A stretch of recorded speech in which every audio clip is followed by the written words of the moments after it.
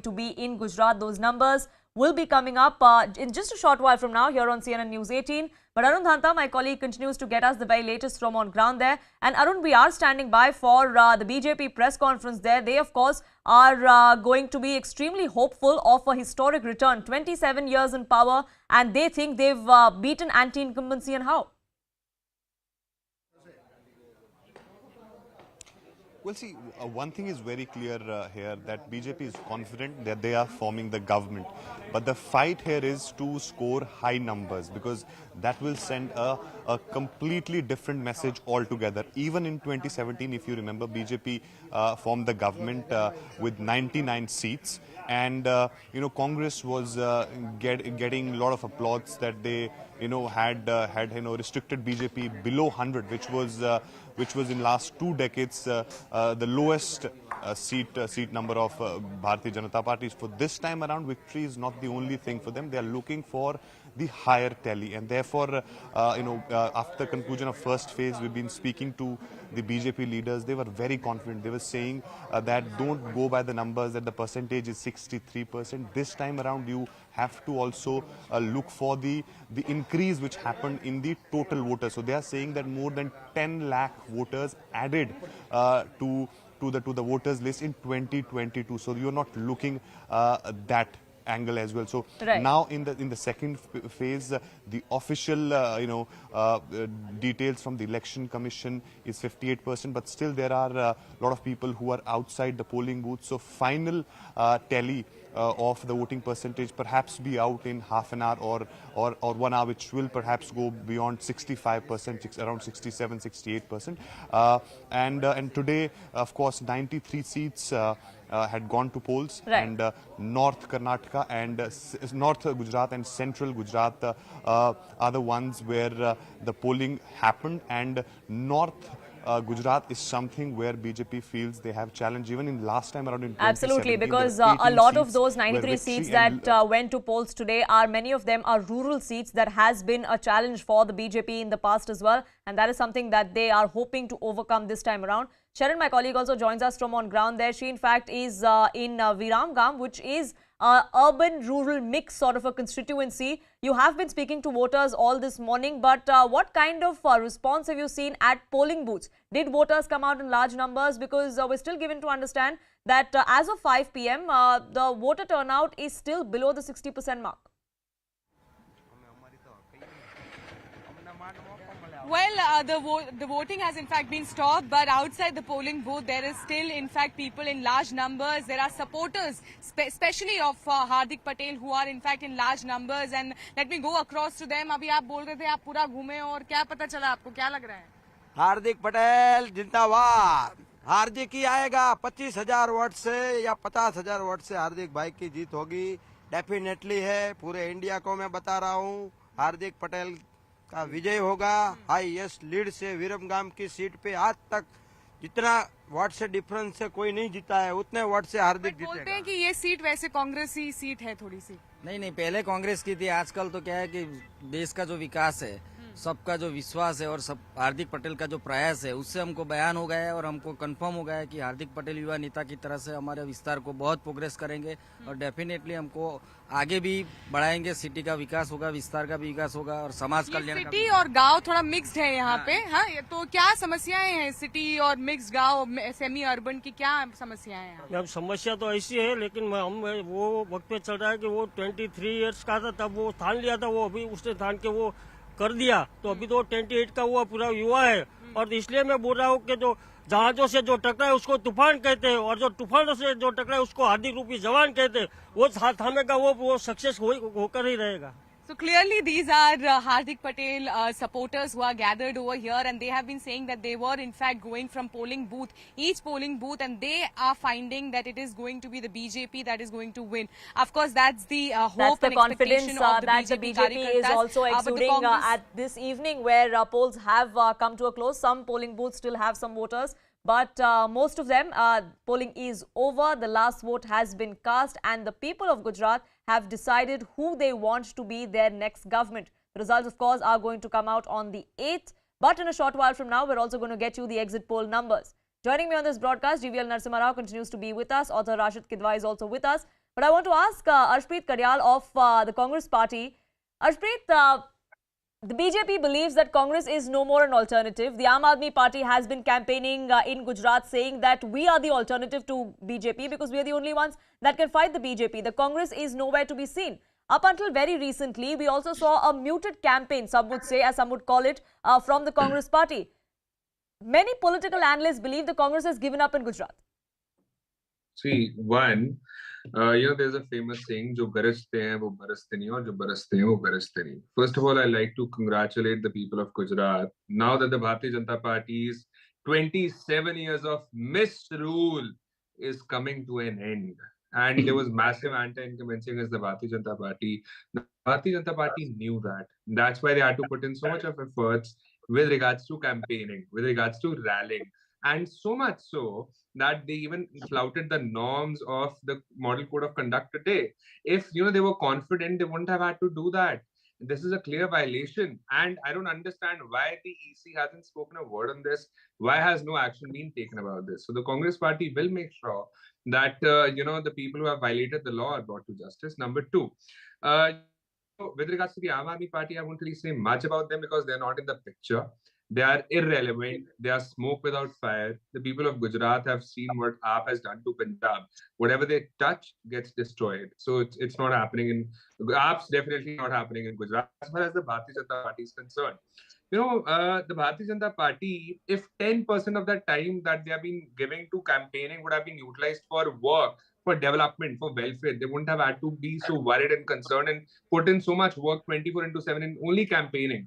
Sure. So that's why, the Bharatiya Janata Party failed on education, on welfare of, education, employment, Medicare, women empowerment, and because of that, the Bharatiya Janata Party basically was trying to, deflect from the real issues. There wasn't one issue that the Bharatiya Janata Party could talk about that they have done in 27 long years.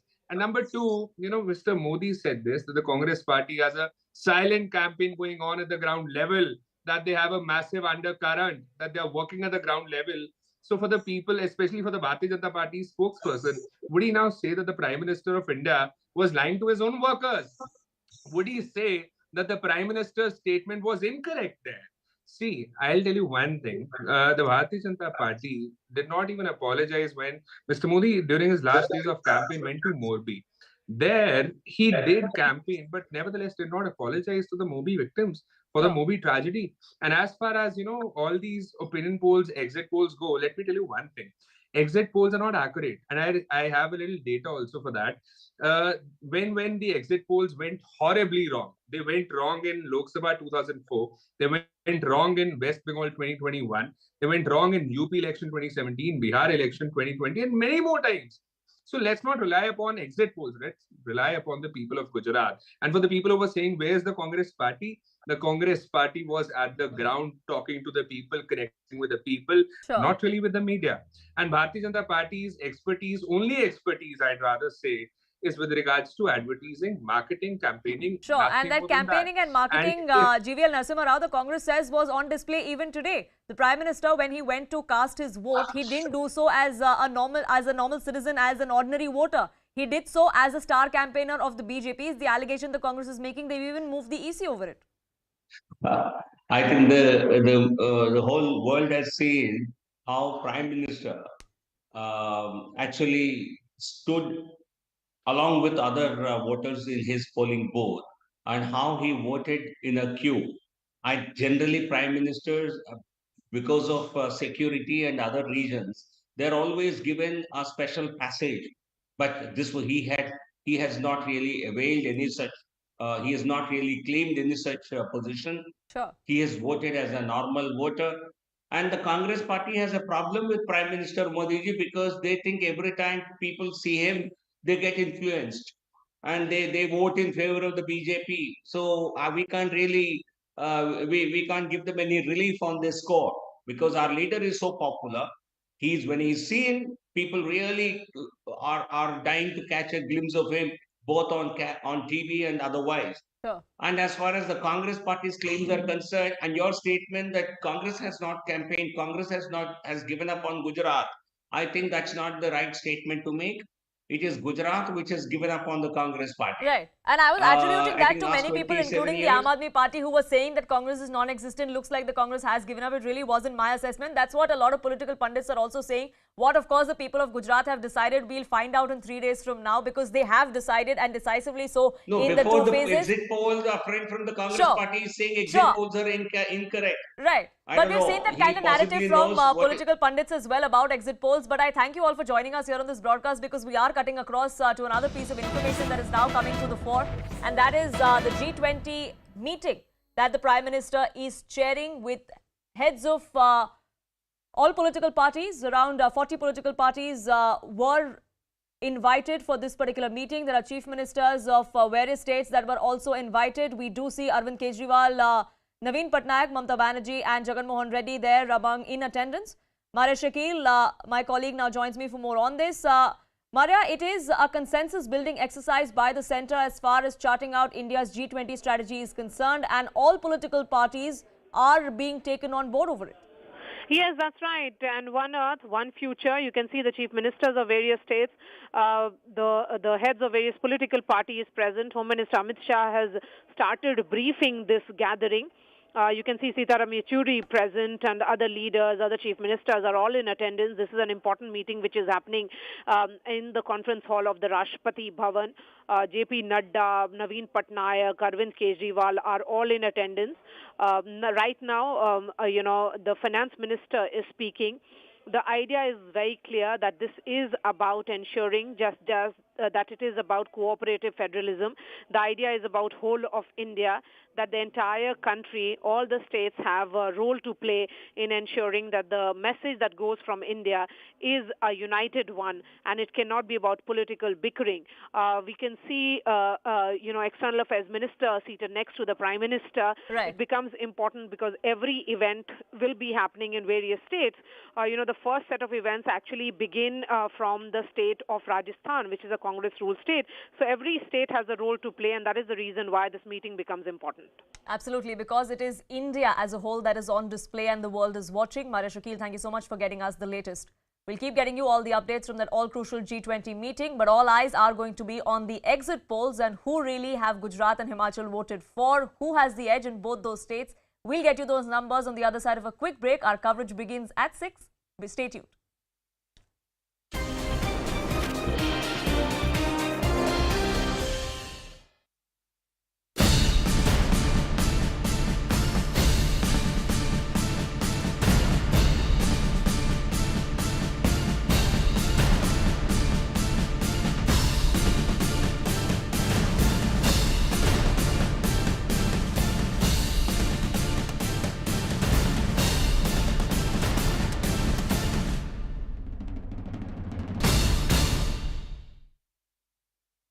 Conducted at several locations across Kashmir Valley. So the government here is taking this threat very seriously. Right now, as we speak, the Kashmiri Pandits, they are holding a protest in Jammu, though the protest is going on for the past more than 200 days. These are the Kashmiri Pandits who have been working under the Prime Minister's rehabilitation package in Kashmir Valley, and they have been protesting in Jammu for past more than 200 days, ever since the Kashmiri Pandit Rahul Bhatt was gunned down by terrorists inside his Chadura office in Badgam district. So Kashmiri Pandits have been demanding that they should be relocated to safer places. But after this list has been released by the Kashmir Fights, the Kashmiri Pandits now say that it would be really difficult for them to return to Kashmir Valley and work there when they have to work under constant threat of being killed, because the Kashmir Fight blog has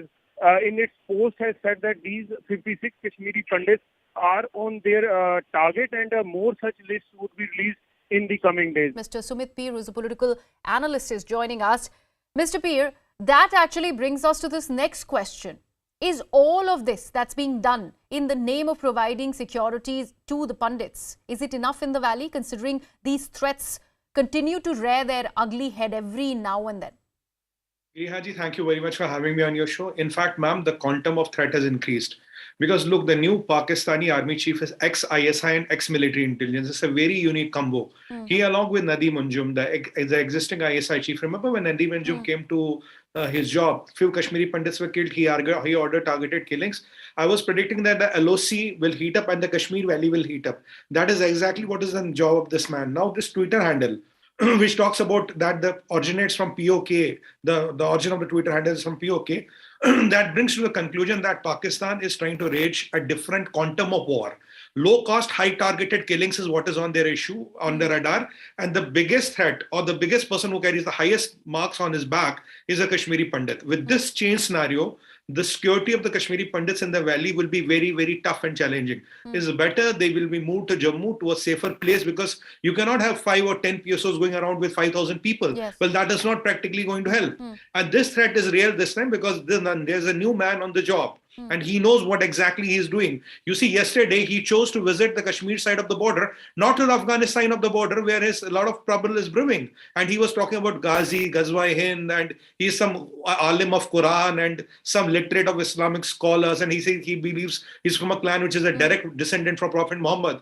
With all these things summing up, and we can see the impact of the new chief on the ground. The situation is not good. I think this threat is real. And if they've come up with the names, even if they are able to strike 1 or 2, that will be not a welcome step at all, and we have to prevent it in any way whatsoever. Mr. Pandit, do you agree with Mr. Peer, considering we have a new army chief in Pakistan, and that's why this threat, an increased amount, and also the the intensity of the threat has increased? Pretty much what happened in the 1990 is what Mr. Peer is talking about. Do you agree?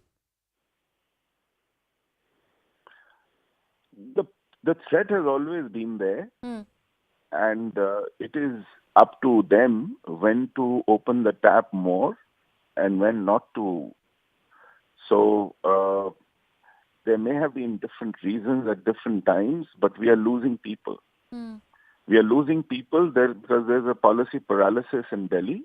There's a policy paralysis in Kashmir. We have somehow decided to just wait out things and lose the initiative, and always hand over the initiative to the adversary. They decide when to step up the killings and when to hold back. That has been the cat and mouse game played so far, and we are just happy losing lives and do nothing about it. Just as more than 200 days have passed, the PM package employees have been agitating in Jammu. We have pushed them into a death zone, into a killer zone, from where they barely escaped 30 years ago. So a genocide has not been acknowledged. All the crimes have not been punished. Kashmiri Pandits are staging a mega protest demanding security after the Lashkar threat to them. And what has happened after this is politics is being played out. However, now filmmaker Vivek Agnihotri, the filmmaker behind the film The Kashmir Files, has jumped into this entire controversy, and he has gone on to say that after the IFI jury head, the international jury head Nadav Lapid had made those statements at the closing ceremony of IFI in Goa, is when these fresh threats have actually come about for the Kashmiri Pandits. Now remember, only yesterday a social media handle which claimed to be operated by Lashkar-e-Toiba had issued open threats to Kashmiri Pandits. Preliminary investigation has revealed that the handle is being operated from Pakistan-occupied Kashmir and has released a hit list of 56 Kashmiri Pandit government employees that are on their radar. The terror group also added that those being provided safe houses by the government are on the target. कल जब एक list आई 57 की, उस 57 ने हमें दिलाया है, ये 57 ही नहीं है, इसमें मैं समझूं कल को हम पूरे इसमें हो सकते हैं। अभी उन्होंने 57 ही डाला, क्या पता कल उसमें मैं भी हूँगा जो लिस्ट में नहीं, कल को मार दिया। हम यहाँ बैठ के गवर्नमेंट से अपनी जान की भीख मांग रहे, हम ये बोलते हैं हमें अटैच किया जाए, अटैच करके जब आपको हालात ठीक होंगे तो हम वापस चले जाएंगे। हम डर रहे हैं, वहाँ पे जान को खतरा है, तो हमारी जान को बख्शा जाए। यही चीज समझाने की कोशिश कर रहे हैं गवर्नमेंट को 208 दिन से कि यहाँ पे बहुत ज्यादा हम लोग थ्रेट में हैं, हमारा पल पल थ्रेट में गुजर रहा है, हम वहाँ पे नहीं जा सकते, नहीं अपनी सर्विस दे सकते। हाँ, आप लोग क्या चाहते हैं? अब क्या ऐसी चीज आ जाएगी? मैसेकर होने चाहिए क्या? तब आप लोग मानोगे कि वहाँ के हालात खराब है, कश्मीर के हालात खराब है। बड़ा चिंताजनक है। पहले से ही सरकार की तरफ से प्रयास तो किए गए हैं, लेकिन जो टारगेट किलिंग पहले भी होती रही, अब उसको फिर से निशाना बनाने की कोशिश की जा रही है और खास करके लोगों के नाम देना ये अपने आप में बड़ा शर्मनाक है। तो मुझे लगता है कि बहुत बड़ी कार्रवाई करने की जरूरत है ताकि एक डर का माहौल वहां पर पैदा ना हो। पहले भी कुछ कश्मीरी पंडित को लेकर के उनकी टारगेट किलिंग्स की गई हैं, तो मुझे लगता है इन सभी विषयों पर चिंता करना स्वाभाविक बात है और चिंता सरकार द्वारा की जानी चाहिए, सुरक्षा बलों द्वारा कड़े एक्शन लिए जाने चाहिए। Let's break down the story for our viewers. Now, Lashkar-e-Toiba has released a list of 56 Kashmiri Pandits who are government employees, saying that they are on their possible target. This list, obviously for the Union Territory government, has been put out. This was put out by a social media handle being operated out of Pakistan-occupied Kashmir. That released that hit list of 56 Kashmiri Pandits. This is the very, very worrying statistics that we are talking about.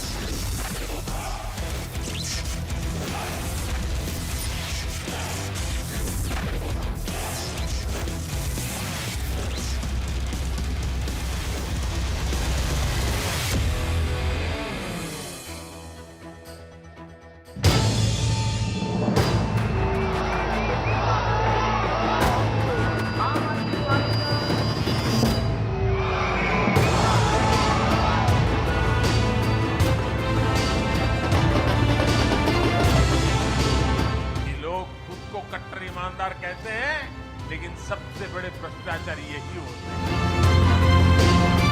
Kejriwal कट्टर ईमानदार है। कितने हैं भाई? क्या आपके रावण के जैसा 100 मुख है? क्या है?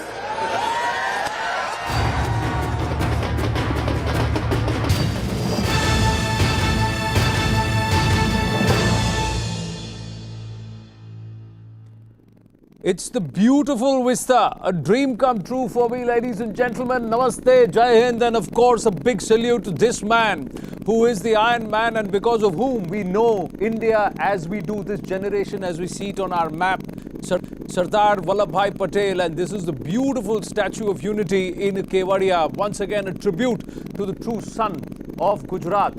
One son of the soil stands tall over the Narmada, watching over the rest of Bharat. The other son of the soil has a point to prove, and it is Gujarat that has gone to the ballot, that has got to decide this. Phase 2 of polling is coming towards an end.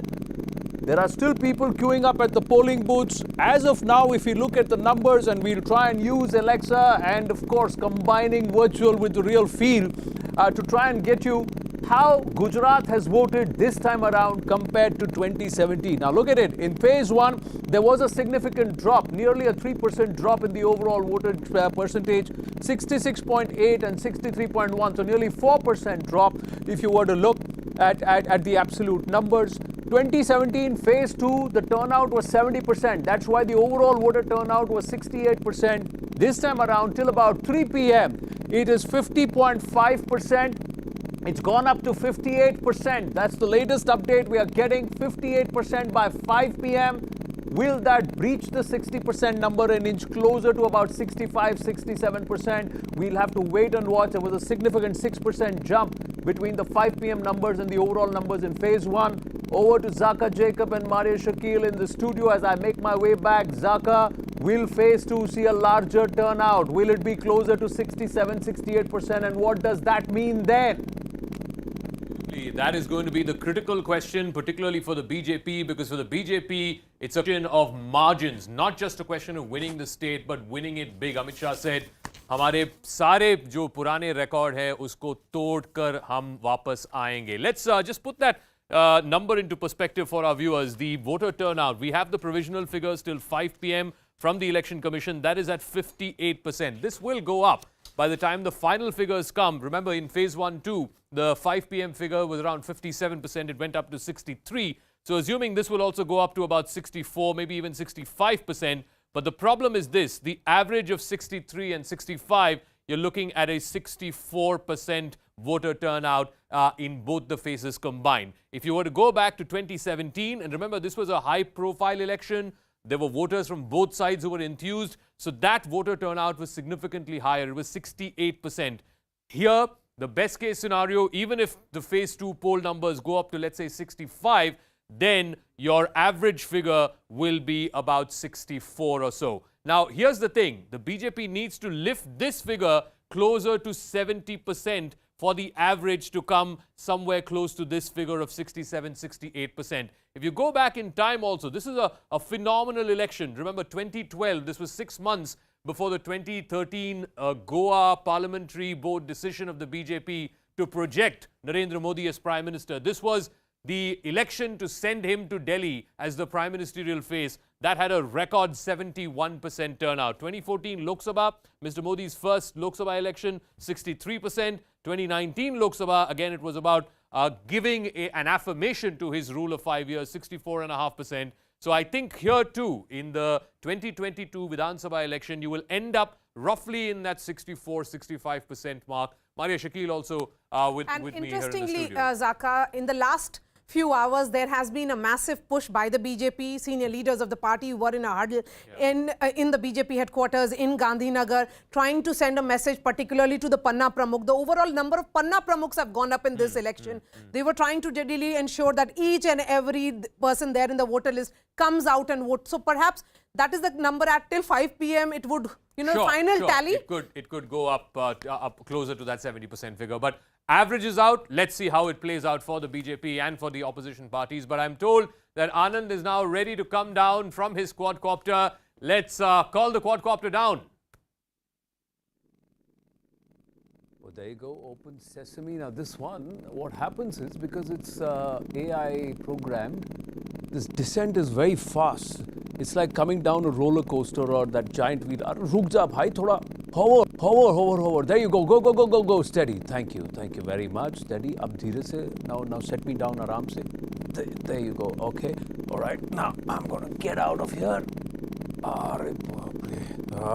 There you go, Zaka back in studio. Hard landing, soft landing, and figure but out rather as he smooth figures landing. out as he gets out and joins us here in the studios. But I think this factor is going to be a critical one. The voter turnout. Like you guys have been on the ground, there wasn't any kind of major issue dominating, and I guess that is reflecting in the sort of lack of enthusiasm. Now what's happening is you've made a lot of boxes and squares, but I'm seeing it through the quadcopter. So let me just get this guy up. Haji, aapka ho gaya kaam. Can you please? Yeah, thank you. Slowly. There you go. Up and away. Great, thank you. Now let's look at, so there you go. We'll call you back later. Thank you, Ms. Alexa and the quadcopter. It's been great fun riding that. But if you look at it, the overall average hovers around 65-68%. Oh, absolutely. Yeah. And some of the BJP's higher scores have been when the voting percentage is between 60 to 65%. The really high spikes may not have gone well for them. Now, if they've called voters and if they're pulling in and the overall average hovers around 65%, somewhere in a pro-incumbency mood on ground, oh, absolutely. One would think that, all right, this seems to be good for the BJP. Is why I said, if you go back to the 2017 election, it was a different election because you had voters from both sides enthused. Yes. You had the Patidars wanting to come out and cast their vote. You had, of course, the BJP supporters. You remember that election was also the first after GST. And Arun Jaitley, who was finance minister then, had camped in Surat for a number of weeks leading up to that election. So obviously, that was 68%. You will not get a 68% in this election. If you were to get 68%, then this figure needs to be 63 plus 10, because that then averages out. So you need this figure somewhere close to 72, 73%, and then it averages out to 68. Will it get to 72, 73%? Not with 58% at 5 p.m. I think top sort of the ceiling for this number would be somewhere 68, maybe 69%, And Zaka, top 70. What you highlighted in the first phase, that there has been a significant dip in the women voters, 4 to 5%. Correct. So that becomes very important even in the final number. Oh, absolutely. We don't know the women turnout as far as the second phase is concerned, but in the first phase, we do know that there was a 4 to 5% dip in the woman voter turnout. And remember, women have been a huge constituency for Mr. Modi in particular, and of course for the BJP in Gujarat.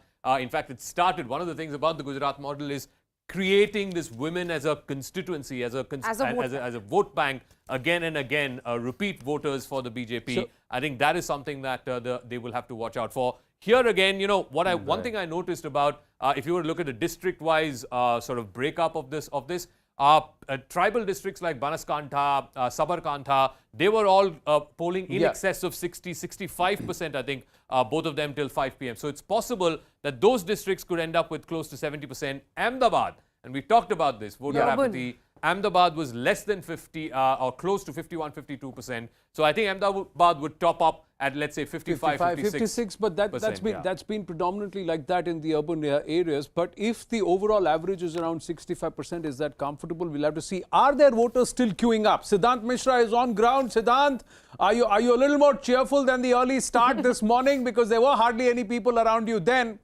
अभी क्या scene है? Polling booth से आपको बाहर कर दिया, लोग वहां पे हैं क्यू पे, voter, are they still there? No, if you talk about Ahmedabad, Anand, then voting percentage was really less, and in fact, this was a fear in the minds of BJP leaders much before the election, and that was a reason that the long road shows of Prime Minister and road shows of Amit Shah were planned, so that they can pull out their own voters from their houses, because it is all about the thought process, because the BJP voters were quite complacent कि हमारी सरकार आएगी. So that was a target, and you see, Anand, this time around, as Election Commission calls it, urban apathy. So in Ahmedabad and Gandhinagar, the voter turnout is less. But if you talk about the tribal seats and the rural seats, then the voter turnout has crossed 55%, 54%. So the rural seats have performed better. Also, Anand, especially, I would like to highlight the performance of the tribal seats in the first phase. Navsari, Tapi and Narmada districts, they all have crossed 70% mark and have formed a new record. So yes, there is urban apathy and also a complacent attitude. One very last point I would like to make, Anand, I did visit Jamalpur and Daryapur areas, which are Muslim dominated area, and I was shocked to see that there also voter turnout is less. Less women are coming out to vote, and in fact men also were coming out to vote in those areas, because those areas are known for more voter turnout. But this time around, voter turnout in those areas are also less. Who will it impact? Yes, what is going to happen? Well, all the pollsters are doing it, a lot of them claiming exit polls. What we are going to do, ladies and gentlemen, we're making no such claims. We are just going to put out all the numbers, who's saying what, how they stack up. We'll do a poll of polls and leave for you to decide who you want to go with. Any outliers, we will put them out. Those who are looking within the margins of 115 to 130 for the BJP, which has been traditionally that band, we will look at that. 99, of course, 2017, the exception there. Sharon Elizabeth is in Viramgam. Hardik Patel contesting from there. How has the voter turnout been? Has he been urging people to come out and vote? Well, Anand, right now I am actually reporting from the Karyalaya of Hardik Patel, and if I ask my camera person to pan and show you the kind of support that Hardik Patel is in fact getting, and like you asked the question that did Hardik Patel go around the polling booth and were there actually people, while he was speaking to us, he told us that this is because this is a semi-urban area, a large number of people had in fact gathered outside the polling booth. They were in fact voting happening in large number, and you can see that Hardik Patel is in fact standing here with his supporters over here. I'll quickly just ask one question. कितने confident हैं आप? पूरा confident हूँ, मुझे कोई दिक्कत ही नहीं है। मैं तो पहले से, और मेरे अब हमेशा रिलैक्स मूड में ही रहता हूँ, क्योंकि हमने चुनौतियों को पसंद किया और उस चुनौतियों से हम सफल भी हुए। बट ये सीट माना जाता है कांग्रेसी सीट है, थोड़ी मुश्किल तो नहीं पड़ेगी आपको? पूरा गुजरात बीजेपी के साथ है, और राजनीति में स्वाभाविक है कि जो भी पार्टी जहां से जीतती है तो मीडिया उसको बोल देती है कि फलानी पार्टी का गढ़ है। बेसिकली जो काम करते हैं वही जनता उसको पसंद करती है। पूरे गुजरात की जनता बीजेपी को पसंद करती है। यहाँ लोकली अलग इश्यू होते हैं, अलग समीकरण होते हैं, उसके कारण कांग्रेस जीतती थी। लेकिन इस बार भारतीय जनता पार्टी के सभी कार्यकर्ताओं के सहयोग से ये सीट भारतीय जनता पार्टी जीतेगी। आम आदमी पार्टी का क्या हाल रहेगा? ऐसा बेसिकली कुछ नहीं रहेगा। हल्ला तो हर कोई मचाता है, लेकिन जब परिणाम आता है तब नहीं आता। आखिरी सवाल, पिछले साल तक तो आप बीजेपी की बुराई करते थे, इस साल आप बीजेपी के यहाँ से टिकट लड़ रहे हैं, तो लगता है कि कहीं ना कहीं आपके जो साथी थे वो कहीं पीछे छूट गए हैं? अरे वो तो परिणाम आएगा तब पता चलेगा। और सवाल ये है कि आंदोलन हर वक्त सत्ता के साथ ही होते हैं, पति पत्नी ही लड़ते हैं, पड़ोसन के वहां लड़ने नहीं जाया जाता। आपके साथ मान लीजिए कि आपके परिवार में लड़ाई मम्मी पापा की होगी, पापा लड़ाई पास वाले के वहां करते हैं, तो स्वाभाविक है कि हम जनता है, तो कई बार मान लीजिए कि कुछ लेना है तो सत्ता से लड़ेंगे, लेकिन जब सत्ता दे देगी कुछ तो फिर से सत्ता से दोस्ती होगी। So that was Hardik Patel giving very witty answers. Yeah, you had sharp questions, Sherin. What's interesting is that, as we said, 5 years is a very long time in politics. Just few months ago, he was the Congress working president of Gujarat. Now he is a BJP candidate. And 5 years ago, Zaka, he was an important factor, the Patidar factor. Absolutely. This time around, if you go back and check, you know, in 2017, the Patidar dominated seats, even though numerically they are about 10, 12, 15%, both Kadwa and Liwa put together, it's only about 40 seats. But what happened was the impact of it, the dominating the narrative, the news cycle, and of course you had that young leader in Hardik Patel back then. There was Alpesh Thakur, Jignesh Mawani. So this triumvirate of the Gujarat ke ladke.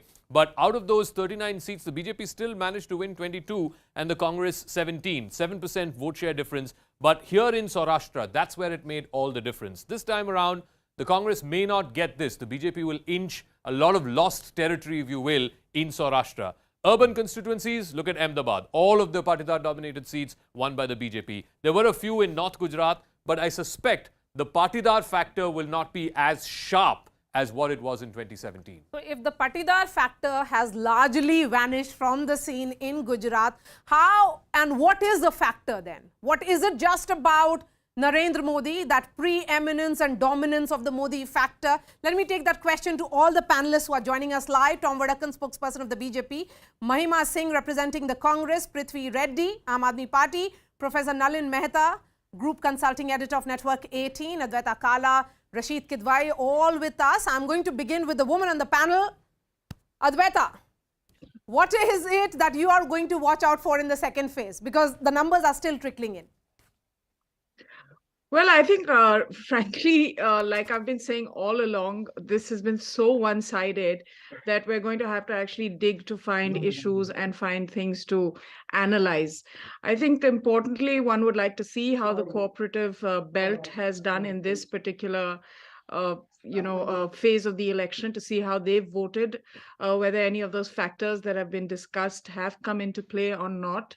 And secondly, of course, the voter turnout. Now, I think what's going to emerge from this election, seeing that it's the 7th time if the BJP wins, that it'll be in government again, I think we'll have to reanalyze voter turnout, which has traditionally meant that a lower voter turnout would mean that there is anti-incumbency. I think we have to look at it from the pro-incumbency lens. And I think that's going to be a new term that's going to gain a lot of currency in our analysis and in our conversations post this verdict. I mean, 6 times of pro. How do you define that multiple pro-incumbency then?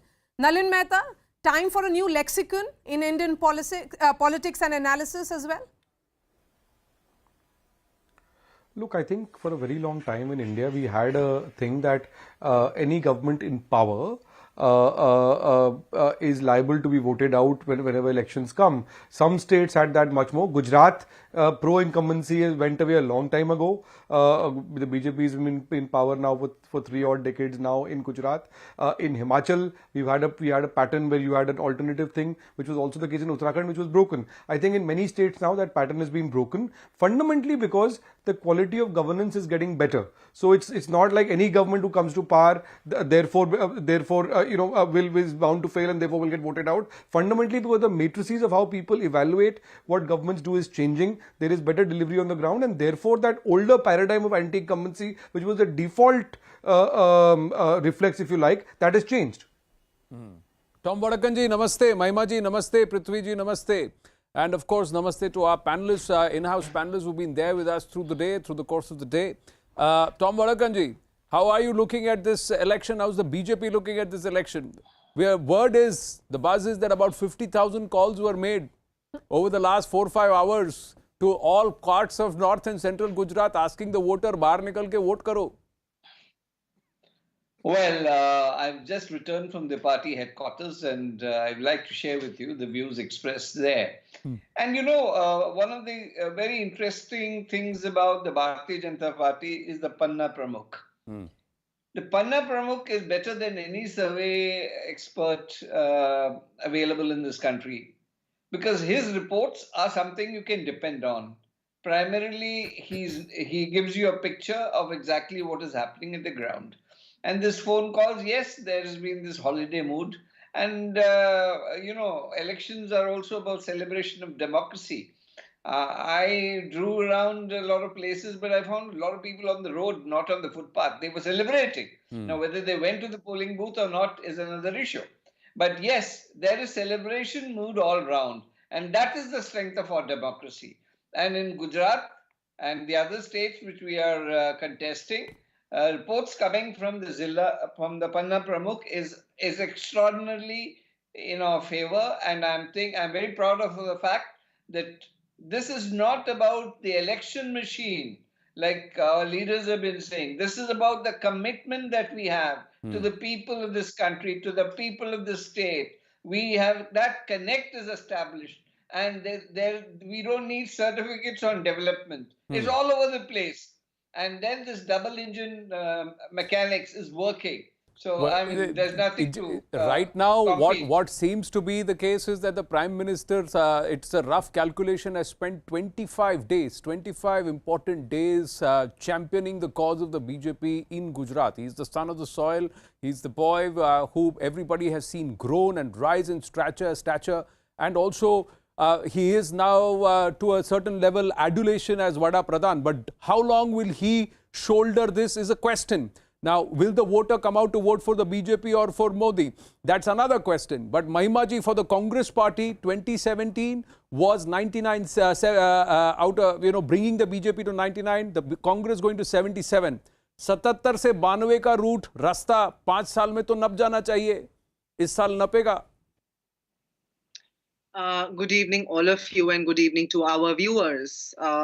And as you question me that, and as you hold this debate, I am reminded of these lines by Shiv Mangal Singh Suman. क्या हार में क्या जीत में किंचित नहीं भयभीत में संघर्ष पथ पर जो मिले ये भी सही वो भी सही. These are the sides of two coins, victory and defeat.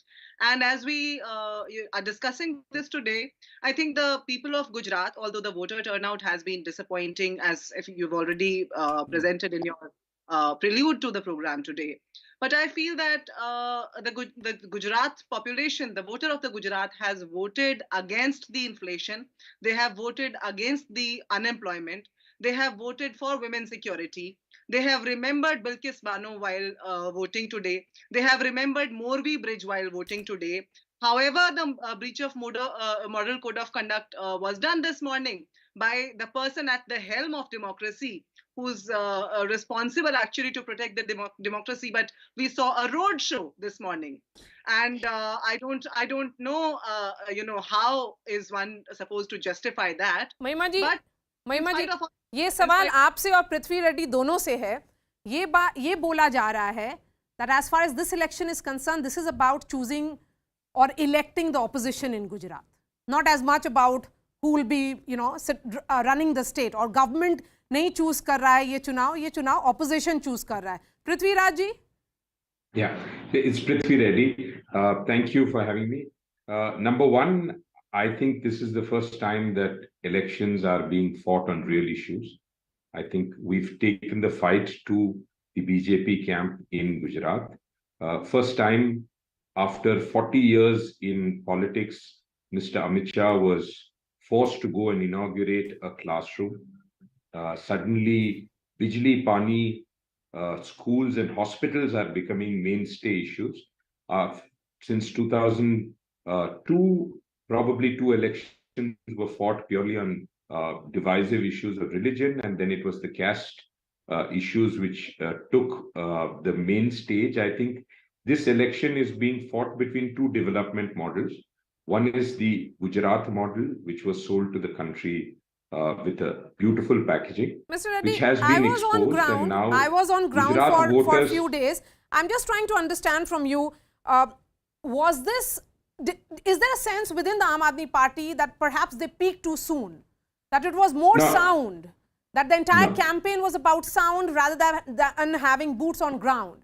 That it's about ensuring that you have booth management? That's where the Aam Aadmi Party did not have that strength, the strength of an organization. Absolutely. So we are not having any tall claims. Let me tell you, this election is being fought between the BJP and the upset voter in Gujarat, who today has a viable option. As far as the issues go, I think people are relating to our issues. And if these weren't touching people on the ground and the voters were relating to this, let's not kid ourselves, Mr. Modi would not have done a 50-kilometer rally. The BJP is scared, and I believe that the results on 8th are going to give a lot of shock to people who are taking things for granted, and specifically those who have the arrogance to say, in an election, I think no one has a business to say that this is not about who's going to form government. It's about the who's forming opposition. Mahima ji ne kuch kaha. मैं भी कहता हूँ कि many would, when you said that the BJP is running scared that the Prime Minister had to do a road show, many would turn around and say दिल बहलाने के लिए ये ख्याल भी अच्छा है, because he did the road show in Varanasi and everybody said in Uttar Pradesh at that time, Rashid Kidwai, everybody said, oh, the BJP is running scared, 8 में से सारी सीटें जा रही है, that's why the Prime Minister is there. But the BJP was scripting history. The results showed a totally different turn of what happened. And somebody's commitment can be seen as insecurity or perhaps absolute dedication. It's how you would want to see it. 25 days of the Prime Minister. It's how you'd want to see it. Either you take a campaign seriously or you don't. You take a campaign seriously or you don't. Tom Vadakan, I'll come to you after Rashid Kidwai. Yes, Rashid Kidwai. I think, Anand, this kind of zeal or this kind of determination and hard work, it is to be admired, and a lot of political parties need to learn a thing or two from this. But I think the story of Panna Pramukhs is always either it's exaggerated or it's very fanciful.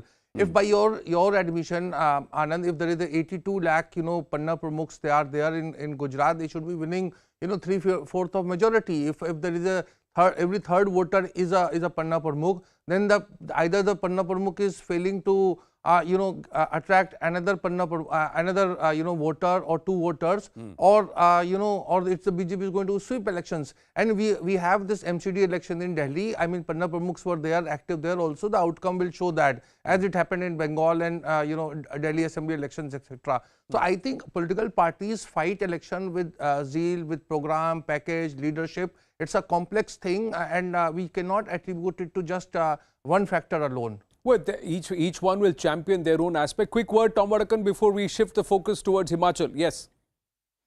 My friend Rashid Kidwai is an old Congress expert, and I don't deny his knowledge and in-depth understanding of the Congress party. But yes, Rashid, this is a different ball game, which the Congress party has never understood. When you talk about the Panna Pramukh, their kind of commitment is not something you can buy or sell. These are people who are committed and go down to the grassroots talking about the development, the agenda, the programs of the party. These are not some kind of paid agents like they have in the Congress. These are people who are 24/7 committed to the party, and that's the difference, Rashid. I mean, that's the whether they are able to deliver is what Rashid Kidwai is asking. I'm just going to quickly move and show you the national picture and set it up before we head towards Himachal, because Himachal exit poll results should remain at this point. And how is that state going to vote will be very, very critical, and what the result is, because both sides are claiming numbers. Both sides are saying we will do it. Historically, it is a PK Dhumal versus Veerbhadra Singh, Congress, BJP, and they keep alternating. Is that going to happen? The national picture for the BJP, what does this mean? Is Modi magic continuing to cast a spell? Is one big question that comes to the fore. The other one, semi-final, to set the tone for the 2024 battle. Gujarat won solidly. Will that be the story? And that sets it up as we build up to Lok Sabha 2024. 10 assembly elections which will be counted. All of that will matter. for the Congress first big test of under Mallikarjun Kharge, a non-Gandhi party president. Well, we'll have to see how much of it goes to him, or will it be from here on? Can Rahul Gandhi's Bharat Jodo Yatra translate into words? He was busy walking all across Bharat, stayed away from Gujarat. Will it help the Congress, hurt it? We have to wait and watch. Aam Aadmi Party. One, will it be hoping to pull off another Punjab? Remember, in 2017, they came up with a strong performance on ground, making a lot of noise in Punjab, and then they gained later on, the next time around. Will they try and do that again this time? Is that what they're planning to do? We'll have to see. Winning will also bolster the case to lead the opposition, and that the Aam Aadmi Party is fast becoming. What a story it would be for the AAP, that within a decade, they have become a party with a national presence, with governments in 2 states, within a decade of their existence. A case study in itself, ladies and gentlemen, whether you like or not. Akash is joining us from Himachal. Akash, where are you? So Anand, I'm reporting from outside CM's residence at this point in time, and yes, I'm feeling the breeze, but as far as these parties are concerned, so they are quite confident, and सरकार नहीं रिवाज बदलेंगे, इस बार सरकार नहीं रिवाज बदलेंगे was the nara of the BJP, but on the other hand, Congress is saying that this time pattern will repeat. They'll repeat the same pattern as it has been repeated from last 40 years, and they are saying that they are going to be back in the government. And in fact, Anand, the interesting point is that even before the results, we have an ongoing race for the next CM, post-CM name. And this is the reason why we are learning that, MLAs have started writing. In fact, I should say that, possible MLAs have started writing letters saying that, I can be the name, I can be the name. Also, I had a word with some leaders of the Congress party, and they are saying that, they are going to win, and not just win, they'll get thumping majority this time. And also because they have promises like OPS, women empowerment, and employment for youth, and that's the reason why they are believing that this time they are going to win the state. Akash, before I bring in the guests, I want to understand from you, कितनी ठंड है शिमला में? बहुत ज़्यादा लग रहा है. Well, Maria, temperatures are going 2 degree and 1 degree. In fact, we have been given to understand. And, since I'm coming from Delhi, so we are, experiencing 8 degrees Celsius there as well. But here, I'm being told that we are recording 1 degree Celsius here. So you can, assume that what kind of breeze and what kind of season we have here. Yes, and Chief Minister is very much inside his residence. And as far as other Congress leaders are concerned, they are busy writing letters. But Advaita, isn't it similar to what we heard in the case of Uttarakhand? That leaders had started the preparations. This preparation that had started in the Congress camp. Absolutely. I think Himachal is going to be far more interesting from a political analysis point of view than Gujarat. I think there's more of a fight there. They've traditionally flipped from the Congress to the BJP and back again. This is an interesting time. I did travel in Himachal this time around and spoke with people in the way that I do. And I think what one gleaned from that the Congress definitely has a presence in the upper reaches and has a lot of support over there. Also, the disadvantage for them this time round is the fact that their stalwart leader is no more, Veerbhadra Singh.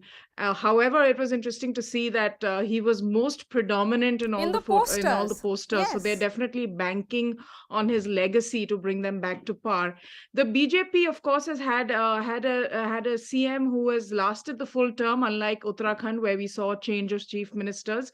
So there's been stability in leadership, and there hasn't been any big scandal. So I think those two factors do work for the BJP, that there hasn't been anything that has really rocked the boat. But there's also an issue of rebel candidates who are standing up as independent candidates and who will kind of, make it a lot more interesting post-result government formation analysis time. Okay, before I bring in Mahima, I want to understand from you, Zaka, what is giving Congress that confidence? So, 2 factors. One is, of course, what Advaita was talking about, the rebel vote. Remember, last time only 3 independents, people who were possibly denied tickets, they won.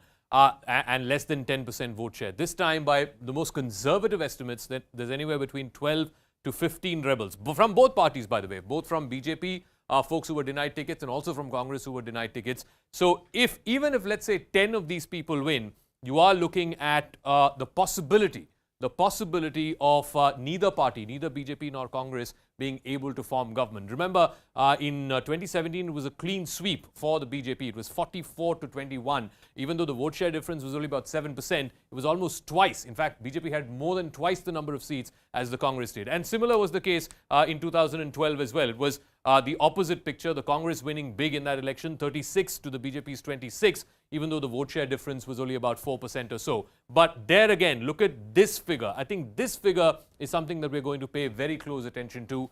In the 2017 election, when the BJP swept, this figure was only 9%. This time around too, I suspect that this figure of others, the vote share of the third party, as it were, or independents, that is going to be substantially higher than 9%. Perhaps even the number of people who will win will be more than the 3 who won last time around. And that could possibly be a deciding factor. And one face which was present and dominated the posters of the Congress party was late Veerbhadra Singh, 7-time Chief Minister of Himachal Pradesh. His wife, Pratibha, is the state president of the Congress party. She has spoken to us. Let's listen in. कितना confident है, कितनी सीटें आ रही हैं कांग्रेस की? हम लोग बहुत कॉन्फिडेंट है और हमें पक्का और पूर्ण विश्वास है कि इस बार कांग्रेस सरकार बनेगी हिमाचल प्रदेश में और हम भारी बहुमत से जीत कर आएंगे। बीजेपी लगातार ये कह रही है कि कांग्रेस में तो लॉबिंग अभी से शुरू हो गई है, सरकार बनना तय है नहीं, लेकिन पहले से लोग सीएम पद के लिए दावेदारी ठोक रहे हैं। मैं श्रीमती सोनिया गांधी जी की आभारी हूँ कि उन्होंने मुझे प्रदेश का अध्यक्ष बनाया। जो जिम्मेवारी उन्होंने दी उसको मैंने बहुत निष्ठा और ईमानदारी के साथ निभाया। इस बार भी जब उपचुनाव होना था तो हाईकमांड का निर्देश था ना, हाईकमांड ने मुझे कहा कि आप इलेक्शन लड़िए और मैंने चुनाव में उतरकर, जबकि ये सीट हम 4.25 लाख वोटों से हार चुके थे, उसको कवर करना और बढ़त लेना एक बहुत बड़ी बात थी। जबकि केंद्र में भी बीजेपी की सरकार और हिमाचल प्रदेश में भी बीजेपी की सरकार, मुख्यमंत्री जयराम जी मंडी से, ऐसी परिस्थिति में चुनाव लड़ना एक असंभव कार्य था। पर लोगों के प्यार ने, लोगों के विश्वास ने, लोगों की एक श्रद्धा भाव जो इस परिवार के प्रति है, उन्होंने मुझे इस चुनाव को जितवाया, जिसकी वजह से हमारे कांग्रेस पार्टी में एक जान पड़ी। Well, ladies and gentlemen, the first set of numbers are out. Let's have a look. It's Himachal that are coming out, and it was many people thought that this is what will happen. Have a look at this. So these are the 2017 results, if you were to see, and this is what PMark as of now is predicting. BJP 34 to 39 seats, Congress 28 to 33, and Aam Aadmi Party 0 to 1, possibility 1 to 4 seats is going to the independents or the others. So, रिवाज नहीं बदला, सरकार नहीं बदली, रिवाज बदल दिया. That's what's happening. There's another one. So this is what it's predicting. 44 seats were there in 2017. This time PMark is saying 34 to 39 seats. There are some other numbers also which are slowly coming in, and we had expected Himachal numbers to come out first ahead of Gujarat, and somewhere the PMark numbers once again clearly giving it to the BJP, but not by that significant drop. 34 is the exact halfway mark. Halfway mark, so yeah. 34 to 39 on the lower end at least, it is the halfway mark. On the higher end, of course, a cushion of about 4, but not the kind of cushion that the BJP had in 2017. So it's still, I think, anybody's game as far as Himachal. But Zaka, interestingly, it's similar to what we saw in Uttarakhand. In Uttarakhand, also the exit pollsters were very careful in terms of giving the numbers. They had chosen the middle path. Yeah, but eventually when the numbers came, it was an outright you would say, if you say a 34 to 39 halfway plus 5, that means you're giving the government to them. Yeah, but only just. Somewhere you would say only just at 34, 37 seats would be only just. Others become important then. 1 to 4, which is the rebel factors, most of them move towards the party in power. Party in power, Aam Aadmi Party 0 to 1, what is the vote share? Because many believe that it is the AAP that helped the BJP in Uttarakhand,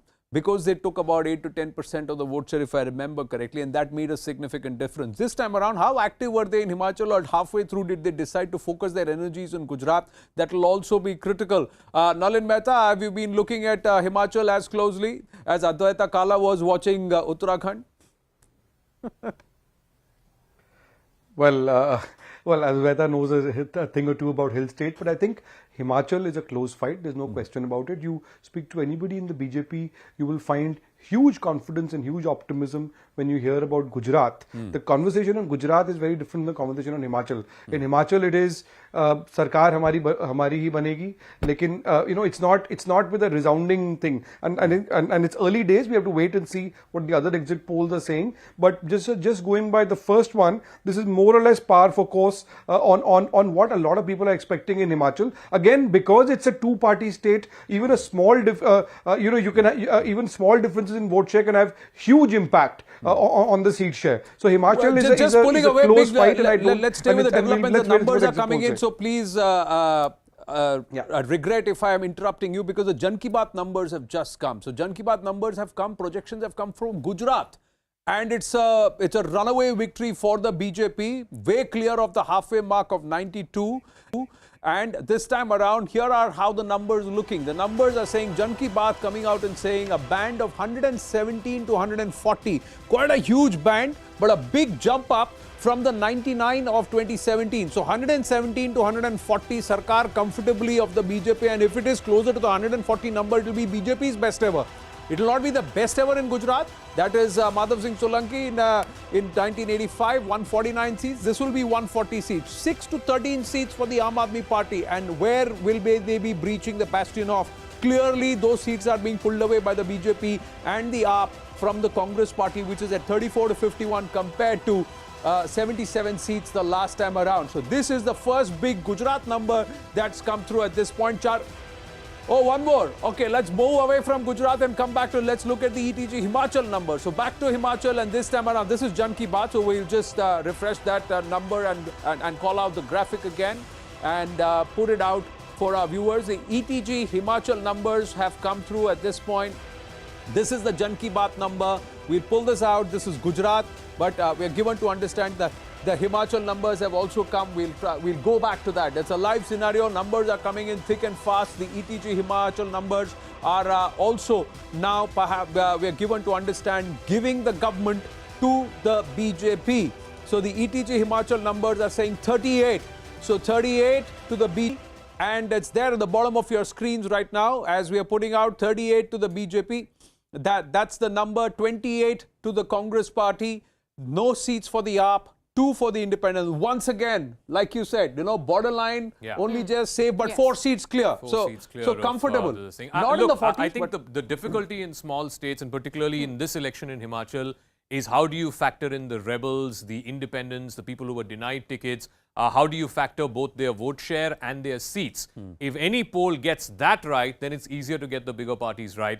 But we'll have to wait and see which of them is getting that part right. But it also shows it's not a three-way fight, Maria. It's, yes, again a two-party fight. Absolutely. Like in Gujarat we are seeing, and like in Himachal we are seeing, it's two-party fight. It was quite surprising. I don't think Kejriwal went to Himachal maybe once or twice. Maybe once or twice. Jain's, that's it. Yes. I don't think he ever went to Himachal. Well, but Gujarat, they seem to have he was there virtually like twice or thrice a week. So clearly there was something up there, because the conventional wisdom is AAP is a new entrant, it'll do better in smaller states. Look at how much he went to Goa and Uttarakhand.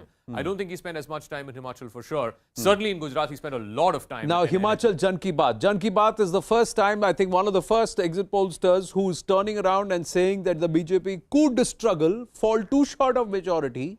In Himachal, at 32 is the lower band.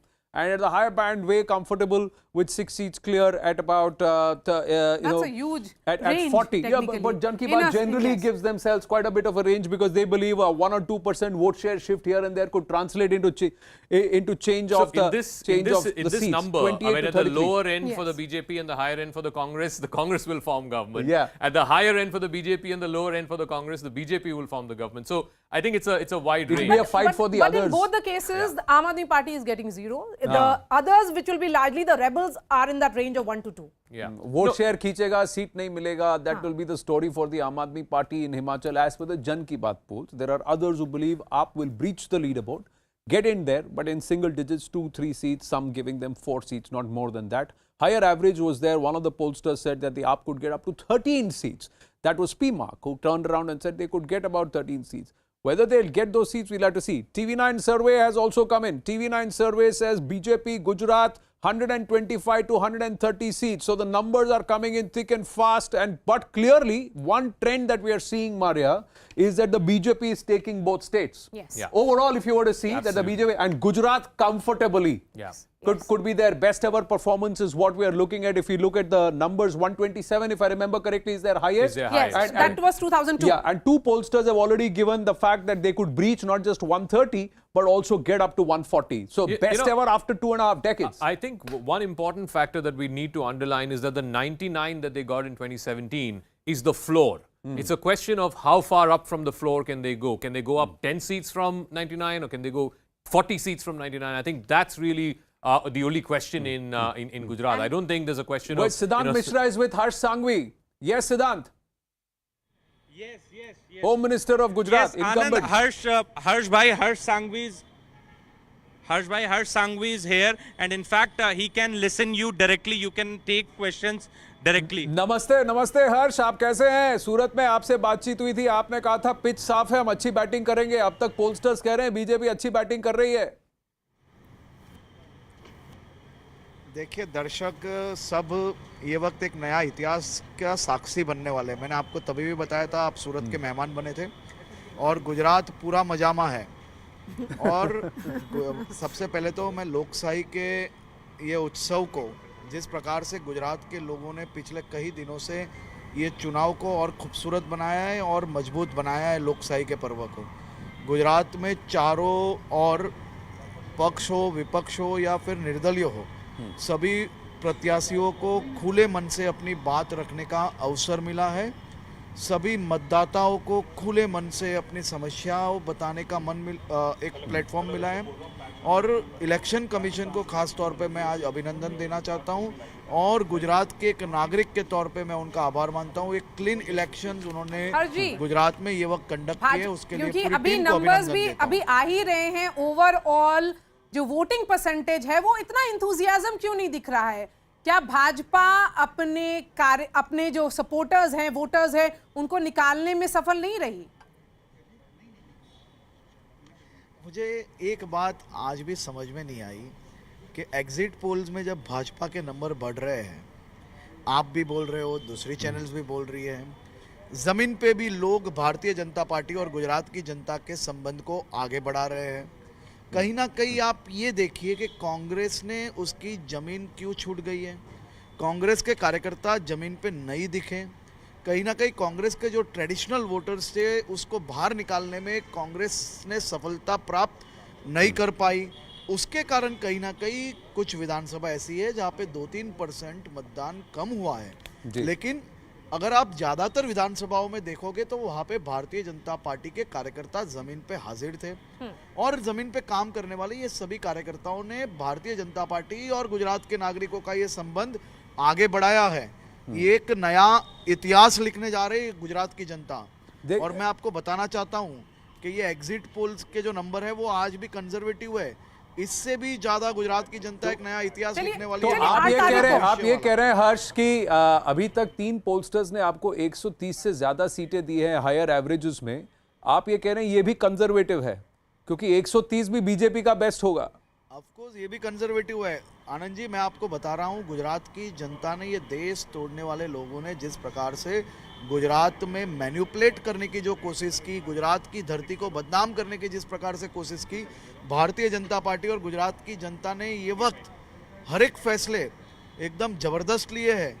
Gujarat की जनता ने निर्णय कर लिया है और result 8वीं तारीख को सबके सामने आ जाएगा. 7 बज रहे हैं. गुजरात की जनता और भारतीय जनता पार्टी ने लिख लिया है. 7 बज रहे हैं. तो मैं आपसे जानना चाहूंगा, कंजर्वेटिव एस्टिमेट आप कह रहे हैं 130-140 है, आपका ऑप्टिमिस्टिक एस्टिमेट क्या है? देखिए, हम सब आपके साक्षी बन रहे हैं. कहीं ना कहीं मैं आपको बता रहा हूँ कि 8वीं तारीख को 12 बजे तक ये इतिहास बदल जाएगा. एक नया इतिहास लिखा जाएगा और वो नया इतिहास होगा. ये कोई सत्ता का इतिहास के बारे में मैं बात नहीं कर रहा हूँ. मैं बात कर रहा हूँ दिल के संबंधों के इतिहास के बारे में. हम एक नया ये संबंधों के इतिहास तोड़ने जा रहे हैं और नया इतिहास लिखने जा रहे हैं. शायद ही कोई राज्य के अंदर इतने सालों तक इस प्रकार के जुड़ाव वाले संबंध कोई पार्टी और उनकी जनता के रहे होंगे। आप इशारा मोदी और 50 किलोमीटर के संबंध को 27 साल से भी आगे बढ़ रहे हैं। ये 27 साल का संबंध आगे बढ़ने वाला है और वही इंडिकेट कर रहे हैं सारे पोलस्टर्स भी हर्ष जी। लेकिन मेरा आखिरी सवाल आपसे ये होगा कि आप कांग्रेस के प्रवक्ताओं को और उनको क्या कहेंगे जो ये बोलते हैं कि मोदी जी ने 50 किलोमीटर का रोड शो किया, फिर अगले दिन और रोड शो किया, 25 दिन गुजारा उन्होंने गुजरात में, अमित शाह जी वहां पर थमे रहे, ये सब साइन नर्वसनेस था। देखिए हमने कहा ना बोला था राहुल गांधी ना आए, वो राहुल गांधी जी को बुला ले, हम कहा ना बोलते, हम हमारी 10 सीट और ज्यादा आ जाती, हम ना नहीं बोलते कभी भी। भारतीय जनता पार्टी के नेता है मोदी जी, अमित शाह जी ये देश के गृह मंत्री होने के बावजूद भारतीय जनता पार्टी के एक एक कार्यकर्ताओं को मिलते हैं। ये कार्यकर्ता की भावना है, ये कांग्रेस की घिसी पिटी कैसेट है। चुनाव हारते नजर आते ही वो लोग कहीं ना कहीं बहाना, जिस दिन पहले फेज की वोटिंग चल रही थी तब से उनके ईवीएम मशीन के लिए कहीं ना कहीं बहाने निकाल रहे थे। मैं अभी कांग्रेस के एक प्रवक्ता को कोई चैनल पे सुन रहा था, वो बोल रहे थे 150 सीट के बाद राहुल गांधी जी सरकार बनाने जा रहे हैं। मैं समझ ही नहीं पा रहा हूँ कि कांग्रेस के कार्यकर्ताओं में इस प्रकार की बौखलाहट कहाँ से आती है। हर्ष जी, आपके चेहरे से, आपके हाव भाव से बताया जा रहा है, लग रहा है कि जो रिपोर्ट आपके पास आई है बहुत अच्छी आई है। आपको ऑल द बेस्ट। 8 तारीख को आपसे फिर भेंट होगी। Thank you very very much. Let's quickly get a move on. Lots of numbers have come in. Let's call them out, ladies and gentlemen. Right now, the TV9 survey, this is how it looks like. Look at the jump that it is pointing to. The TV9 survey is pointing to compared to what it was in 2017. 99 to 125, 130. At a time when the BJP should be facing anti-incumbency at its peak, nearly 2 decades plus in power. It's a massive pro-incumbency wave that we are witnessing as per these pollsters. And it's a slide for the Congress. The AAP gains from it. There are others who gain from it. Big numbers, Zaka, as we look at the polls. There's quickly just put out TV9 survey, Jan Ki Baat, and then, of course, you have PMark, which not only put out the Himachal numbers, it's also put out the Gujarat numbers. And it's a nearly 150 number that it's calling. So it starts with the best ever for the BJP here. 127 से आगे 128 to 148.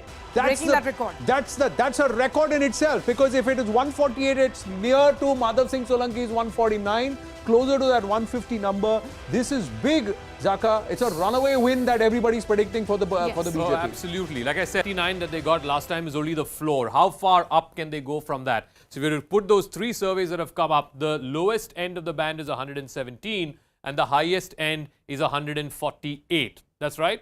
I hope I've got these numbers right. Between 117 to 148. So basically, the question is whether it's going to be a 16-17 seat jump for the BJP, or is it going to be a 40 to 50 seat jump for the BJP? And I think the Congress figure has also fallen. What used to be 77, I think the highest figure that I saw was somewhere in the range of 50, not more than that. And the lowest figure was somewhere in the range of 30. So basically, you had another 20 to 40 seat fall for the Congress. And that has directly jumped as far as the BJP is concerned. So the third party, which of course was very active on social media and stuff, I'm not sure they will get to double digits. At least if you were to go by the exit poll figures, a bulk of the fight is still primarily between the BJP and the Congress. The third parties have been relegated or designated to just single digits. Let's just look at all 3 pollsters together and these 3 numbers together. Now, Zaka, you said the lowest number, you were right, 117 for the BJP. The highest number or band is 148. So anywhere between 130, 135 seats, somewhere that's where it settles as far as the median is concerned. The Congress party, 30. Highest is 51. So 30 to 50 is that band, again about 40 seats. Traditionally, the Congress has always held sway over at least 40 seats. How they build over that and whether or not the BJP has done its job, that's what looks at its accruals or further gains. The AAP, 6 or 13 is the maximum. So double digits, if it could breach, it will be a big story for it. And then, of course, the minimum is 2 seats. So at least it will get onto the leaderboard is what the pollsters are saying. So it will not be just pinching vote share. It will pinch a few seats too. Waracha is one of the seats in South Gujarat in the Surat region, which is being spoken about, where the AAP could actually break into the leaderboard.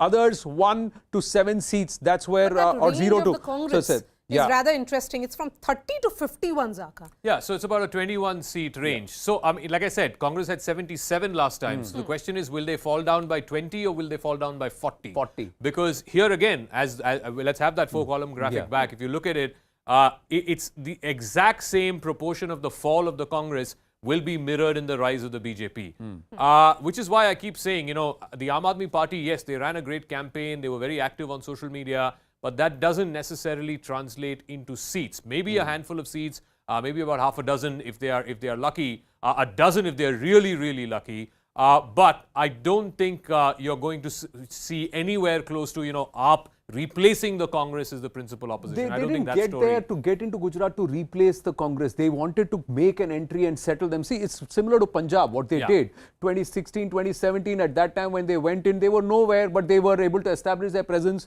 All the votes. But remember, in Punjab, in the last election in 2017, they were already the #2 party. They had displaced the Akali Dal. So they were basically, you know, usurping the Akali vote in Punjab, and that's how they gained. But now, in the opposition space, they are still #2. No, so in the opposition space, yes, they're #2. So, I mean, the point I'm making is, if the AAP has to grow in Gujarat, it has to be at the expense of the Congress. I'm not seeing evidence of that yet. Will they do it in the next 5 years? We'll have to wait and watch. But the AAP will take it a story saying that now I'm present not just in 2, but I'm present in 3 states. Now, this is Himachal. Let's quickly bring in Himachal, move out from Gujarat and look at Himachal. So, 3 pollsters, PMark, ETG and Jan Ki Baat. In Himachal again, 32 is the lower band for the BJP and 40 is the higher band. So it's an 8-seat band, but they are within vicinity of forming government. Even in that scenario where they could just fall short as far as the Jan Ki Baat survey is concerned, they still have the opportunity to just make to that halfway mark. It will be a mad scramble. But for the Congress party, it's only one pollster in Jan Ki Baat which has put them bang on the halfway mark at 34 at the higher band, and the lower band is about 27. Interesting that the AAP, most of the pollsters believe, will not break into the leaderboard here, Zaka. Much like what we saw in Uttarakhand. I think they did put a lot more effort in Uttarakhand, but in Himachal, like I said, I can hardly remember the last time Kejriwal was there. He must have gone once, at best twice. He was always in Gujarat at least 2 or 3 times a week. Here again, I think it's safe to say that all 3 exit pollsters are saying that the BJP will take that state. The question is, by what margin? Will it be a 4-5 seat comfortable margin, or will they be scrambling around that halfway mark of 34, 35? And will they need the help of some of these independents? And like Maria said, the independents, whoever wins, will tend to sort of gravitate towards the ruling party, in this case the BJP, whoever is at pole position. But I think, and I'd like to add this caveat, in small states, what the pollsters get wrong most often is the others category. And that's what they got wrong in Uttarakhand, which is why, you know, the win of the BJP, everyone was saying a similar picture in Uttarakhand as well. It'll be neck and neck, you know, BJP will be just about there and so will Congress. But eventually when the results came, BJP was very, very comfortable. I think it was 40-45 seats that the BJP had won eventually in that state. What they underestimated was the rebel factor and the fact that the rebels would eat into the BJP's vote. That did not happen in Uttarakhand. In Himachal, let's see. Well, one more pollster has got the numbers for Himachal Pradesh, and it is Zee Himachal. Zee Himachal has put out the numbers for the state, and once again, it's comfortably giving government to the BJP at this point. The numbers very clearly show 35 to 40 seats, 20 to 25 for the Congress, 0 to 3 and 1 to 5. Compare that to the 2017 results. Is there a bit of an attrition for the BJP? Yes, but are they still beyond the halfway mark? Yes. So once again, the trend largely, Zaka and Maria, is that the BJP is in a position to form government. They will hold on. Yes, and that means Sarkar nahi badlegi, Rivaz badlega. That is happening. But again, the Aam Aadmi Party's effort in Himachal is not pulling away. It's not showing. With the arrest of Satyendra Jain, the entire in Himachal and their push in Himachal changed. Zaga, and also in Gujarat, I was there for 5 days. I did not hear the Aam Aadmi Party factor. Perhaps Surat local body elections may be be seen as an aberration now. 20 seats, 27% vote, but that will be seen as a very localized election, and also perhaps people wanted to send a message that abhi assembly hone wala hai, aap apne sare, you know, you get your boxes right, correct? And it's the Congress which is the story. Which is the story. You know, Rahul Gandhi started that big rally in Himachal, and there was talk about... And Priyanka was extensively campaigning. Priyanka was campaigning there. The sentiment factor, because traditionally Himachal has been P.K. Dhumal versus Veerbhadra Singh. So two big icons, both of them largely not available. Veerbhadra Singh, sad demise. But that sentiment also has not worked on ground. There is something else which has worked, which is actually manifesting if you look at the polls. I think so. I think, the fact that in a state where every 5 years the government has changed, if the BJP were to come back to power, it doesn't matter whether you're 36 or 40, the fact is you're back in power. Yes. Satta aapke paas wapas aa gayi hai. So if that were to happen, like in Uttarakhand, they're actually changing this sort of five-year change of government. So the Z survey is out. Now we've got the India TV survey, and the India TV survey also, ladies and gentlemen, at this point says 35 to 40 seats for the BJP. So the Z survey, Himachal, and the India TV survey almost mirroring each other. The Congress seats are different. The others and AAP, that breakup is different, but that 35 to 40 band for the BJP once again states. So if you look at it, multiple pollsters have come out and said, barring one, that is Jan Ki Baat, which said BJP may just fall short by 2 or 3. Now, whether or not they're hedging bets or they're looking at vote share percentage slipping 1%, 2% this way, that's the margin for error that Jan Ki Baat has kept. But otherwise, all the other pollsters are saying that the BJP will breach the halfway mark, get into the right side of forming government. And beyond that, if they consolidate, we'll have to wait and watch. Now, somehow, this rings and this is deja vu. Because it looks like we're reading Uttarakhand. Yeah, exactly. We are really and we know where they ended eventually. Absolutely. Absolutely. I think, again, I'm just going to write this down on the wall. I think the lower end for the BJP in one survey, the lowest end I think was 32. Which means they're too short of the halfway. And the highest I think was 40. Did you see a figure above 40? It was 40 I think all was along. everyone's sort of capped at 40. The lowest end for the Congress, I think, was 22 or 23.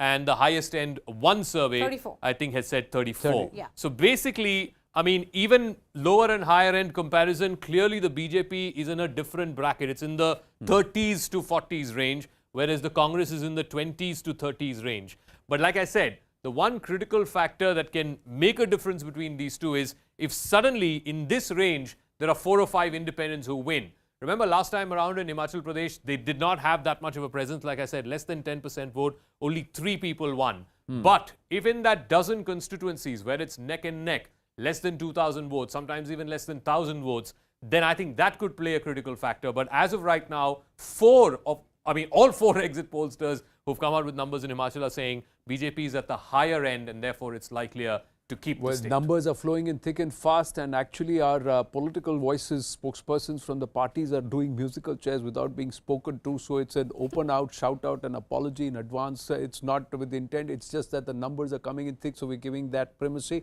Charu Pragya was there. Now Guru Prakash Paswan of the BJP would be joining us. But let's quickly look at the numbers and make sense of them on this beautiful Alexa Dome and try and understand how it stacks up. Now, do you want to get a poll median already, or you want to wait for some more pollsters? Overall, it just looks like the BJP may hover around the 36, 37 seats mark. If you look at an overall average, 32 to 40, that's the band that's been largely looked at for the BJP. 35 to 39 seats, 38 seats, 35 to 40 seats, 35 to 40 seats. So somewhere around 37, 38 seats, you'd want to hover and stop for the BJP. So comfortably in power, maybe just beyond 3 seats plus as far as the halfway mark. Would they want to breach into the 40s? Of course they would want to, because that would have given them good cushion. But it's a slip for the Congress, and somewhere an opportunity lost for the Congress party where they could have pushing this entire Rivaj aspect and also pushed a little more and worked through that halfway mark, but only one pollster, like Zaka was mentioning, giving them the halfway mark. So they are in the 20s to 30s band, the Congress in 30 to 40 band, and Aam Aadmi Party unlikely to open its account here, with some of the others taking independence, them and other but all the in the fray. pollsters, Anand, are giving the government to the BJP.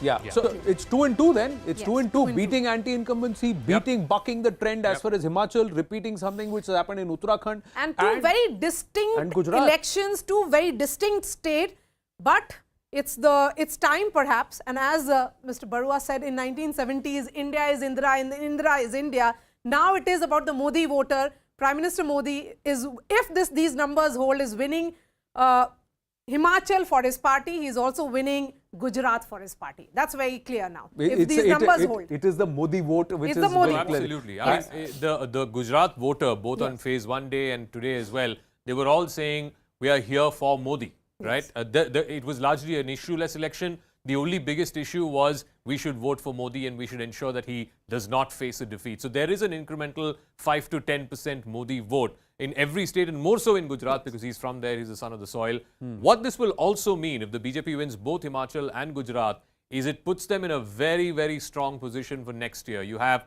I think, about a dozen elections. You've got a whole bunch in Northeast. You have Karnataka, which is a big one. You have then at the end of the year, Rajasthan, Chhattisgarh, Madhya Pradesh. In all of those states, the BJP will be in pole position if these results hold. The Gujarat election the last time around set the tone with the nerves and the opposition trying to say, "Arey Gujarat mein agar phisal gaye to pure desh mein chance hai."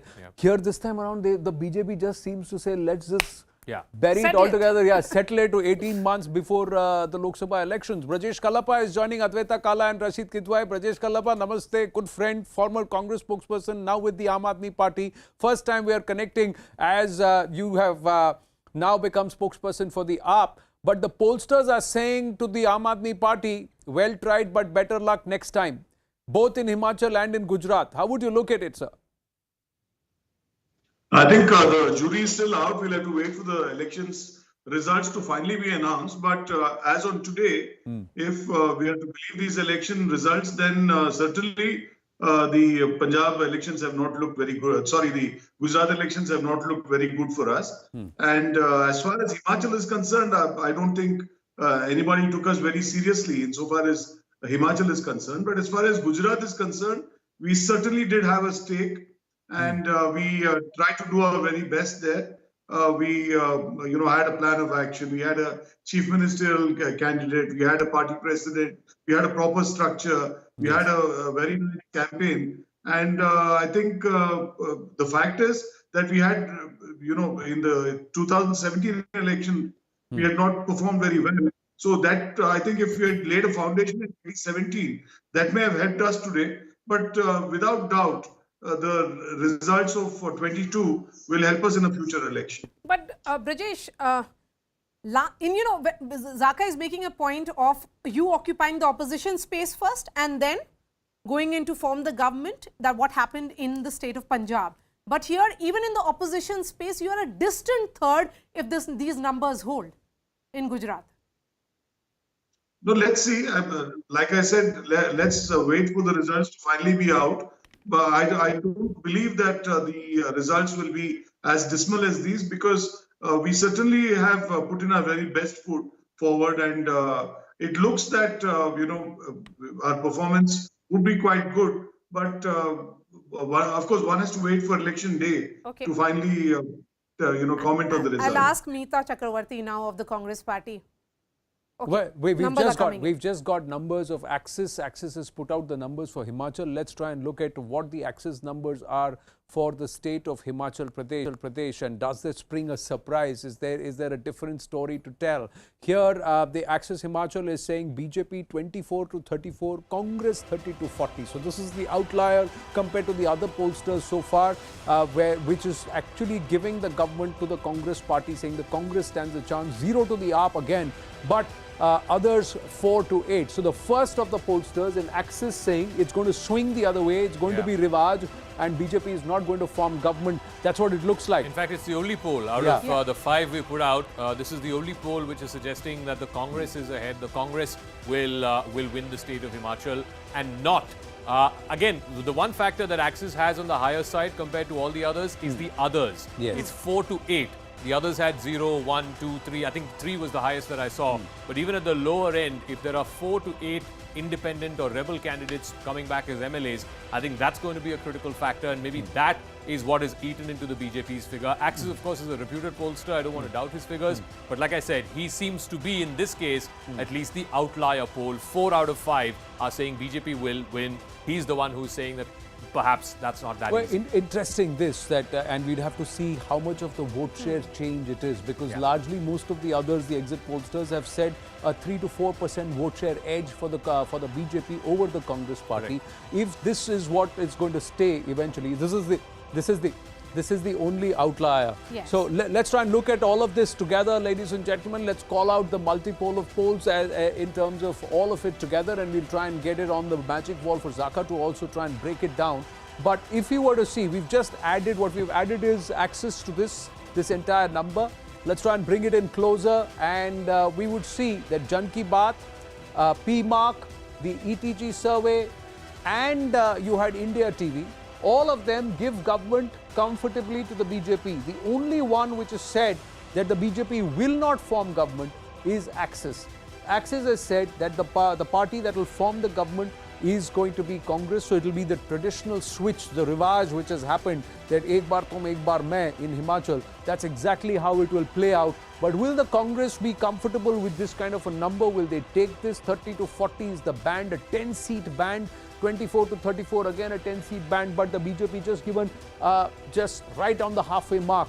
With the others, which Zaka also pointed out, 4 to 8 seats to the others. Now that's significant in terms of shift. Now whether will that actually play out, or would you see the overall other average and you would lean to that? Lean to the outlier or lean to the general trend? You know, like I said, I don't have the access numbers, so I've written it by hand. If you look at all of them, there are 5 surveys here of them. The lower end, like I said, for the BJP is 32. The higher end is 40. Almost all the surveys giving the higher end is 40. The only one that is not giving them that is Axis, 24 to 34. Whereas, again, in the Congress, the lower end is 20. The highest end is 34. Again, 34 would be one short of majority. None of these 5 polls are giving majority to Congress. Axis is the outlier in this case. 30 to 40. Even at the lower end, they are saying that the Congress is far closer to forming government than the BJP is. And of course, at the higher end at 40, that would mirror something like what they got last time around. In 2012, they got 38.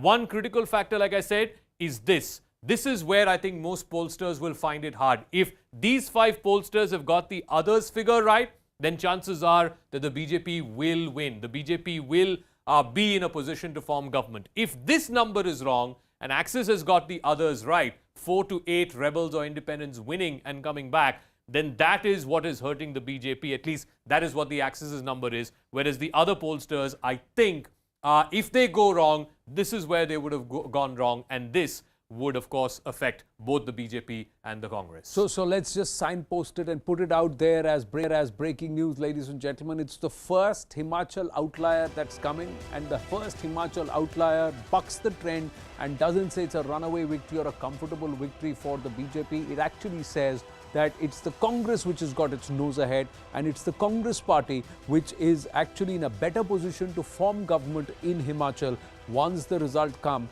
on the 8th of December. So that's what the Axis poll says. It's the first outlier that emerges as far as the Himachal polls, and it's the Election News Center breaking here at CNN News18 that Axis My India gives Congress the edge in Himachal Pradesh. So that's the big one, only one, and not by a huge margin, both for the BJP and the Congress party. If you were to see, 40 is the breach. It's the top end. So no party so far is going beyond 40. Are there other pollsters who would actually want to give the BJP more seats? We'd have to see, because there are many pollsters still putting out the numbers. There are many who are still making claims. Some but are the rebels. Yeah. That the other number that Zaka was analyzing becomes very important, because if it is a 4 to 8 Zaka that Axis is talking about. No, which is why I keep going back to this figure. I mean, it was less than 10%. It was a sweep for the BJP last time around, because the others figure was less than 10%. If there are going to be between 4 to 8 rebels winning back as MLAs, then this figure will not be 9.5%. It will be closer to the 20% mark, which is what you saw in 2012 as well. When the Congress won, again, you remember that election also had a lot of rebels. Look at this figure. It's 18.63. It's closer to 20%. There were 6 who won between that range of 4 to 8. So I think that is what is very hard to predict in a small state, and which is where the pollsters got Uttarakhand also wrong. They said there will be a lot of rebels. Turned out there were no rebels. The vote share of the others was less than 10%. That's why the BJP swept. Let's see how this one plays out. I think it'll be a fascinating election to see. Like I said, I don't have the Axis number here. I had written it by hand. But all 5 polls pointing in the direction of BJP winning. One outlier saying that may not necessarily be the case. Right. And does that convince all of you as viewers? Would you want to lean on the outlier, or would you want to look at the trend? We'll try and go across to our guest, Meeta Chakravarti of the Congress Party, was with us.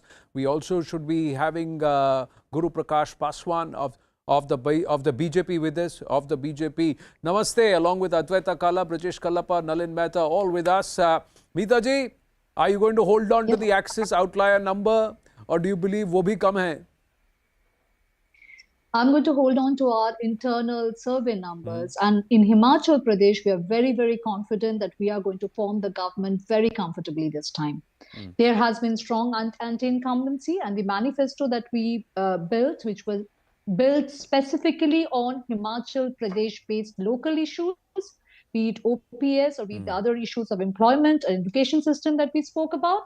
I think it has found a resonance with the voters of Himachal Pradesh, and we are very confident that we are very comfortably placed in that state, and we are forming the government in Himachal Pradesh. Guru Prakash Paswan, so yes, if agree, you disagree? Talk about the Axis survey, we will see, but our internal survey gives a bigger number, a higher number than what Axis survey has given us. More than 40 plus is what you're looking at. Guru Prakash Paswan. Anandji, I was listening to the panelists from the Congress Party, and I come from Bihar. And in Bihar, you don't go to a barat without a dulha. So where is the dulha of Congress Party in Himachal Pradesh? What is the face of Congress Party in Himachal Pradesh? No one. Absolutely no one. The top leadership of the Congress Party, how many rallies did Rahul Gandhi or Sonia Gandhi did in Himachal Pradesh? I want to ask the panelists from the Congress Party. So this is how seriously they were taking the entire Himachal Pradesh elections. But we have to understand that the people of Himachal Pradesh, the infrastructure development that has happened, the Manali roads and everything that has taken place, the pension scheme, people of Himachal Pradesh are solidly standing with the Bharatiya Janata Party. There is absolutely no doubt in our minds. And you cannot just rely on one exit poll. Axis definitely is showing it the other way around, but there are other exit polls as well. Okay. It might be a close call, but we have faith. Our leadership have worked really hard, and we have a vision, we have an imagination, we have a face for Himachal Pradesh, which is going to be our greatest advantage. Okay. And we are convinced that we'll get a comfortable But the Congress Party did have Priyanka Gandhi Vadra on ground. Towards the last leg or the slogovers of the campaign, Advaita, she was campaigning extensively. And for the Congress, leaders who I interacted with, in Shimla or Hamirpur region, they kept on talking about Priyanka Gandhi, saying that she has a recall value. She's also been a resident of Himachal. That's right. She has a home there, so she does spend a fair amount of time in the state. I think, like I said earlier and prior to the exit polls, I think for political analysis, Himachal is going to be the interesting one, because I do think that it's going to be close. And Congress does have a shot, unlike in Gujarat, where it's a walkover. I think in Himachal, there has been this flip-flop. But I agree, Veerbhadra Singh, despite Priyanka Gandhi and the few rallies that she's done, they have fought this election on his legacy. And that's a very tricky thing, because even when you looked at the posters in Himachal, Veerbhadra Singh was predominant in them. And then you had everybody else, sort of dotted around that central figure, including the Gandhis, who were part of that galaxy of people. But can you win an election based on a leader who isn't amongst us anymore, no matter how great and how effective he was? And he certainly was, no doubt about it. He was the foremost leader in many ways in Himachal, but he's gone now. And I'm not sure that that's going to really deliver in real terms, because they're really counting on an emotional connect for it to deliver for them. And like I said earlier, I think the upper reaches, the Congress is strong there. But again, unlike Uttarakhand, in Himachal, we have not seen that anti-incumbency sentiment against the government. It was far more prevalent in Uttarakhand, and BJP still won. I think Uttarakhand was a case of Congress losing that state as opposed to BJP winning it. But in Himachal's case, it's slightly different, because Jairam Thakur does not have that anti-incumbency sentiment around him. He's had a stable government, and he's had it without any scandal. Advaita, the joke is that the anti-incumbency against Jairam Thakur was within the BJP and not not elsewhere. That's where the rebels come in, Anand. Anand, that's where the rebels come into play? We have to wait and watch. We have to wait and watch. Meanwhile, let's just, before we go across to our guests again and go back to our guests again, let's just quickly do a recap of who's saying what. What are the numbers looking at as far as the pollsters in Himachal Pradesh? Quick recap, ladies and gentlemen. Let's try and see. This is the PMark survey. PMark has one of the first to give the government to the BJP. Right on the halfway number, plus the higher number is 39. So clearly another 5 seats from halfway having majority. That was the number that PMark had given, saying the Congress would fall short 28 to 33. That was the band. Let's look at ETG. Now this is what ETG said. As the ETG number comes, ETG also put on the single digit number 38. So far the median for the Congress has been around 27 to 28 seats, and for the BJP it has been 37 to 38 seats, barring Axis. This is where these numbers, ETG said. Jan Ki Baat turned around and said that the BJP may just fall short at 32, 3 short of clear majority. But on the higher end, once again, it's 40 for the BJP. There are many within the BJP who believe that 40 is a slower, kam ka number hai, pichli baar jitna hi milega. Pratibha Singh of the Congress says, nahi, hame 45 milega. Those are their claims. But this is what the pollsters are saying, that the BJP will be higher end 40, Jan Ki Baat. And then let's try and look at one of the other pollsters. Axis was way out, the outlier in this entire group. You also had the Z survey coming in. You also had, so this is the Axis My India number, and look at Axis My India. It actually flipped the whole case and said it's the Congress which has the edge and which stands in pole position to start to form the government. So Axis the only outlier so far amidst all of the pollsters for Himachal Pradesh so far. Let's try and look at the overall poll of polls. Now, this is the overall poll of polls. The News18 poll of polls says that the BJP will have 36 compared to 44 the last time around. The Congress will be at 29, AAP a 0, and others will be 3. So this is the overall News18 poll of polls, which is giving the government in Himachal Pradesh to the BJP. That's how it is. Clear by 2 from the halfway mark, just above 1 as far as absolute majority is concerned, but they are there in the clear. So this is the News18 poll of polls. Nalin Mehta, agree, disagree with this number, or do you believe jo bhi jeetega 40 ke paas hoga? So Anand, it's very clear from the trend of these numbers, the trend line is very clear that the BJP, this is a close election in Himachal, but the BJP is ahead.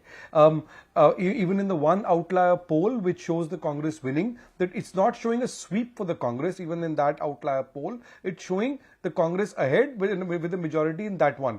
Now, if you take the trend line, the fact of the matter is, after in an election, in a state where you generally have an oscillation between the BJP and the Congress, I think if the BJP manages to retain Himachal, it's going to raise serious questions on the Congress leadership, because it's going to raise a question if, and again, that's an if, because we have to wait and see what the final numbers are. But assuming that the exit poll trend line is correct, if that be the case, it raises serious questions that despite having a government of the BJP in power in 5 years, despite you have not been able to build a coherent narrative to take on. This is the election Congress should have won in Himachal. In all these elections in recent years, that the voter isn't confused. बीच की सरकार नहीं होती है. इस तरह का mandate नहीं आता है. It's one way. The voter is very sure about his or her choice.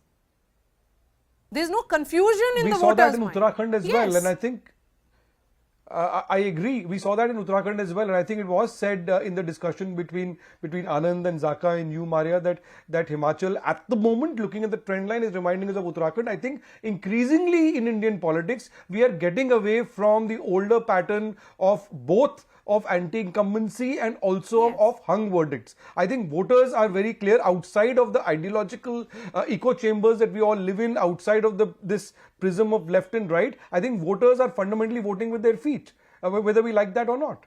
No, I think one of the things what Advaita talked about, and I sort of slightly disagree with her, I don't think there was a lack of issues in Himachal. I think the old pension scheme was a big talking point.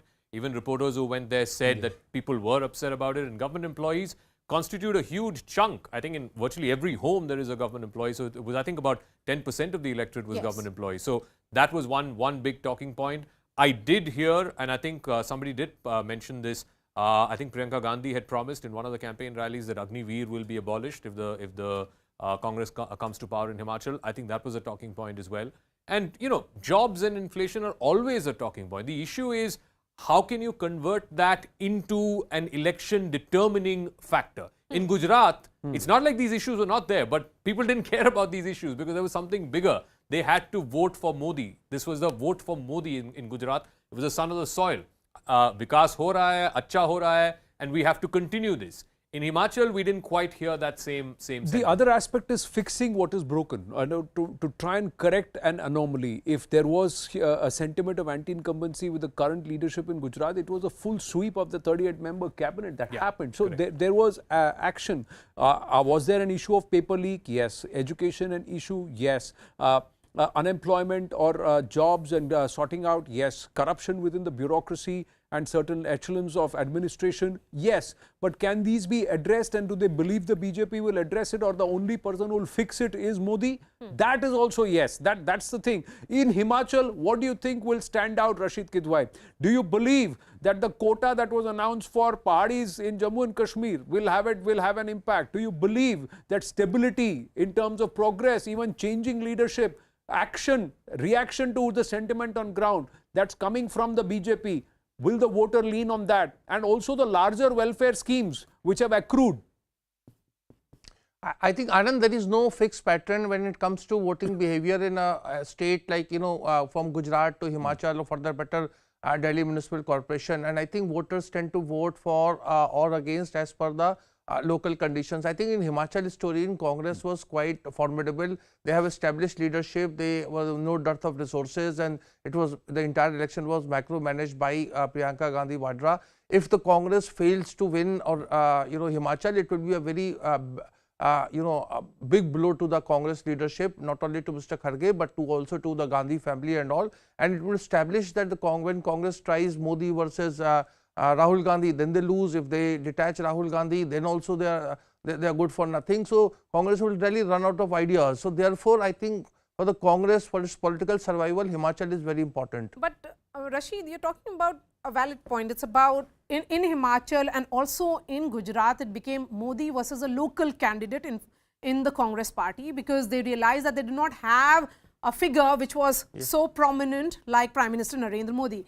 But talking specifically about Himachal and Priyanka Gandhi, because it was Priyanka Gandhi and Rajiv Shukla who were backroom managers of this entire campaign. She was there in Himachal. She tried to speak about the Agnipath scheme and said that if they come to power, then things will be different.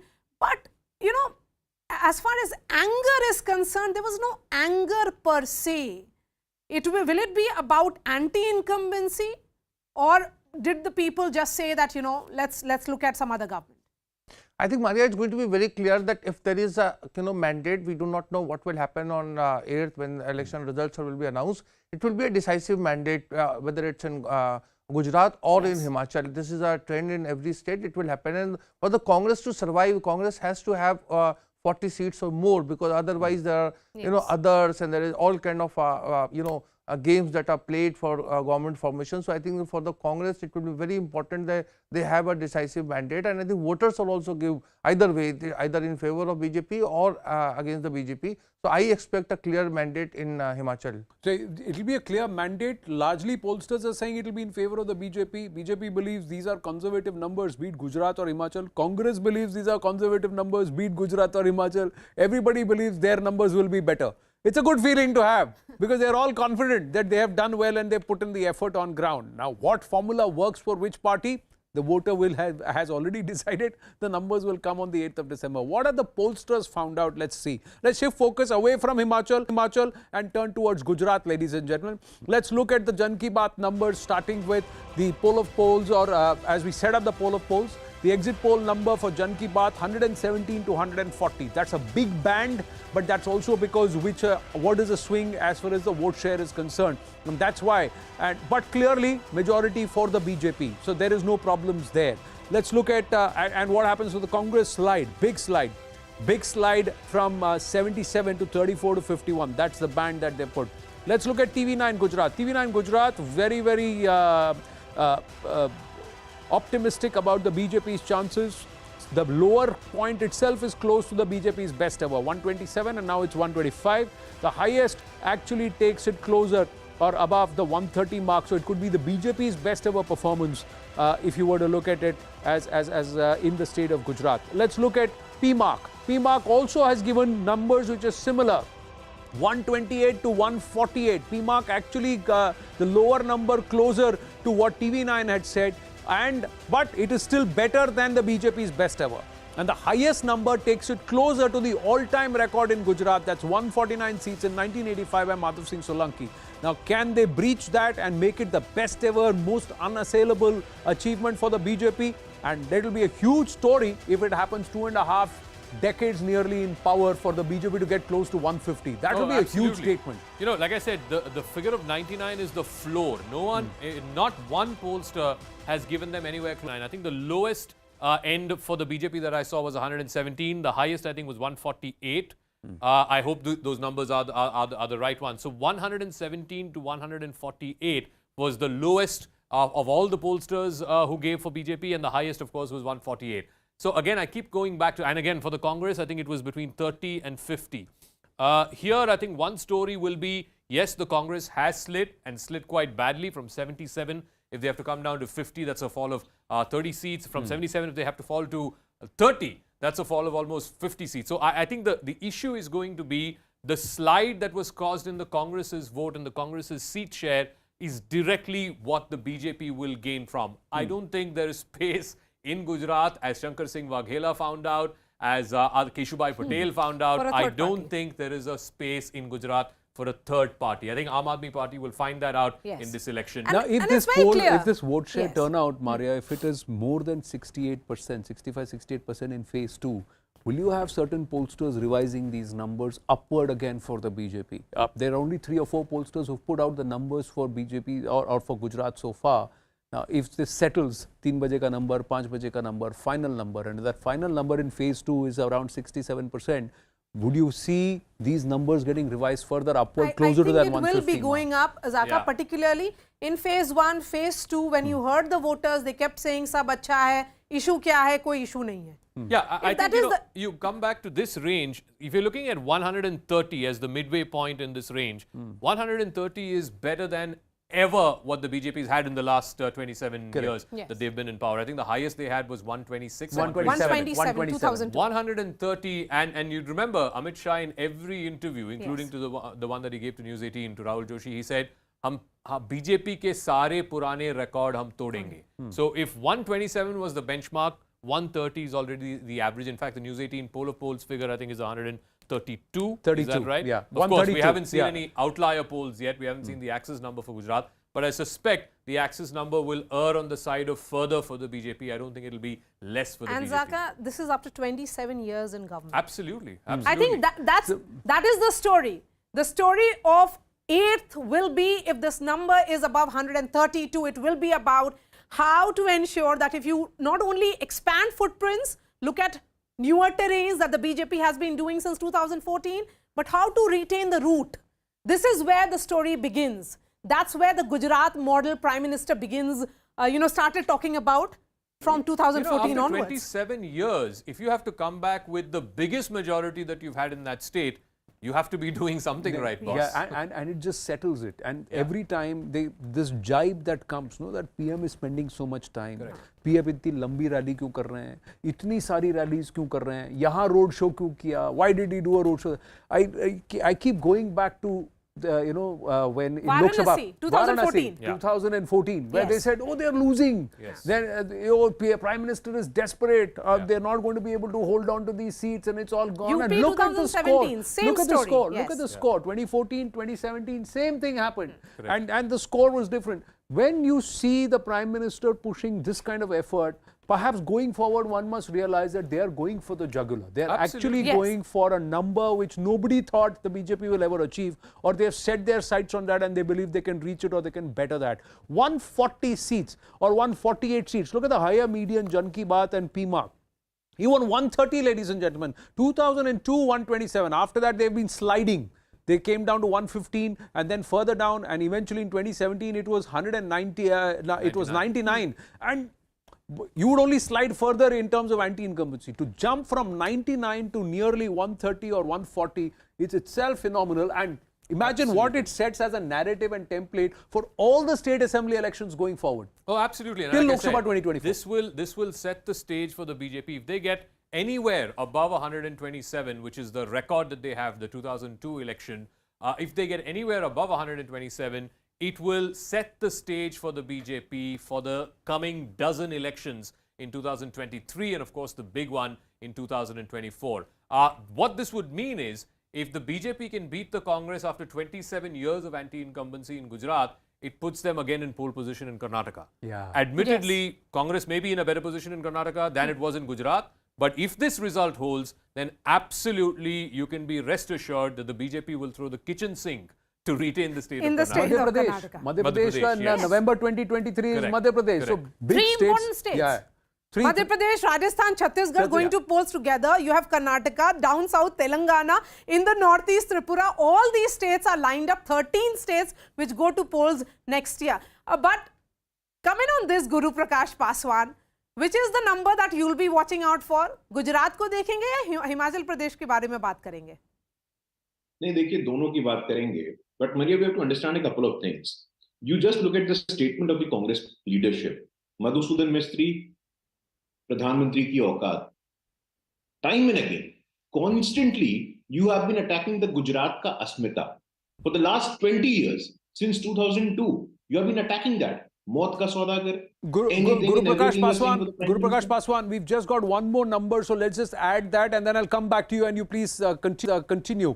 Let's quickly look at the ETG numbers. ETG also breaches the 130 mark for the BJP. So the ETG numbers also clearly turn out to say 131. So abhi hamara poll of poll number was 132, News 18 poll of polls, it's 131. So we hover around that same number. Congress slipping down from 77 to 41, back to those 40 seats jo unka standard hai, which is there. Up, getting into the higher in the single digits, 6 seats and 4 seats for the others. Yes, Guru Prakash Paswan.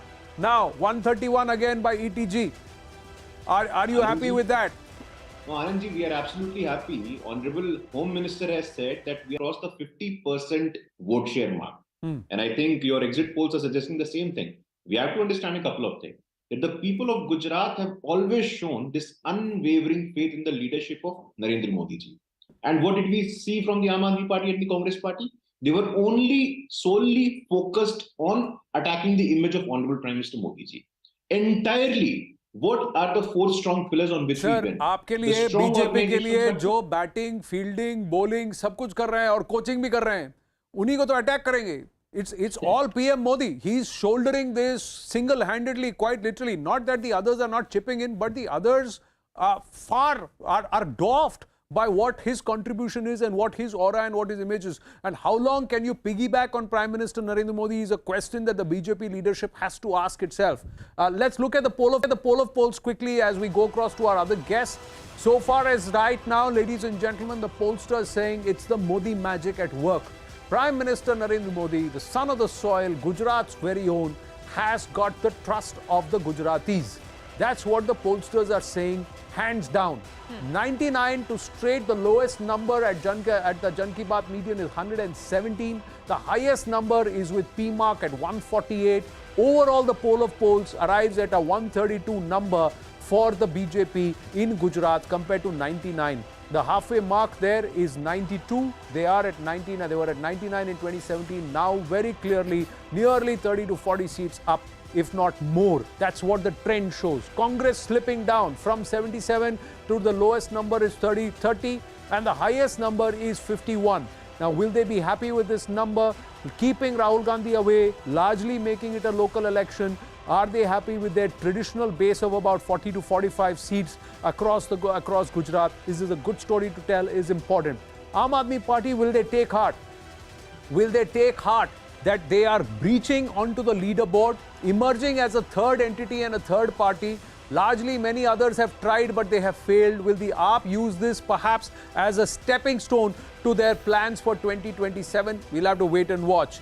Now, we've just got more news coming through, and this is the election news breaking. If there was an outlier in Himachal, all pollsters so far are agreeing on one thing. It's the BJP that is coming back, and how in Gujarat.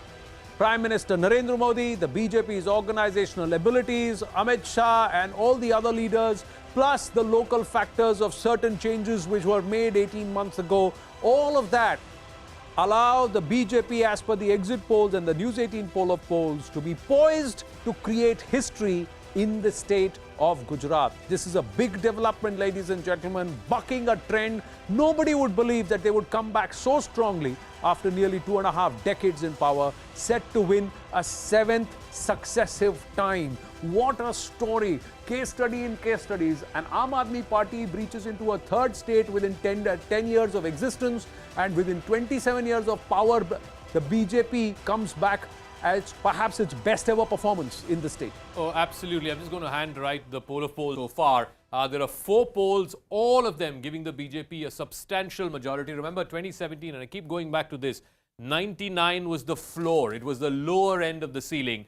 How much more can they add from that 99? It was the foundation for the BJP. It was the lowest you could go to. From there, how much more can they build on their pillars? Lower end, 117. Highest end, 148. And that's where the News18 poll of poll number is also. It's bang in the middle, 132. As far as the Congress is concerned, and again, people keep talking about, 77. 77 was what they had in 2017. But when they start this election, it was down to 60. Because remember, 17 of their MLAs had shifted to the BJP. Many of them got tickets as well from the BJP. So 60 was their base. Now you look at this number, not one poll is giving anywhere close to 60 for the Congress. So the Congress is lower than what it got, not just in 2017, but lower than where it started this election. 51 at the highest, at the lowest, of course, 30. So the range between 30 to 51, that's a 20-21 seat range. The point then is the Congress has done worse than where this election started. These 17 seats I'm not counting because, like I said, those 17 MLAs moved away from the Congress into the BJP, and like I said, many of them got tickets. But even the starting point for the 2022 election, they're not able to breach at 60 seats. Aam Aadmi Party, like I said, the News18 figure is 6. Everyone was sort of saying single digits. If they get high single digits, that in itself will be an important one. And let's not forget, in Gujarat too, you had the rebel factor, but you're not seeing that play out as much because, of course, it's a much bigger state. It's 182 seats. Himachal is just 68, so the rebels will not play as big a factor. It is still very much a bipolar state as far as I'm concerned between the BJP and the Congress. The Congress far diminished than what it used to be before, and certainly what it was in 2017. And the BJP far higher than 2017, and possibly, if it's on the higher end of this figure, it could be the biggest that they've seen. But Zaka, in 2017, BJP got 49% vote. Yes. If they stand at 132, it is above 55 or so. Absolutely. Absolutely. It could be anywhere close to 55 to 60%. Again, the important thing is, in a 2-horse race, if anyone crosses 50%, you automatically win because it's the first past the post system. If you cross 50% vote share, then you are sitting on a massive landslide. Or maybe that 148 could be much above. Yeah. You never know. If it's 50% plus. 59% at Lok Sabha. If it is 55% in the assembly, in the Vidhan Sabha this time, with about a 64-65% overall vote share, what does it mean? Now let's just quickly bring in the News18 poll of polls, ladies and gentlemen. The News18 poll of polls. This is where it stands. Zaka wrote it there on the wall. We just put it there here on Alexa. Make it look a little more spunky. You can take a snapshot of this and say, "Acha, 8th of December, ye hota hai ki nahi?" 132, 41, 6 and 3, 99, 7, 0 and 6, ladies and gentlemen. So that's how it is looking at this point. If you look at the overall poll of polls here at News18, but just as Maria was saying this, will that number go up? Just as Zaka was saying that if you got more than 50% vote share in a 2-horse race, largely 2-horse race, you should run away with the election. We're looking at about 55% vote share. Yes. I just got a message from somebody in Gujarat saying, अगर वो 135 पार है, तो 150 भी पार है. So that's what they're saying. They're saying if the trend stops between 115 to 125, then they will hover around that number. Zaka, if they are breaching 135, as our average is 132, if they're going beyond 135, वो 150 पार है. Yes, so that's it's why similar. he'll run away with the whole then thing. it is a story similar to that of Uttar Pradesh 2017 when it is a 2/3. Yeah, absolutely. Even at like I said, even at 130, it will be a 2/3 majority for the BJP. So the issue again, you know, Gujarat has once again shown that it is a two-party race. It is still now largely between the Congress and the BJP. Yes, it's a far more diminished Congress. For the Aam Aadmi Party, I think, yes, they made a lot of noise on social media, on the campaigns, but I think the best performance would be single digits. They've managed to open their account. If they need to replace the Congress as the principal opposition in the state of Gujarat, then there needs to be a serious work on ground. It may take a couple of election cycles for them to breach the 30 or 40 seats that the Congress manages to get. But to be able to seriously challenge the BJP, and let's not forget, Modi magic is there, absolutely, anywhere between 5 to 10% vote. There is the Modi vote, but there is also the organization vote. The BJP, again, even in Gujarat, had about a dozen odd rebels who were not given tickets. About 30% of their candidates were changed. A lot of them stood as independent. Some of them went to AAP, some of them went to Congress Party. But to be able to buck all of that and come back with this kind of a resounding majority, like we said, at the lowest end, it would be 20 seats higher than what they got last time. At the highest end, it would be history in the making for the BJP. So, Sangathan and Netritva. Yeah, these are the two takeaways. Sangathan, the organization of the BJP, and this is where the Modi story begins. Absolutely. And I think this is what the BJP is trying to say, that agar roots mazboot hai, tabhi phir aage badhenge. It's also the commitment of Prime Minister Narendra Modi. He is not willing to take any aspect of this entire democratic dance lightly. Most importantly, electioneering, and he understands the importance. Now we have assumed G20 leadership, Zaka.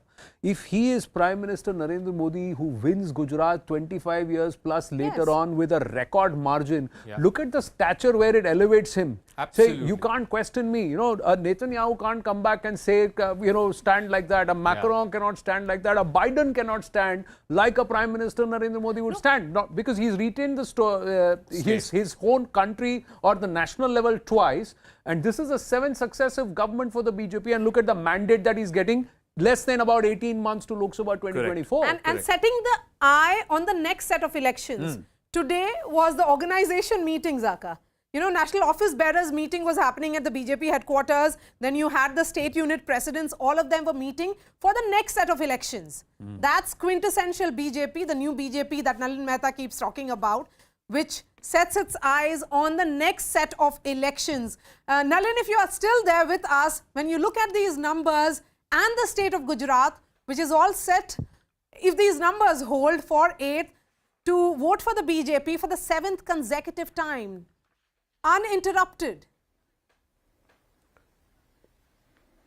This, if these numbers hold, then we are seeing a landslide for the BJP. We are seeing a demolition of not the Congress voter in Gujarat, but the faith that the Congress voter had in Gujarat on the Congress leadership. Because if the Congress gets so diminished after doing so well last time, this is a huge question it raises to the decision by Rahul Gandhi and by the Congress leadership to stay away from this campaign. Because then fundamentally you essentially have a BJP dominant polity which the Congress has given up on. As far as the point you were making about the new BJP and about Sangathan and Netritva, you are absolutely right, Maria. We are seeing the fact that you have brand Modi, the fact that you have this deep connect with Narendra Modi and the persona of the Prime Minister, that of course is a very goes without saying. But at the same time, I don't think we can. At the same time, you have a very deep grassroots structure of the BJP upon which this whole thing is built upon, and that has taken a long time to build, and we are seeing the results of that. So it's the leadership then adds extra oomph and extra value to it, but the getting the voter out, getting the last mile out, and that is exactly why the AAP is not succeeding in the way that many thought it would. So therefore, you're of the opinion fact that the Congress gave up the campaign, that the above range would be much higher than what the pollsters are saying. The upper range, will it be above 132? Could you repeat that, Maria? Will it be above 132? That is the News 18 poll of polls? It's very possible that happens, Maria, because what you are seeing very clearly is that AAP has cut into the Congress vote. A core of the Congress vote is of course there, but because AAP has cut into it in several places, and the BJP vote has not really diminished, it could easily hit the 130 to 140 mark.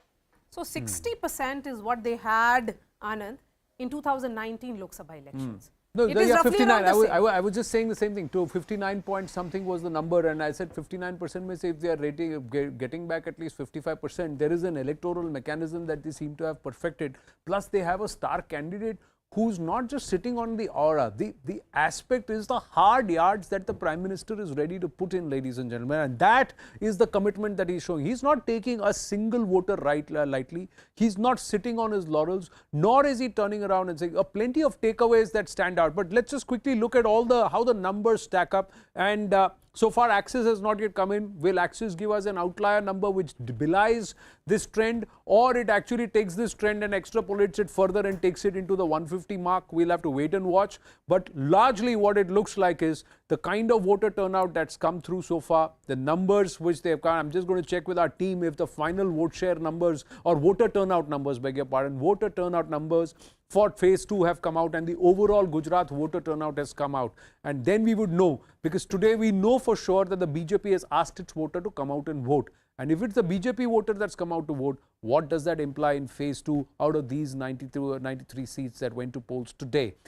Those are aspects which will come and perhaps play on this stack that you see for the BJP, with the lowest number at 117 and the highest number at 148. It's a fantastic story, and layers within layers. Congress demise debacle is a case study.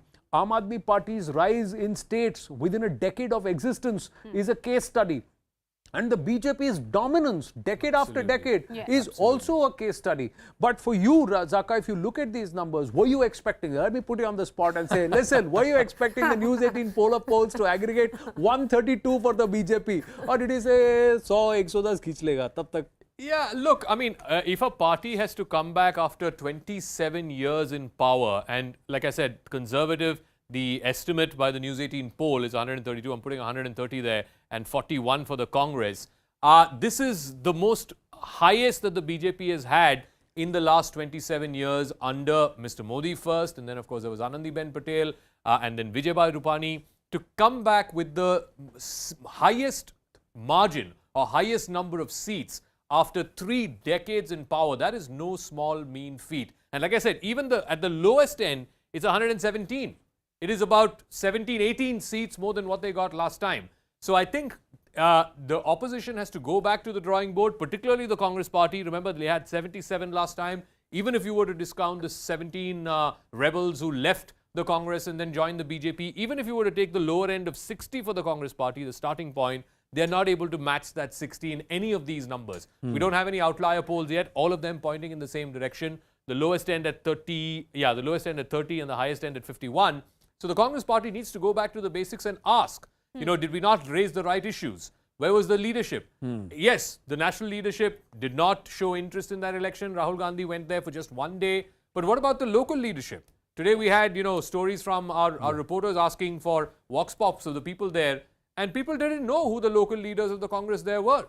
Candidate, yes, some people, in those constituencies where the Congress candidate was strong, particularly in rural areas, they knew the name of the candidate. And but this is the only state, Zaka, where the Congress actually had organization and were consistent around 35%. Yes, they have never come down below 40 seats, and I think about 38% vote share.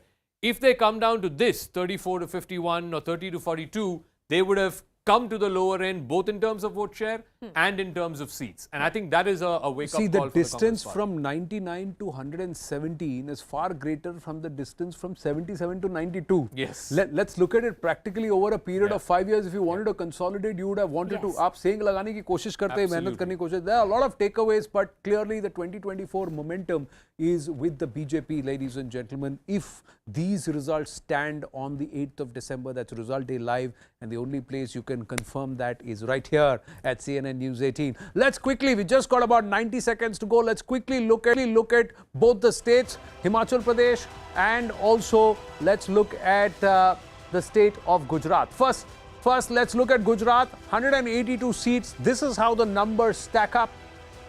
Phenomenal performance by the BJP if this result holds. Now, Axis, which had put out the outlier as far as Himachal, has not yet set its number, but these are the numbers that we have.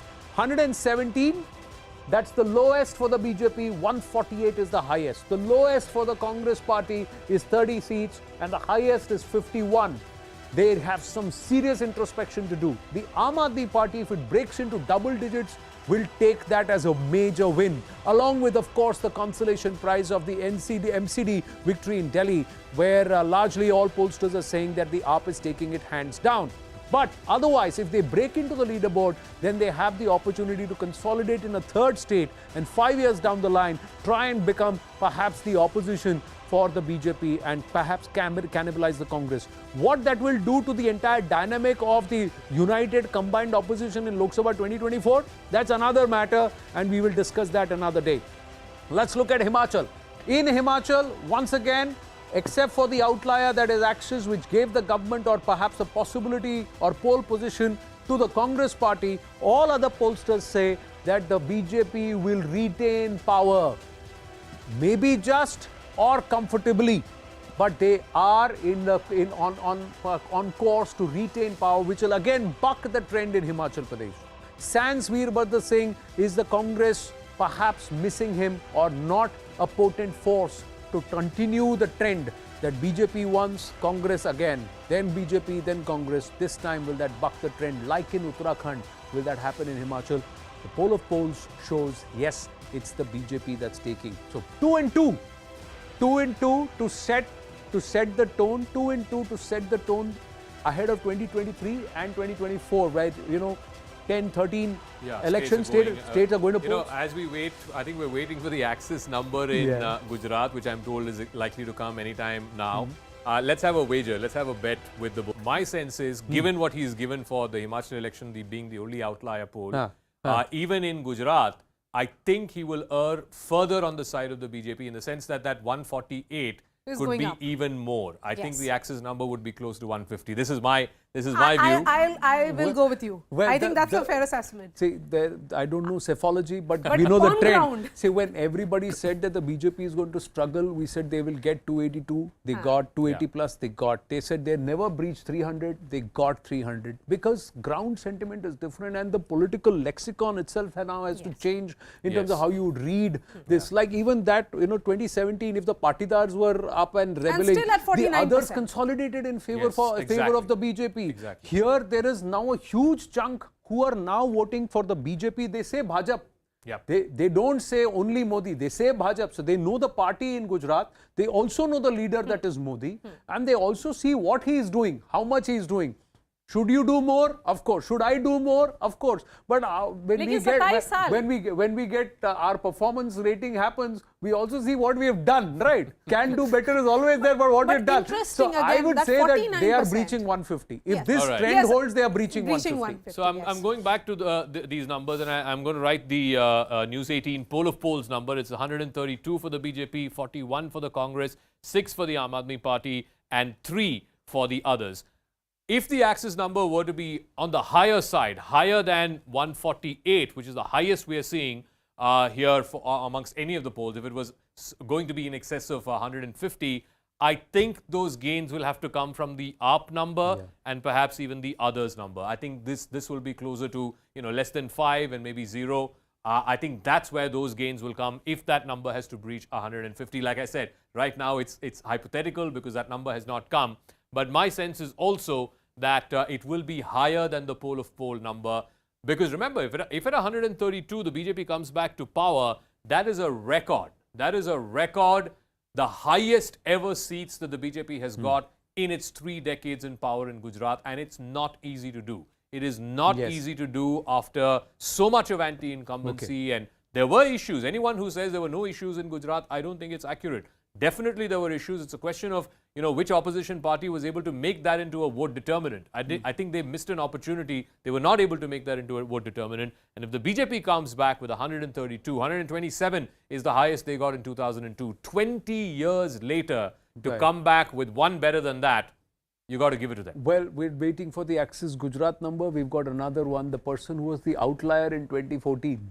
Today's Chanakya. So Chanakya has come down, and they have given their numbers. Let's look, and these are numbers for Himachal. So the today's Chanakya numbers for Himachal, these are the numbers. It says that the BJP will be at 33, AAP will be at 33, and beg your pardon, Congress will be at 33, AAP is at 0, and there are 2 others. So whoever breaks those 2 others forms government. It's hung 33. So today's Chanakya is saying again one more rivaj will be bucked. That jo jeetega wo hands down jeetega. That's what happens in Himachal. You vote one way or the other. That's not happening. It's 50-50. Advaita Kala, if you're still with us, we're going to check. Otherwise, Maria Shakil, is this possible? 50-50. No, I'm pretty sure, Anand, that the voters aren't confused anymore. If you This look is a at hung multiple assembly. I don't think elections, there'll be a hung assembly. in multiple elections, Zaka, it has shown the voters vote very decisively. If they want to vote out a government, they will vote. If they want to continue with the same government status quo chahiye, to phir bhi unhi ko wapas layenge, perhaps with a bigger number. So it's very clear. I think hung assembly situation is long gone. Long gone, but we just put it out there on the Election News Center. One more outlier. Let's call it the outlier because it's the only person who's saying that it could get stuck, phas jayega mamla. And that too, it will be too close to call. Himachal is too close to call because today's Chanakya has turned around and said that the BJP and the Congress will be tied at 33 seats. 33 seats for the BJP and the Congress, with 2 going to the others. And will those 2 decide? We'll have to see whether or not. So Himachal, a tight fight, says Chanakya. Congress forming government, says Axis. Rest of the pollsters say BJP in pole position and very comfortable. So let's look at the multi-poll of polls of Himachal and how it changes. How does the scenario change now that we've got Chanakya's numbers in? Now do those numbers get a little disarray? 35 is the majority number, 34 is the halfway mark. The BJP, amidst most of the pollsters, is forming the government. One pollster says it's Congress, another says ye phas jayega mamla, and it will be the 2 independents who would perhaps decide, or the 2 others who would decide. AAP not breaching, not making an impact in Himachal largely, will not open with score, not get onto the leaderboard. But the Congress, there are 2 pollsters who believe that the Congress may just still have a chance. They may just continue to maintain the rivaj that is there in Himachal. कि एक बार कांग्रेस, अगली बार BJP. तो BJP की तो सरकार हो गई, अगला अब कांग्रेस की बारी. Virbhadra Singh is no longer there, but his wife Pratibha Singh is there. Will the sentiment work? Will the strategy, curated strategy, or is it largely anti-incumbency and certain key local issues that will come into play? The BJP, meanwhile, believes it's in the bag. That's what they believe. It's in the bag. A lot of the pollsters believe it's in the bag for the BJP.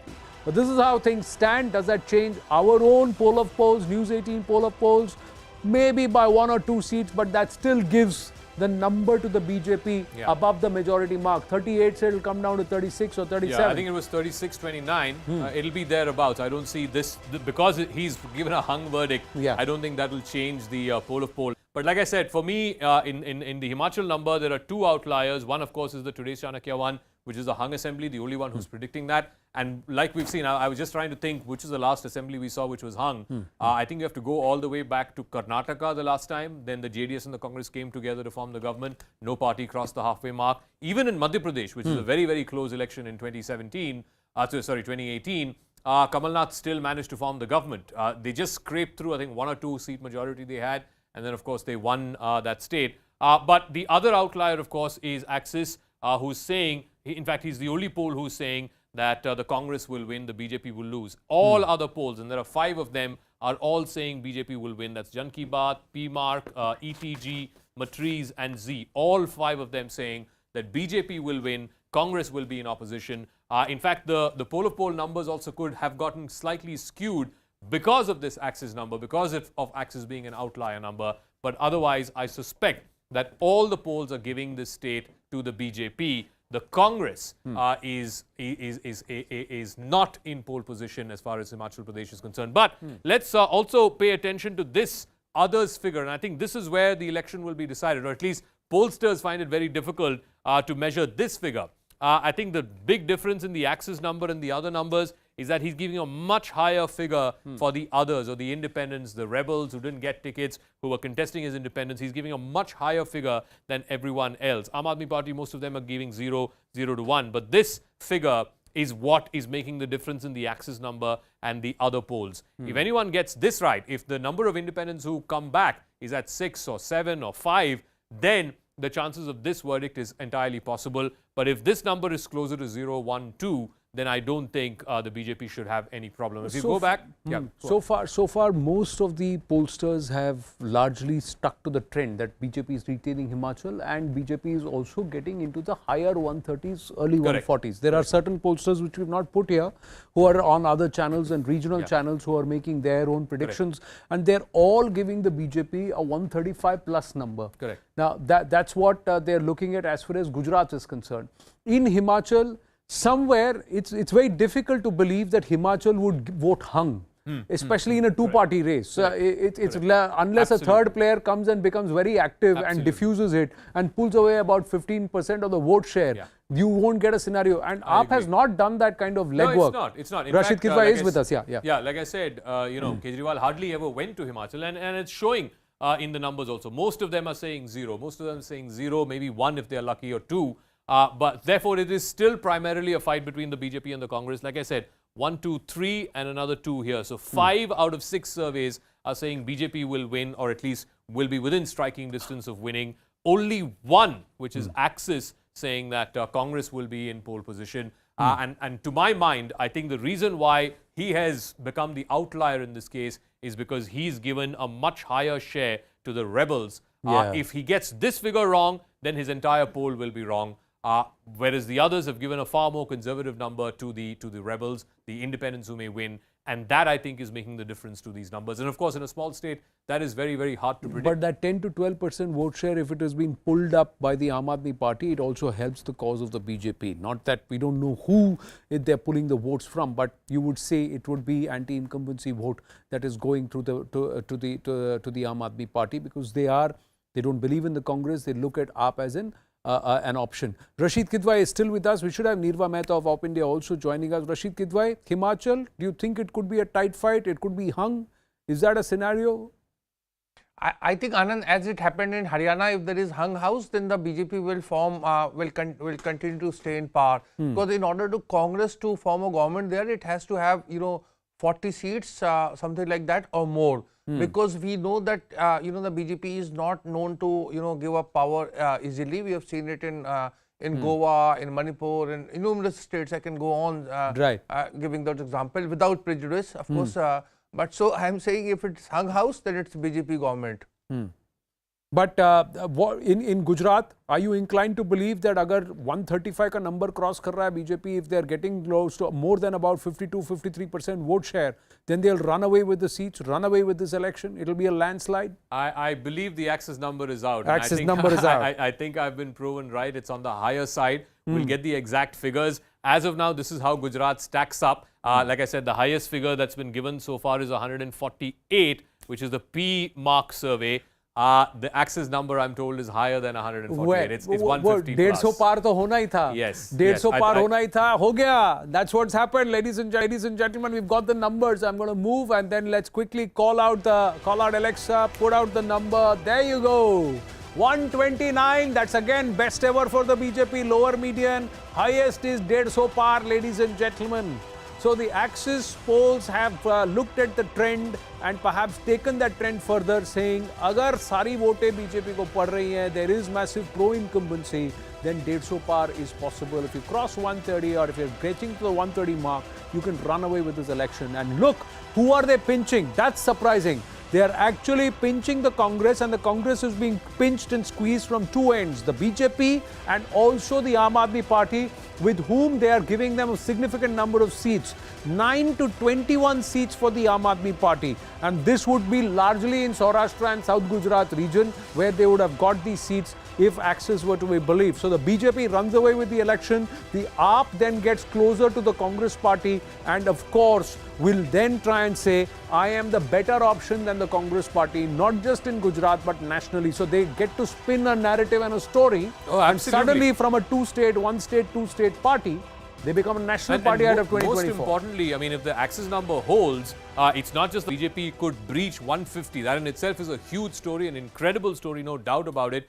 Even at the lower end, 129, like you were saying, it's the highest performance ever that the BJP would have had in its 3-decade rule. But the story is also between the Congress and the AAP. As per the Axis number, if Congress gets the lower end at 16 and the Aam Aadmi Party gets the higher end at 21, then the Aam Aadmi Party becomes the principal opposition. It will have higher seats than the Congress. Again, at the lower end, the Aam Aadmi Party will have 9, and at the higher end, the Congress will have 31. I think, like you said, Congress is getting hit from both above and below. It's getting hit by the BJP and it's getting hit by the Aam Aadmi Party. Again, my own sense is maybe he's overestimating the AAP factor, maybe slightly underestimating the Congress, because no other poll is giving 9 to 21 for the Aam Aadmi Party in Gujarat. Like I said, the highest we've seen is 13. 13 to 21, that's a difference of almost 8 seats, 9 seats. And I think that will also be a factor to watch out for. On that will depend whether it is going to be dead so far. But like I said, Axis tends to sort of err on the side of the party that is perceived to be winning. In this case, everyone was saying, reporters who went there, analysts, everyone was saying the BJP was winning. It's just a question of margins. If they come back with 150, that is incredible. That is a record-breaking margin, because nowhere in the history of Gujarat has any party managed to breach 150. Well, we got more numbers coming through before we put out the overall Gujarat poll of polls there on Alexa, on that beautiful wall there with the Axis numbers also in. This is something which is interesting. Let's look at the Sea Voter survey. Sea Voter has also come out and now said that the BJP will get between 128 to 140. So everybody's sticking to that median. The Congress 31 to 43, AAP 3 to 11. So if you were to go by what Axis says, with the BJP clearly breaching that 140 mark, running away with that election, that's what the trend looks like. The 9 to 21 seats for the Aam Aadmi Party may just turn around and it become translate to about 9 to 10 seats for the AAP, and the remaining going into the Congress Party, which traditionally seems to be holding on to at least 40 seats. So that is something which is possible. So Sea Voter survey also says 128 to 40. 128 is also best ever for the BJP, because 127 in 2002 is their highest. So there are 3 pollsters now who have said that the lowest median also is the BJP's best ever, and the higher end, it could turn out to be any party's best ever. 149 is the number to break Madhav Singh Solanki in 1985. But let's look at the overall poll of polls and how does it stack up with Sea Voter in the mix and also Axis India in the mix as far as Gujarat is concerned. 182 seats, 92 to win, and the BJP lowest is 117. The highest is 151. That's the number that Axis India has come out and put. And on the other hand, you would have the Congress with 30 seats at the lowest and 16 actually. Now it is 16 at the lowest end. And then highest would be 51 seats. That would be the number. Yes, Axis My India, that is 129 to 151. The one is missing there. We just mind that number there. And also 9 to 21 for the Aam Aadmi Party, says Axis My India, which could be perhaps an outlier in this case. Nirva Mehta is also with us. Nirva, agar 135 par to 150 par. That's what somebody told me as we were doing the poll of polls. Axis says that 150 mark could be breached. It could be the never before all-time number in Gujarat. Most of the pollsters say it's a hands-down victory for the BJP. Which is the story that you're looking out? The slide of the Congress Party, silent rise of the AAP, or perhaps the phenomenal performance of the BJP more than 2.5 decades in power? I think it's the phenomenal, performance of the BJP. Despite so, this will be the first election when they will win such huge margin after Narendra Modi came to Delhi as the Prime Minister. So a huge win for the BJP if the exit polls hold true. That they crossed the highest ever when the state voted for BJP as Narendra Modi as the Chief Minister. On the other hand, it is so Gujarat has traditionally been a two-party state, right? So it has always been either the BJP or the Congress. Kind of sad to see the Congress being reduced to such irrelevance in the state, considering at one point it was such a strong Congress hold under the rule of Madhav Singh Solanki and everything. So it's kind of sad to see that there is no strong leadership, no strong opposition, including Shankar Singh Waghela, who at one point was a very, very strong opponent to Narendra Modi. So that is kind of sad. Having said that, it is actually quite shocking to see Aam Aadmi Party being projected in double digits also in some exit polls. Because in our internal team meet, we thought that Aam Aadmi Party and AIMIM would totally probably not even cross a five number figure, you know. So what is your internal number? We actually thought that BJP might somehow come reach between 115 to 125. I was being very, very conservative with the numbers because, you know, generally 2017 ghosts have still not gone. Having said that, Aam Aadmi Party and AIMIM, we really thought they would be probably wrapped up in under 5 seats total. Under 5 seats. We've got Shazia Ilmi joining us. Namaste, Shazia ji. Axis India says 150 par. A lot of the pollsters are saying 127 par at least in Gujarat. First of all, I'd like to say that this is, yes, Anand and Zaka, great to be here. I think it's phenomenal. We were looking at what, 27 years of incumbency. And just look at these numbers. So numbers speak for themselves. I mean, even if they were not to my liking, I would not discredit the opinion polls ever. I've never done that. But this says a lot, really. And I would go with these numbers. And I think all the surveys, not just yours, but everyone else seems to sway that way. So I think it's just not the mere swaying of the voter, but it just goes on to say the immense respect for the work, for the leadership of our Prime Minister and you know, the party itself, the cadres, and that this is good stuff. Also, I would like to say that I've been saying this for the longest period. I've been saying it for the longest period that Aam Aadmi Party, there's such a lot of talk of that party and you know, that comes in. But I think it just goes on to say that whether it's Delhi or Punjab, if somebody is going to be dislodged from its original place, so to speak, it would be the Congress. So whether it's the voters, whether it's the constituencies or constituents, it just goes on to say that Aam Aadmi Party is just busy gobbling up Congress and others, and the voter of BJP remains staunch and steadfast as it does. Exit polls we have not covered here, but they largely show that it's AAP is gobbling up the BJP in the municipal body elections in Delhi. No, if you see even the earlier Vidhan Sabha result, which resulted in a phenomenal victory for Aam Aadmi Party with all those seats, you would realize that the vote share of BJP not just remained the same, it's actually increased to 0.1%. So it is actually the total debacle which Congress now stands for and the complete defeat of the party, and you know that it just kind of. So you believe that the Congress will be cannibalized by the Aam Aadmi Party in Himachal? I don't think it's a function of. I don't think it's. Himachal, for instance, I mean, look at Himachal. Himachal is right next to Punjab. If there's one place, you know, the governance model of Aam Aadmi Party would have resonated, it would have been in Himachal. After all, there are 4, you know, areas which are totally directly, contiguously linked with Himachal. And what happened there? So, you know, people talk and this is governance and this is Punjab and you know what's happening there. So they have yet to prove that they will be a viable option for any proper So you're saying that the Delhi model will fail against the mark. Gujarat model, the Delhi model or the Kejriwal model will fail against the Modi model, even in the polls to come and at the national level. I don't even think we should be comparing the two, because Gujarat model is for everybody to see, and we're looking at years and years of reliability and performance. But there are two pollsters who are not giving you government in Himachal. Everybody sees what's happening. There are two pollsters it's who are unraveling itself, you know, Anand. There are two pollsters who are not giving you government in Himachal. Well, they're saying it will be the Congress. Well, we were talking about AAP earlier, so now let's go to Congress. Again, I'm sure BJP will win. I'll pull an Uttarakhand over there. But even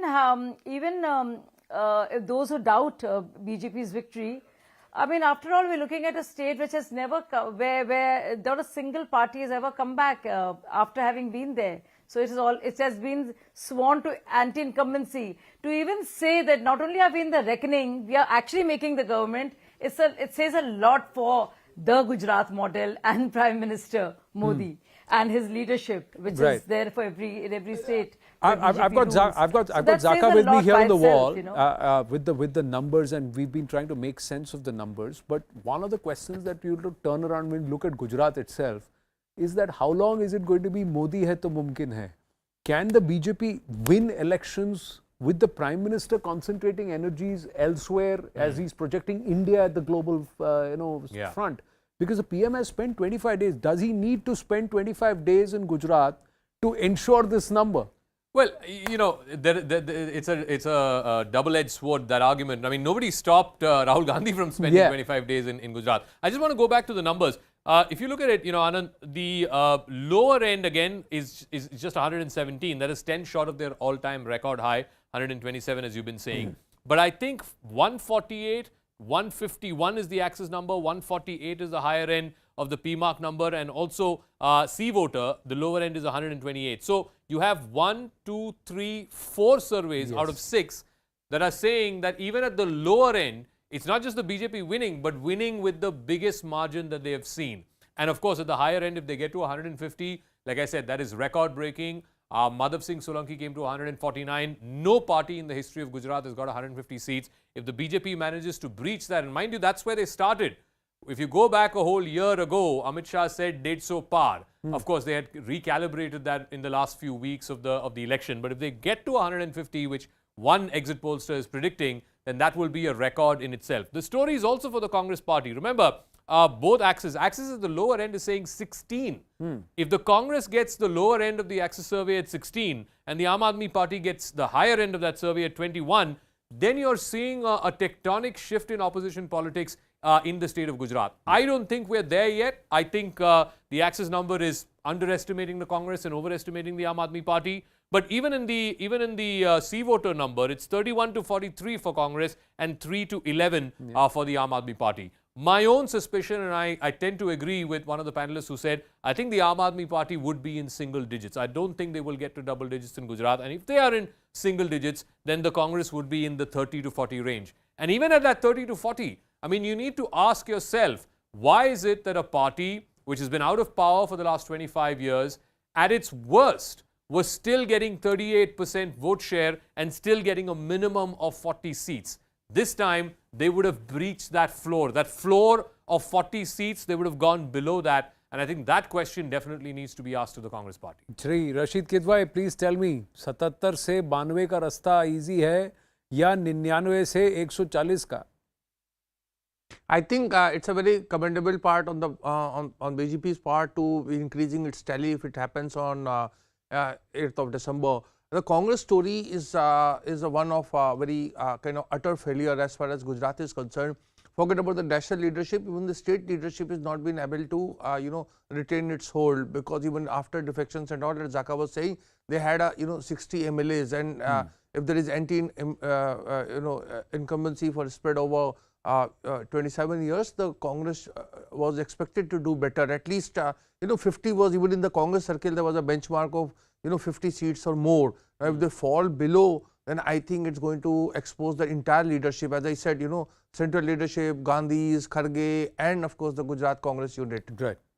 If they can't retain Himachal, or I beg your pardon, if they can't win Himachal, and if they cannot improve upon their performance from the last time around and be significant, turn out a significant performance in Gujarat, clearly then you have a serious problem. And if the axis position holds in Gujarat, that BJP crosses 150 and the AAP gets into double digit, then it's serious embarrassment for the Congress party. Nirva Mehta is with us. Nirva. Absolutely. Anand, and it's going to be a very poor reflection on Bharat Jodo Yatra. I mean, Rahul Gandhi is talking about all of these things, but after all, he is part of, if not ahead of a political party whose job is to win elections. And if they're not winning elections, then what is the point of having this Bharat Jodo Yatra?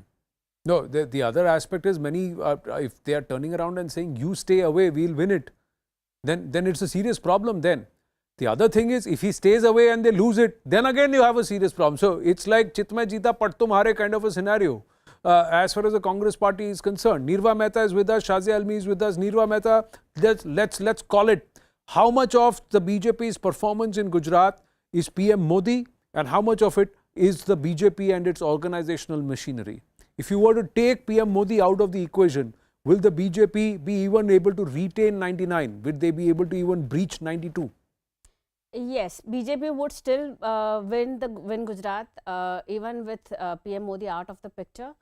But you cannot deny the Modi factor in the voting pattern. People still are voting for Modi.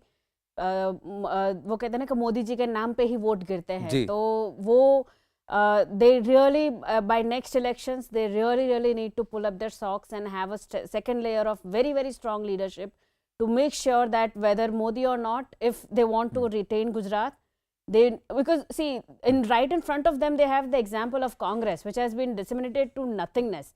It has been reduced to such irrelevance in the state, which is unfortunate because democracy needs a strong opposition.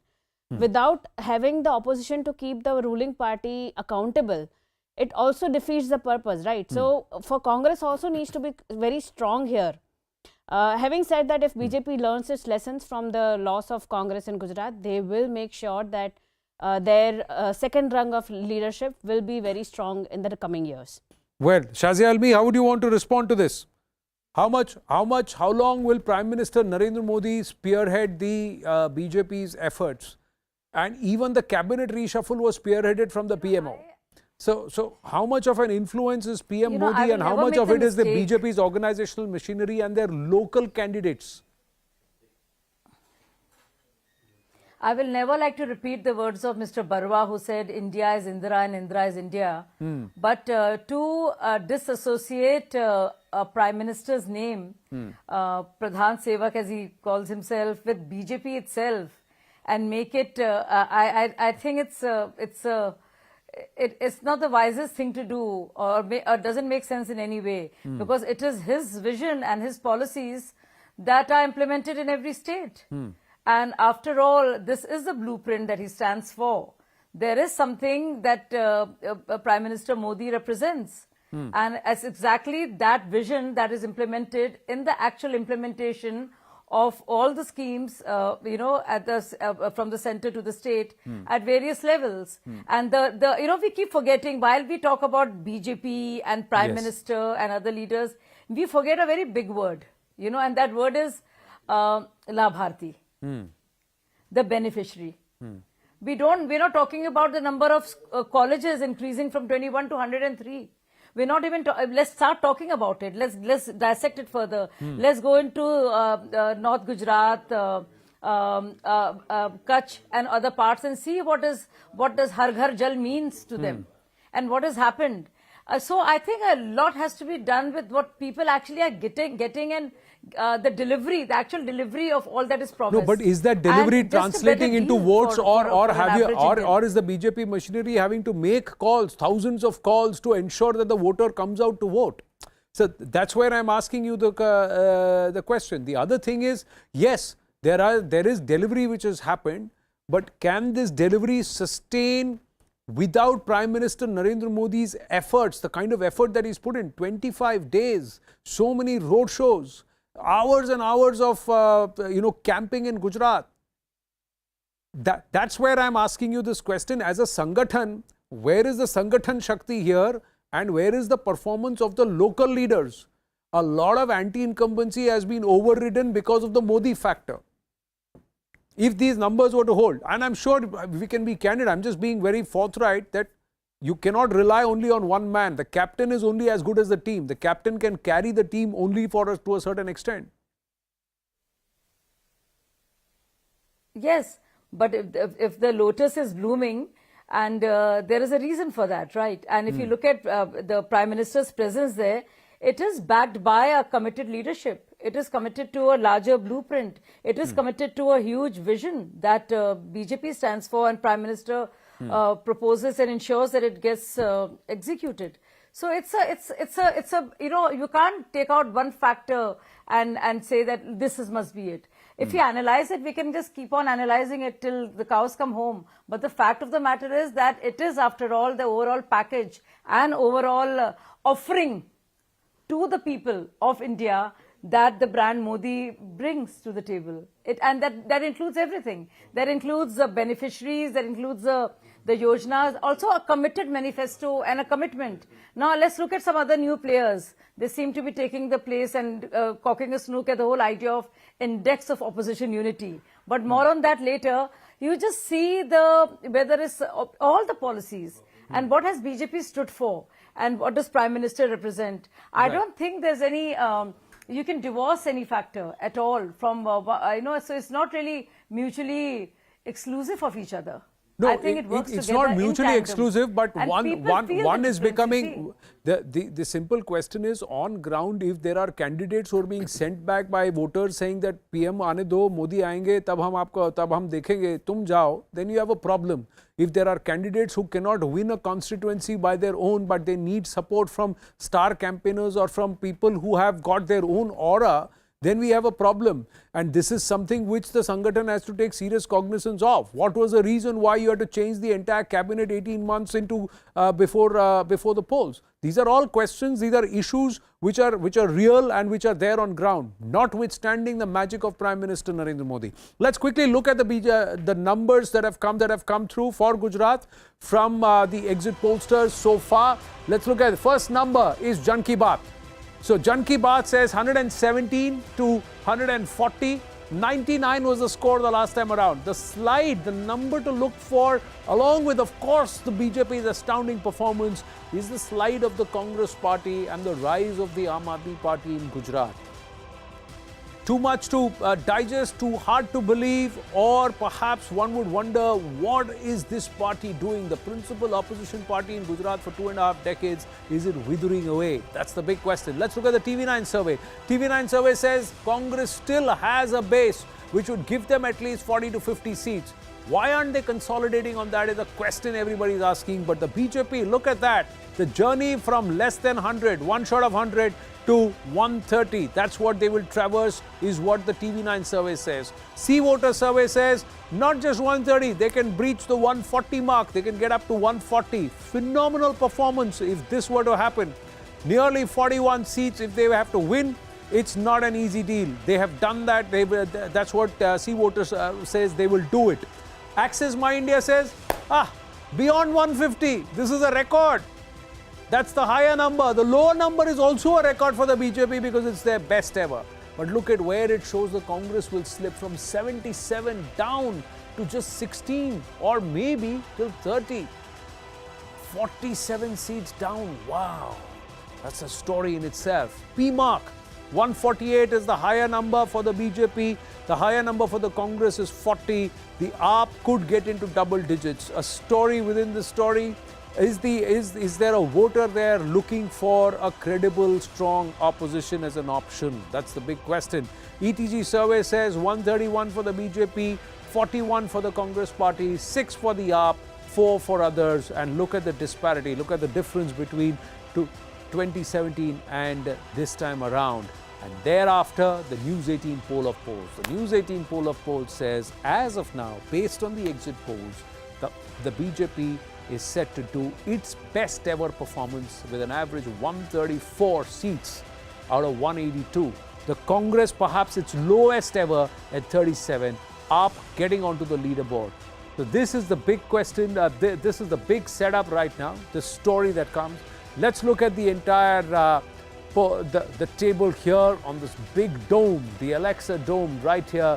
Look at these numbers, how they stack up. 1, 2, 3, 4, 5 pollsters say the lowest median or the median for the BJP will be around the 125 number. There are 4 pollsters, as Zaka mentioned, who are saying this could be the BJP's best ever performance individually as a political party.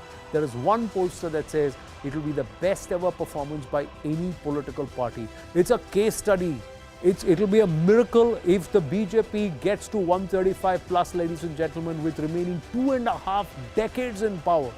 That's a huge story to tell, and that's a huge narrative to build ahead of Lok Sabha 2024, where Zaka, they've actually set the goal of 333 seats. They did that a day after they won in 2019. So if this is how they're going to set the tone, then the issue is there is a voter there looking for a credible opposition and not finding it. Yeah, absolutely. And I think that is entire Congress party, particularly in a state like Gujarat, because they were the principal opposition party there. 77 seats last time. Yes, you can say a lot of it was because of the Patidar agitation. There was the farmers' unrest in the rural parts. All of that given, yes. But even at that, to come down from 77 to, you know, the lower end, the lowest end is 16 and the highest end is 51. To come down 27 seats, that is not something that the Congress party will be proud of. But just a number on the BJP. You know, there are 1, 2, 3, 4, 5, in fact 4 surveys. That's PMark. You have ETG survey, you have Access My India and C Voter. 4 out of these 6 surveys who are saying even at the lower end, 128, 129, 128, even at the lower end, the BJP will be breaching the 127 mark, which is what they got in 2002. And if you go back and look at, you know, what Home Minister Amit Shah has been saying, others have been saying, that they will break all the records of the BJP seen in previous elections. So 4 out of 6 surveys are saying that the BJP is well on course to do that even at the lower end. At the higher end, one survey saying 148, which would be just one short of the best ever performance by any political party in the history of Gujarat. And at 151, which is the highest end of this range given by one pollster, Axis, that would be absolutely record-breaking as far as Gujarat is concerned. Because like we've been saying, 149 by Madhav Singh Solanki, the whole calm election, as it was called, Kshatriya, Harijan, Adivasi, Muslim, it created a whole vote bank for the Congress party. But the BJP would have breached that. They have created their own vote bank, their own system in Gujarat, their own voter in Gujarat. And I agree with you, Anand. If the AAP, and this is where I think pollsters are getting it wrong, particularly Access My India, if AAP gets double digits, anywhere between 10 to 21, then clearly there is a substantial voter in Gujarat, particularly those who voted for the Congress party in the previous election, who are saying, I'm not happy with your performance as the opposition, you're not holding the government to account, therefore I'm going to look for a new opposition party. I think that would be a story in itself. But like I said, my view conservatively is that the AAP will still be in single digits in Gujarat. Now, in this case also, if you look at the overall medians of the Congress party, interesting, Nirva Mehta is also watching this, so is Shazia Ilmi and Rashid Kidwai. Is this overall scores of the Congress also perhaps their lowest ever? Oh, absolutely. Have they ever gone below 50? They have not come down below 40 seats. And 40 I think seats. that is a big, big thing. If the BJP is breaching its ceiling, which is 127, and the Congress is breaching its floor, which is 40, then there is a problem. There is a very, very serious problem. As people were saying, you know, in the run-up to the poll, this is almost an identity fight for the Congress, an existential fight for the Congress party. And I'm sorry, but below 40 in an assembly of 180, you are as good as, you know, not surviving. State after state, it's been typed as existential fights, but then Chhattisgarh happens, Rajasthan happens, and then there is this entire semblance of belief that no, all is not lost. But in Gujarat, where you had a set base of at least 40 to 50 seats and a set base of 38 to 40% vote share, if you are going to see these numbers, we have a problem. Let's shift focus to Himachal. We have Pratibha Singh, Congress President, Himachal Pradesh, with us. Pratibha ji, namaste. Thank you very much for joining us. अभी तक जो pollsters कह रहे हैं, प्रतिभा जी, जो exit pollsters, आपको क्या लगता है? आप उन नंबर से खुश हैं? We'll just try and connect with Pratibha Singh of the Congress party, Himachal Pradesh. She is the one challenging Veerbhadra Singh's wife, and she will be the one who actually, while speaking with News18, had said that the Congress is firmly placed to win nearly 45 seats. So do very, very well, and it's the Congress party that's forming the government in Himachal Pradesh. Rashid Kidwai, if as two pollsters are predicting, if Congress forms the government in Himachal Pradesh, will then Gujarat become a blind spot for the Congress party? Will they then look away from what's happening in Gujarat and then just talk about and then focus only on their victory in Congress, in Himachal? Anand, Congress tends to have this ostrich-like approach when they, like, if they're able to win Himachal, then they will consider it as a big victory, and whatever happens in Gujarat, they'll try to bury it under the carpet. But you know, in many states it happened when there is a kind of the decline of Congress and emergence of a third party, in this case Aam Aadmi Party, then the Congress tends to lose in the long run, whether it was Uttar Pradesh Samajwadi Party, Delhi Aam Aadmi Party, Bengal Trinamool Congress, Andhra Jagan Mohan Reddy's party, Telangana TRS, wherever there is the emergence of third party, it tends to be at the expense of the Congress. And perhaps if this kind of thing happens, if there is a really, you know, AAP manages to get more than 10 assembly seats in Gujarat, this will become a trend in there also. So I think Congress needs to take a holistic view rather than just gloating over if at all they are able to win Himachal Pradesh. Now, how do they fix this, Rashid Kidwai? Let's get into it a little. How do they fix this? Because a lot of them say, let's keep the top leaders away, national faces away, local leaders, local issues, we'll do it that way. That's not working. The moment the national leaders come in there, that is also not working. So, Anand, I want to ask you, for instance, in Madhya Pradesh, you have, I mean, the Congress party has Kamal Nath, has Digvijay Singh. In Rajasthan, they have Sachin Pilot and Ashok Gehlot and many states. Can you tell me the, the 5 leaders or 3 leaders of consequences from Gujarat? So there was, as long as Mr. Ahmed Patel was there, the entire Congress politics revolved around him, and after that there is a huge blank. So there is a, I mean, Mr. Kharge is not effective, perhaps Rahul Gandhi is not effective, and there is no state. No, they tried various options. They tried Shakti Singh Goel. After that, then they tried Hardik Patel. Then they tried Alpesh Thakur. They tried a lot of people. They just did not get. So, won't you want to fix your organization, get your organization right? Nirva Mehta, what is it that you heard about because there is a Congress voter base in Gujarat. The Congress has a very strong voter base in Gujarat, very, very loyal voter base, which is why when I see the seats reduced to 35 to 50, under 50, under 40, it's very sad. But I very clearly remember, so I have lived all my life in Gujarat and Ahmedabad. I just moved to Delhi 5 years back. But in 2007, if I'm not wrong, after the elections, there were 4 Congress CM candidates, Siddharth Patel, Shakti Singh Gohil, Bharat Singh Solanki and Arjun Mothwade. These were the 4 possible names, if I'm not wrong. And very clearly, all 4 of them lost their seats. There was a very iconic picture in Gujarat Samachar at the back, and the last page, where all 4 of them are sitting with their heads bowed down, and that, all 4 had lost their seats. So, when you're... Nirva, just give me a minute. We have Pratibha Singh, the Congress President of Himachal Pradesh. Pratibha ji, बहुत-बहुत धन्यवाद हमारे साथ जुड़ने के लिए. ये जो रुझान जो आए हैं एग्जिट पोलस्टर्स का, 6 में से 4 पोलस्टर्स ये कह रहे हैं कि बीजेपी वापस आएगी, और 2 पोलस्टर्स ऐसे हैं जो कह रहे हैं कि हिमाचल प्रदेश में कांग्रेस की आने की संभावना है. आपकी पहली प्रतिक्रिया मैं चाहूँगा. देखिए, मैं एग्जिट पोल क्या बोल रहा है उस पर ज़्यादा विश्वास नहीं कर रही.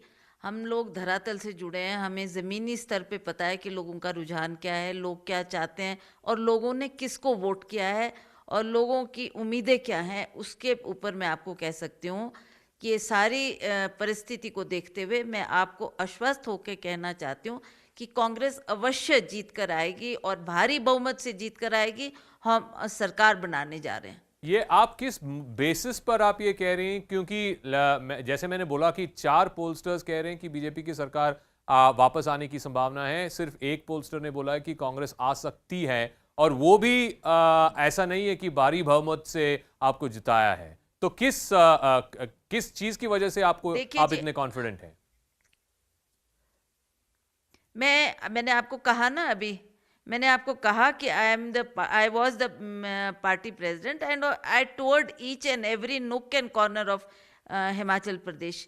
I know कि लोगों के दिल में क्या गुस्सा बीजेपी के प्रति था, और लोग ये चाहते थे कि इस बार परिवर्तन होना अवश्य है, और उन्होंने कांग्रेस के पक्ष में वोट दिया है. और जो भाजपा से उनकी नाराज़गी थी, एक तो उन्होंने कीमतों को देखकर जो दिन प्रतिदिन बढ़ती जा रही है उसके प्रति लोगों का रोष था, जो युवाओं को आपने रोजगार नहीं दिया उसके प्रति रोष था, और बहुत से वादाएं प्रधानमंत्री जी ने स्वयं प्रधानमंत्री बनने से पहले जब वो हिमाचल प्रदेश का दौरा कर रहे थे तो उन्होंने कहा था कि 450 रुपए का गैस का सिलेंडर आप मुझे मौका दें, मैं इसको कम करके आपको आप की आशाओं के मुताबिक चलूंगा। तो इस बार जब वो हिमाचल प्रदेश का दौरा कर रहे थे तो इन्होंने ना महंगाई पे बात की, ना बेरोजगारी पे बात की, ना यहाँ की समस्याओं पे बात की।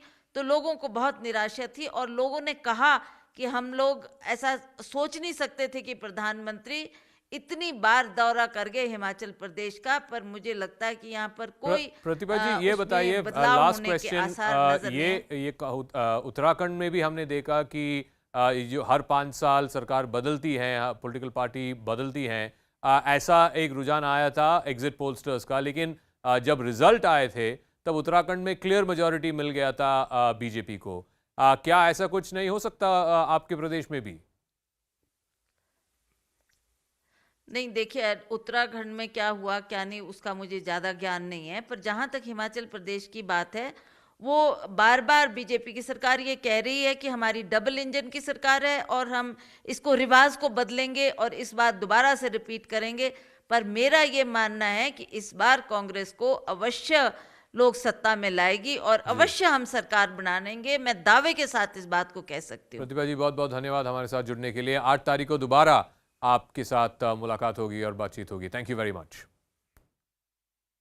All right, that was Pratibha saying. Now I believe we have a very special sort of segment. We're bringing back the quadcopter. Let's roll it in. Absolutely, yes. We got to call that in. So the dome opens. There you go, and slowly the quadcopter sets in. It's that descent, you know. It just feels like you're going down a roller coaster. Your heart just bumps for a bit, and then it just hovers there, and then it settles you down slowly. Bhai sahab, aaram se. Okay, there you go. See that hover? That's where it settles, and then it rests down slowly, smooth. That's how. There you go. So let me just get into it now. I did not bang my head. I'm sitting here, got the controls, and there. Up, and away. Let's go. All right, Zaka, this time around, we're not going to go to Gujarat. We're going to go to another location. I'm going to show you something special. Himachal in the night. All right, as we await Anand to give us a nice skyline, a bird's eye view of one of the other iconic cities, let me get a quick word in from both Rashid and Nirva. You know, the story, like I said, is not just about how the Congress squandered Gujarat.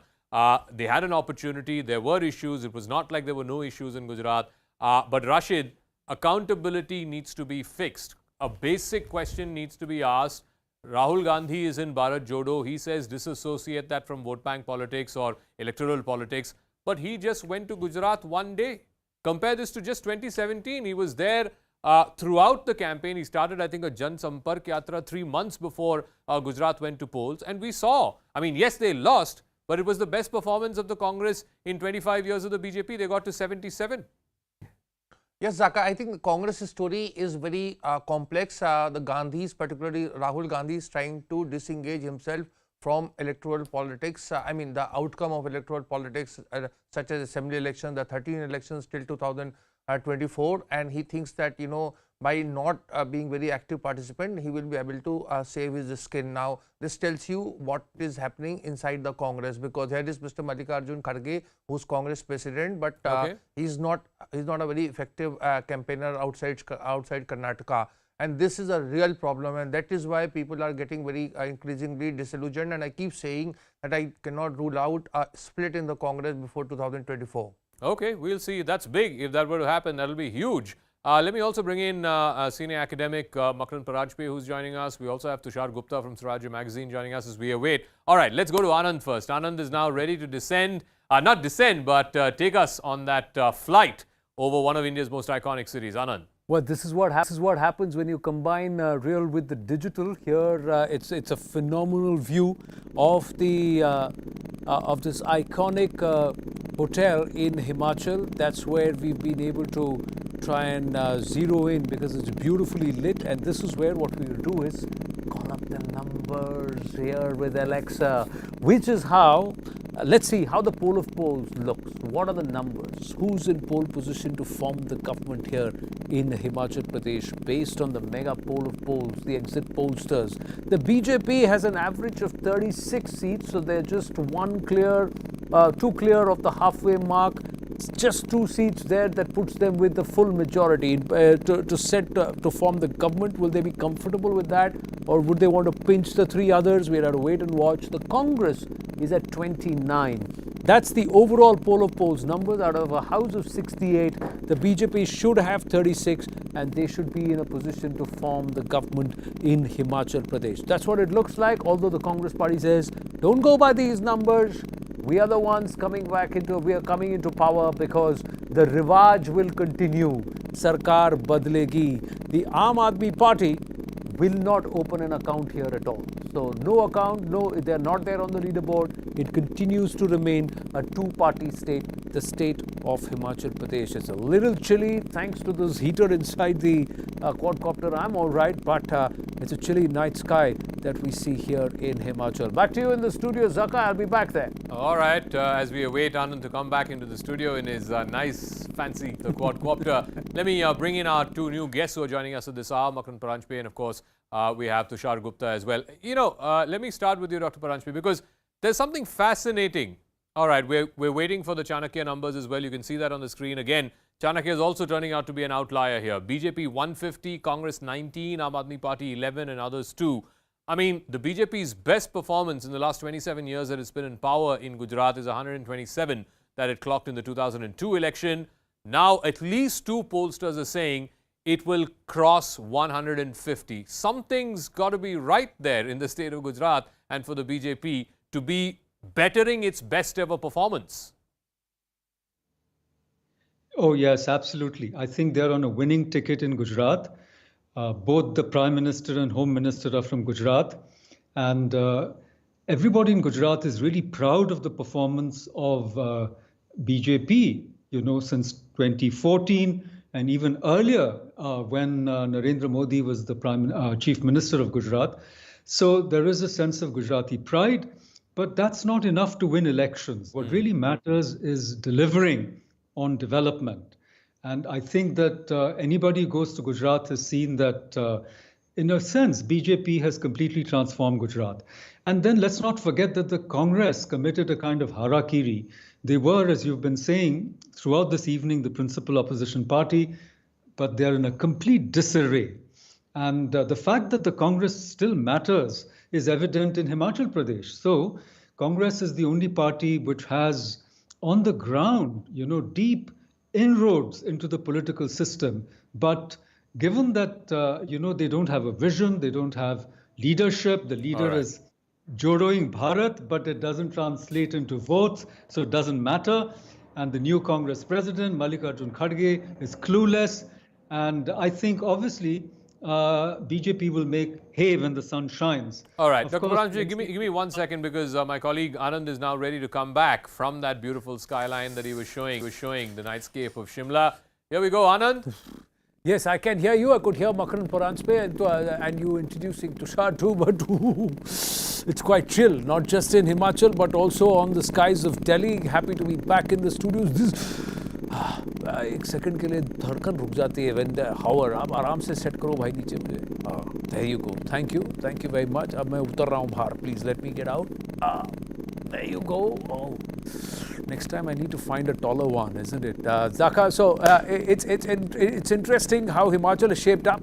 It's also very, very interesting how Gujarat is shaping up. This number is phenomenal. भाई ये quadcopter को उठा देते हैं वापस. Then otherwise I can't see you, Zaka. Okay, thank you very much, Alexa, and this quadcopter, up you go. बस ठीक है. Thank you. Off it goes. So namaste Tushar ji, namaste Makran ji. As Zaka was saying and as you were saying, there are a lot of people put a lot of effort for a lot of things, but they are not focusing on the one thing that's important, that is winning elections, because this is democracy. And Prime Minister Narendra Modi has done it, and he continues to understand the importance of going back to the voter and saying, I care, I remember, I delivered, but you remember? That's what he's doing, going back and telling them, Makran ji. Absolutely, absolutely. And as I said, Gujarat is a success story. And last time it was a Kaante ki takkar. I still remember how Amit Shah had camped in in Surat, in fact, swing the elections. It was a very close fight. But this time, as I said, the Congress was in a disarray, demoralized. They have a crisis of leadership. And, the formula that Sonia Gandhi had, where somehow she could appeal to the voters, win elections, and you had a clean enough prime minister in Manmohan Singh. That kind of separation of powers or separation of duties has fallen through in today's Congress. So it's a party which is not able to perform its role as the principal opposition party in India. And as I said, it's in a disarray. But Himachal is interesting because it shows that the Congress is still a force to be reckoned with, as I just said, because they have inroads, in every district in some of these states.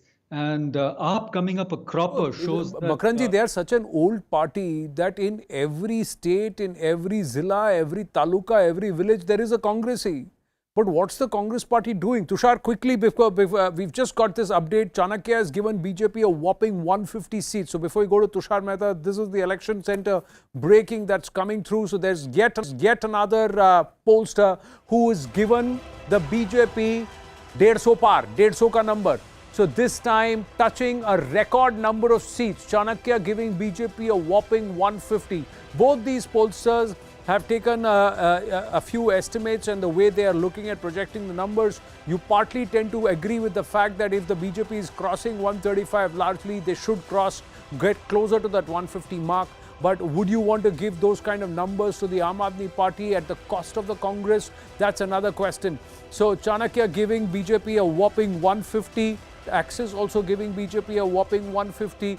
This conversation continues here at CNN News 18, but we've got to take a very, very short break. Makran Paranjpe, Nirva Mehta, thank you very much. Rashid Kidwai, Tushar Mehta, Tushar Gupta, stay on with us. You, the viewer, stay on with us. We'll get you the full breadth of the numbers of our pollsters. What's the News 18 poll of polls? Who's forming or in position as per the exit polls to form government in Gujarat and in Himachal? All of that and more here on your election news center, nerve center, CNN News 18. Stay with us.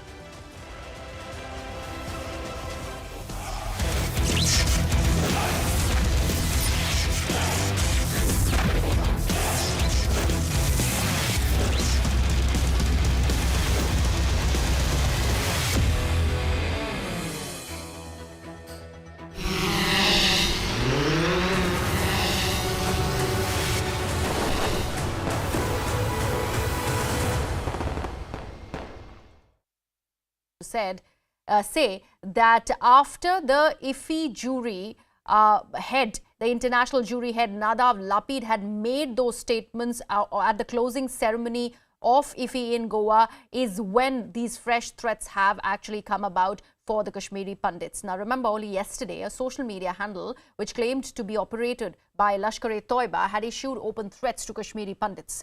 Preliminary investigation has revealed that the handle is being operated from Pakistan-occupied Kashmir and has released a hit list of 56 Kashmiri Pandit government employees that are on their radar. The terror group also added that those being provided safe houses by the government are on the target. कल जब एक list आई 57 की, उस 57 ने हमें दिलाया है, ये 57 ही नहीं है, इसमें मैं समझूं कल को हम पूरे इसमें हो सकते हैं। अभी उन्होंने 57 नहीं डाला, क्या पता कल उसमें मैं भी हूँगा जो लिस्ट में नहीं, कल को मार दिया। हम यहाँ बैठ के गवर्नमेंट से अपनी जान की भीख मांग रहे हैं। हम ये बोलते हैं हमें अटैच किया जाए, अटैच करके जब आपको हालात ठीक होंगे तो हम वापस चले जाएंगे। हम डर रहे हैं, वहाँ पे जान को खतरा है, तो हमारी जान को बख्शा जाए। यही चीज समझाने की कोशिश कर रहे हैं गवर्नमेंट को 208 दिन से कि यहाँ पे बहुत ज्यादा हम लोग थ्रेट में हैं, हमारा पल पल थ्रेट में गुजर रहा है, हम वहाँ पे नहीं जा सकते, नहीं अपनी सर्विस दे सकते। हाँ, आप लोग क्या चाहते हैं? अब क्या ऐसी चीज आ जाएगी? मैसेकर होने चाहिए क्या? तब आप लोग मानोगे कि वहाँ के हालात खराब है, कश्मीर के हालात खराब है। बड़ा चिंताजनक है। पहले से ही सरकार की तरफ से प्रयास तो किए गए हैं, लेकिन जो टारगेट किलिंग पहले भी होती रही, अब उसको फिर से निशाना बनाने की कोशिश की जा रही है, और खास करके लोगों के नाम देना ये अपने आप में बड़ा शर्मनाक है। तो मुझे लगता है कि बहुत बड़ी कार्रवाई करने की जरूरत है ताकि एक डर का माहौल वहां पर पैदा ना हो। पहले भी कुछ कश्मीरी पंडित को लेकर के उनको टारगेट किलिंग्स की गई हैं, तो मुझे लगता है इन सभी विषयों पर चिंता करना स्वाभाविक बात है और चिंता सरकार द्वारा की जानी चाहिए, सुरक्षा बलों द्वारा कड़े एक्शन लिए जाने चाहिए। Let's break down the story for our viewers. Now, Lashkar-e-Toiba has released a list of 56 Kashmiri Pandits who are government employees, saying that they are on their possible target. This list, obviously for the Union Territory government, has been put out. This was put out by a social media handle being operated out of Pakistan-occupied Kashmir. That released that hit list of 56 Kashmiri Pandits. This is the very, very worrying statistics that we are talking about. Taking this across to my colleague Tejinder, who's now joining us on the broadcast. Tejinder, ever since this list has been put out by this social media handle, what really is being done on the ground so that the lives of these Pandits who are in constant threat, so to speak, can be dealt with and something can be done so that their fear can be assuaged? See, the government has taken this list very seriously. They are trying to find out the people who actually release this official document to the terror outfit. This Kashmir Fight blog is being run by TRF, the Resistance Front, which is a frontal of the terror outfit Lashkar-e-Toiba. And if you remember, a couple of weeks ago, a similar threat was issued to journalists working in Kashmir. After that, the Srinagar police registered an FIR and raids were conducted at several locations across Kashmir Valley. So the government here is taking this threat very seriously. Right now, as we speak, the Kashmiri Pandits, they are holding a protest in Jammu, though the protest is going on for the past more than 200 days. These are the Kashmiri Pandits who have been working under the Prime Minister's rehabilitation package in Kashmir Valley, and they have been protesting in Jammu for past more than 200 days, ever since the Kashmiri Pandit Rahul Bhatt was gunned down by terrorists inside his Chadura office in Badgam district. So Kashmiri Pandits have been demanding that they should be relocated to safer places. But after this list has been released by the Kashmir Fights, the Kashmiri Pandits now say that it would be really difficult for them to return to Kashmir Valley and work there when they have to work under constant threat of being killed, because the Kashmir Fight blog has in its post has said that these 56 Kashmiri Pandits are on their target, and more such lists would be released in the coming days. Mr. Sumit Peer, who is a political analyst, is joining us. Mr. Peer, that actually brings us to this next question. Is all of this that's being done in the name of providing security to the Pandits, is it enough in the valley, considering these threats continue to rear their ugly head every now and then? Grihaji, thank you very much for having me on your show. In fact, ma'am, the quantum of threat has increased. Because look, the new Pakistani army chief is ex-ISI and ex-military intelligence. It's a very unique combo. He, along with Nadeem Anjum, the existing ISI chief, remember when Nadeem Anjum came to his job, few Kashmiri Pandits were killed, he ordered targeted killings. I was predicting that the LOC will heat up and the Kashmir Valley will heat up. That is exactly what is the job of this man. Now this Twitter handle, which talks about that the originates from POK, the origin of the Twitter handle is from POK, that brings to the conclusion that Pakistan is trying to wage a different quantum of war. Low-cost, high-targeted killings is what is on their issue, on the radar. And the biggest threat, or the biggest person who carries the highest marks on his back, is a Kashmiri Pandit. With this change scenario, the security of the Kashmiri Pandits in the valley will be very, very tough and challenging. It's better they will be moved to Jammu, to a safer place, because you cannot have 5 or 10 PSOs going around with 5,000 people. Well, that is not practically going to help. And this threat is real this time because there's a new man on the job. And he knows what exactly he is doing. You see, yesterday he chose to visit the Kashmir side of the border, not to the Afghanistan of the border, where a lot of trouble is brewing. And he was talking about Ghazi, Ghazwa-e-Hind, and he's some alim of Quran and some literate of Islamic scholars. And he says he believes he's from a clan which is a direct descendant from Prophet Muhammad. With all these things summing up, and we can see the impact of the new chief on the ground. The situation is not good. I think this threat is real. And if they've come up with the names, Even if they are able to strike 1 or 2, that will be not a welcome step at all, and we have to prevent it in any way whatsoever. Mr. Pandit, do you agree with Mr. Peer, considering we have a new army chief in Pakistan, and that's why this threat, an increased amount, and also the the intensity of the threat has increased? Pretty much what happened in the 1990 is what Mr. Peer is talking about. Do you agree? The threat has always been there, and it is up to them when to open the tap more and when not to. So there may have been different reasons at different times, but we are losing people. We are losing people there because there's a policy paralysis in Delhi. There's a policy paralysis in Kashmir. We have somehow decided to just wait out things and lose the initiative and always hand over the initiative to the adversary. They decide when to step up the killings and when to hold back. That has been the cat and mouse game played so far, and we are just happy losing lives and do nothing about it, just as more than 200 days have passed. The PM package employees have been agitating in Jammu. We have pushed them into a death zone, into a killer zone, from where they barely escaped 30 years ago. So a genocide.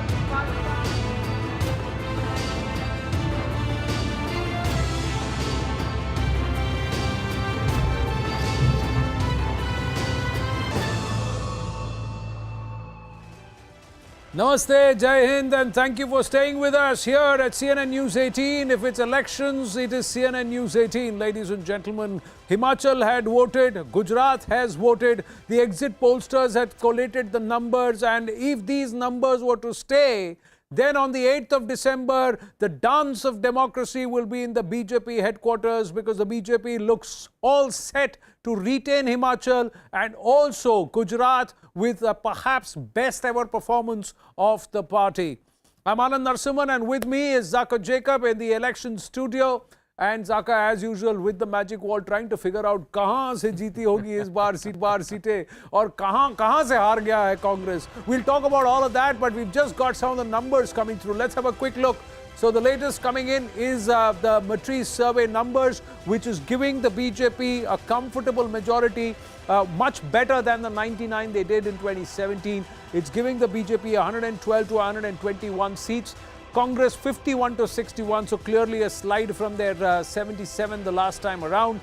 AAP breaks into the leaderboard with 4 to 7 seats, 1 to 3 to the others. So these are the projections compared to the 2017 results. Let's quickly go through what some of the other pollsters are also saying. So this is Jan Ki Baat, 117 to 140, Congress 34 to 51, AAP 6 to 13, others 1 to 2. These are the numbers now. So look at the lowest number is 112 now. Jan Ki Baat had said 117, Matrice says 112. But then the other pollsters start pushing the numbers up for the BJP. TVS survey, TV9 survey clearly says 125 to 130 seats, Congress 40 to 50, AAP 3 to 5, again in single digits. Compare that with the 2017 results. So once again, BJP getting bumped up slowly from that 112 to 117. Now the lower median is 125. Let's look at PMARC. And at PMARC, the numbers very clearly say that it's again, see the lower number median is getting bumped up. 128 to 148, 30 to 42. So the AAP slipping down further. Beg your pardon, Congress slipping down further. AAP rising, slowly breaching into double digits. Now, let's look at the ETG numbers. What does the ETG say? The pollster, their survey says it gives a fixed number, BJP breaching the 130 mark. This will be their best ever. Highest ever is 127 for them. Congress 41, AAP 6, others 4. So again, Congress struggling to get and stay in the 40s as far as ETG is concerned. Let's look at C-Voter. C-Voter is also bumping the BJP up. Minimum number is 128 there, best ever again. Up again 3, Congress 31 and others 2 to 6. So that's where the C-Voter is pushing. But overall, if you were to look at it, the higher median for the BJP is breaching the 140s, edging towards the 150s. Let's look at what today's Chanakya did. Today's Chanakya took them beyond 151 at the higher end. 150 is the today's Chanakya number.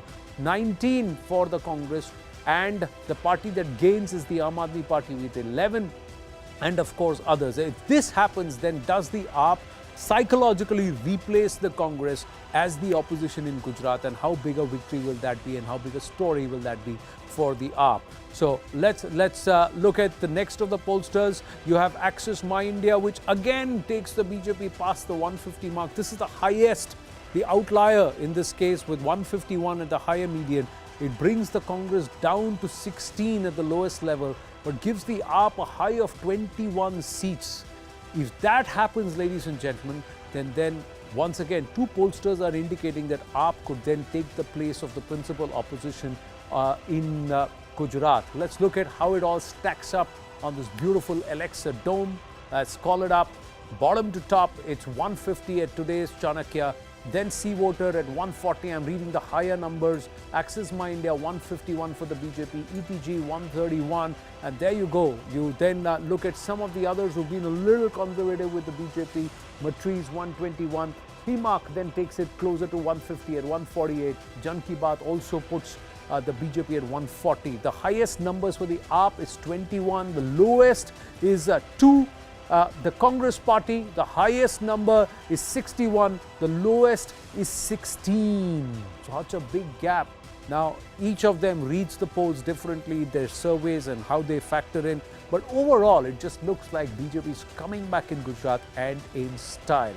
So the News18 poll of polls also puts the number for the BJP somewhere in the 130s, 136. So it's gone up with the two pollsters coming in, and despite the Matriz survey, it's brought it to 136 compared to 99. Look at that jump, and look at the slide for the Congress from 77 to 35. Zaka Jacob, over to you. What does that story mean? Oh, I think it's a phenomenal story. These numbers, you said 136 is the News18 poll of polls. So that's a jump of 37 seats from what the BJP got last time around. Even at the lower end, the most conservative end is 117. We haven't added the Matriz poll, but 117 is at the lowest end. That is, again, 18 seats more than what the BJP got in 2017. If you were to take the higher end, as Anand was saying, there are two polls that are putting them above 150. That would be record-breaking. No political party in the history of Gujarat since 1960, since the state was formed, has crossed that 150 mark. The highest was 149. In the famous Madhav Singh Solanki election in 1985, the calm election as it came to be known. But if BJP crosses 150, then definitely this would be a historic election, because nowhere in the history of Gujarat has that happened. The BJP's highest ever figure in the last 27 years that it's been in power is 127. And even at that lower end, I'm talking about at least 1, 2, 3, 4, 5 polls. 5 polls out of 6 which are saying that even at that lower end, the BJP will be making history, because they'll be crossing that 127 which they got in 2002. That was, remember, the first ever statewide election that Mr. Modi won in 2002. The Congress, there's a very, very sad story as far as the Congress is concerned. Again, at the lower end, 16 is the lowest figure that's been given. That's the Access My India survey. And the highest is 51, which has been given by the Jan Ki Baat survey. Remember, the Congress party has never gone down below 40 seats in the state of Gujarat. Never broken that floor. That's like a floor, a basement ceiling as far as the Congress is concerned. But most of these surveys, at least 1, 2, 3, 4, 5, 5 out of 6 are saying it is likely that the Congress could breach that floor of 40 seats. The Aam Aadmi Party, depending on which survey you look at, it could be in single digits. It could also be in double digits. I think the most is being given by the Axis survey, which says at the higher end they could get 21.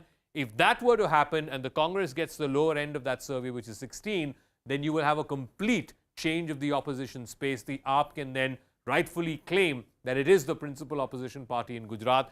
I, for one, don't think that that will happen. I think the Congress will still be the second largest party or the principal opposition. The AAP will give it a serious challenge, but not quite enough to overturn that. But the Congress needs to ask itself some tough questions. What are they doing wrong? Election after election, instead of challenging the BJP, instead of making use of anti-incumbency and riding high on it, the BJP is actually increasing its tally. And as per, like I said, 4 out of 6 surveys saying to the best ever that they have ever done in the state of Gujarat. Absolutely. We got our guests joining in and we'll dive into the political and the analytics part of it. But it cannot be just the lack of a strong opposition.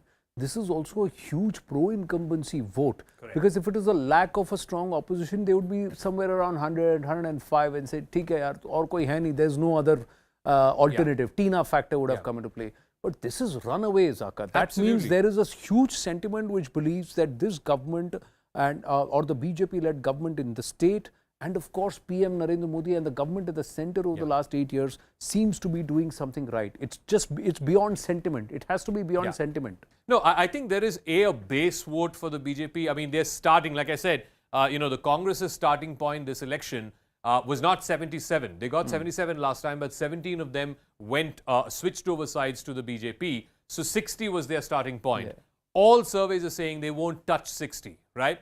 The BJP starting point was 99. Even if conservatively you were to say the starting point of the BJP as a Sangathan, as a base vote, it has 90. Everything above that is the incremental vote. That's the Modi factor. Whether you end up at 99 or whether you end up at 150, that is the incremental vote or that is the Modi factor. And I think almost all surveys, 2 of them saying it will be record-breaking, they'll get to 150, which no other party has done, and 4 out of 6 saying they will better their own performance. Remember, this is the 20th year of Mr. Modi being in public office. He's been in office since 2001, 2022, 21st year. And to be coming back with a record performance in the 21st year in public office, I think that's incredible. I don't think that story in Indian politics, we have seen that kind of a story. Yeah, and it's not just charisma, but it's also perhaps delivery or certain amount of belief. The lack of a strong, robust opposition, a constructive and a very, very cogent opposition perhaps plays a big role. Let's take this. We will discuss Gujarat first up and then we will dive into Himachal. Syed Zafar Islam, BJP national spokesperson, is with us. We also have Arshpreet Khadial of the Congress party with us. We have Siddharth joining us from the Aam Aadmi Party, Nalin Mehta, Tushar and Rashid Kidwai, all of them with us. My namaste and Jai Hind to everybody. Thank you very much. This is just the exit pollsters. Results could be totally different or they could just continue the same trend and the same vein. But let me ask you, Syed Zafar Islam, is this pro-incumbency? Is this Prime Minister Narendra Modi? Or is this lack of a strong, potent opposition that we're seeing manifest in the exit polls and the poll of polls here at News 18? Well, it's a combination of both in terms of the admiration people of Gujarat, or for that matter, even people of Himachal Pradesh have for the Honorable Prime Minister. Also, there is no anti-incumbency. There is a pro-incumbency, of course, because if you have been to Gujarat and where I had spent almost a month and a half, whoever you ask, they always say that we have preference, we have confidence in the leadership of the Honorable Prime Minister as well as the State Chief Minister and the entire leadership of the Bharatiya Janata Party. While there is absolutely no confidence, and the party, in particular Congress Party, does not lend any confidence to the people. And AAP is only making noise. I don't know how many seats they will get, but perhaps what I feel, as far as AAP is concerned, that they may not be able to open their account in the state of Gujarat. Himachal, of course, you people are not giving a single seat to AAP in Himachal Pradesh. But there are certain channels which are showing that in your polls also, they suggest that they may get 4 seats. But it's very unlikely because the people have shown a lot of preference for the Bharatiya Janata Party, because what we have delivered in last 22 years, last 27 years is something which is being acknowledged by the people of Gujarat. Zafarji, the fact that you are saying that there seems to be a hint of a relief when you say that the AAP is not making big numbers or not getting on the leaderboard as strongly as they claim to. One aspect is that they have given you a run for the money in the MCD elections, Delhi Municipal Corporation elections, as per the exit polls are concerned. So clearly they are somebody who are trying to not just push the narrative, force the narrative, but also they are getting into the cognitive space. Now, whether with political parties today, they force the Prime Minister to take notice during the rallies, they force the Congress to pick up their arguments in Gujarat, and if they break into the numbers, Arshpreet Singh Khadial, there is huge danger that they may replace the Congress as the opposition in Gujarat very soon. Would you agree, disagree? See, number one, of course, Aam Aadmi Party was never and is never going to be a threat to any national party, no matter what. Number two, with regards to the exit polls that we are referring to, there have been many occasions when the exit polls have gone horribly wrong. Whether it be the Lok Sabha exit polls of 2004 that went wrong, West Bengal's exit polls in 2021 went wrong, UP election 2017 exit polls went wrong, Bihar election 2020 went wrong, Punjab exit polls 2017 went wrong. So, there have been many, many instances. And number two, we all know that, certain entities in the media incline towards the Bharatiya Janata Party. And they would obviously want to showcase Bharatiya Janata Party in good light. So, as they say, actions speak louder than words. And the passion with which we are discussing exit polls, the same passion is being, followed by the people when it comes to discussing work. Therefore, which shows that there is massive anti-incumbency against the Bharatiya Janata Party. And this is not something that is just being said. In the very first year, after they were elected as the government, Vijay Rupani was dismissed with the entire cabinet. And number two, Bharatiya Janata Party had its own internal surveys done. Anti-incumbency was reflected in those surveys as well. And number three, Mobi tragedy just happened. Bilkis Bano case happened. And inflation is at an all-time high. Unemployment is at an all-time high. Education has been, but untouched. The BJP scores also, Arshpreet Singh Khadial, are at an all-time high for the BJP. So if everything is at an all-time high, that should go against the BJP. Why are the pollsters showing numbers at an all-time high for the BJP electionally? And you may call certain entities names and you may want to brand them, but all the pollsters are pointing in the same direction. There is nobody who's giving. May get it wrong. Some may overestimate. But once again, the general direction, I don't think pollsters get wrong. Of course, they are a very berated community in this country. They have often got it wrong. But in an election where almost all, look at these numbers, everyone is saying the direction is one way, and that is the BJP will win. The question is whether it's at the lower end at 117 or whether it's at the higher end at 151. No one is saying, not one single pollster is saying that the BJP's majority in Gujarat is under threat or that they will struggle to reach 92. No one is even saying that they will get to 99, which was the lowest that they'd hit in the 30 years that they've been in power, the 27 years that they've been in power. In 2017, they got to 99. Every one of these pollsters, even at the lower end, is giving at least 15 to 18 seats more than that 99, which was the base, like I said, the base from where the BJP started this election. Every pollster is giving more than that. So I think surely something is working for the BJP, that it's managed to increase its tally despite all the issues that Arshpreet is talking about. There's got to be a reason why they're able to increase their tally. It can't just be, media is not talking about it or pollsters are biased. And the other aspect is you cannot afford to be in denial. You have to accept certain realities. And this is existential. In states which have been predominantly Congress versus BJP bastions or fights, direct fights, if the AAP is making inroads and in certain states they have actually taken power and taken control, within 5 years of being active there or 7 years of being active there, you have to take what they are doing seriously, or you say take whatever you are not doing seriously. Siddharthji, I am going to ask you this. Would you also agree, if based on the polls, that if you don't have boots on ground, if you don't have presence at booths, no matter how much noise you make on social media, you will end up in single digits?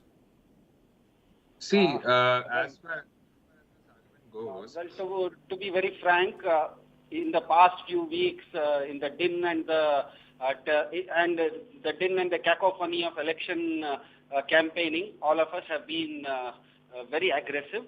For the first time, at least in this exit poll, Even the Congress has, as per the exit polls, it has a chance in Himachal Pradesh. Aam Aadmi Party spokesperson is also apparently very happy because he is winning MCD. BJP is also very happy that it is winning Gujarat. That aside, so let us come to the crux of the matter, that is the exit polls. The numbers that you are showing right now on the screen show that BJP is between 117 and 151 seats, minimum to maximum. That is the margin is 20%. 20%. As far as Aam Aadmi Party is concerned, between 2 and 21 seats. That's a 200% margin. And as far as vote share is concerned, you are also showing 19%. One of the pollsters is showing 19% to Aam Aadmi Party. So that being so, that essentially means that the pollsters are also the confidence interval, what the data scientists call it as confidence interval, regarding Aam Aadmi Party is not as high as regards to BJP or Congress regarding Gujarat.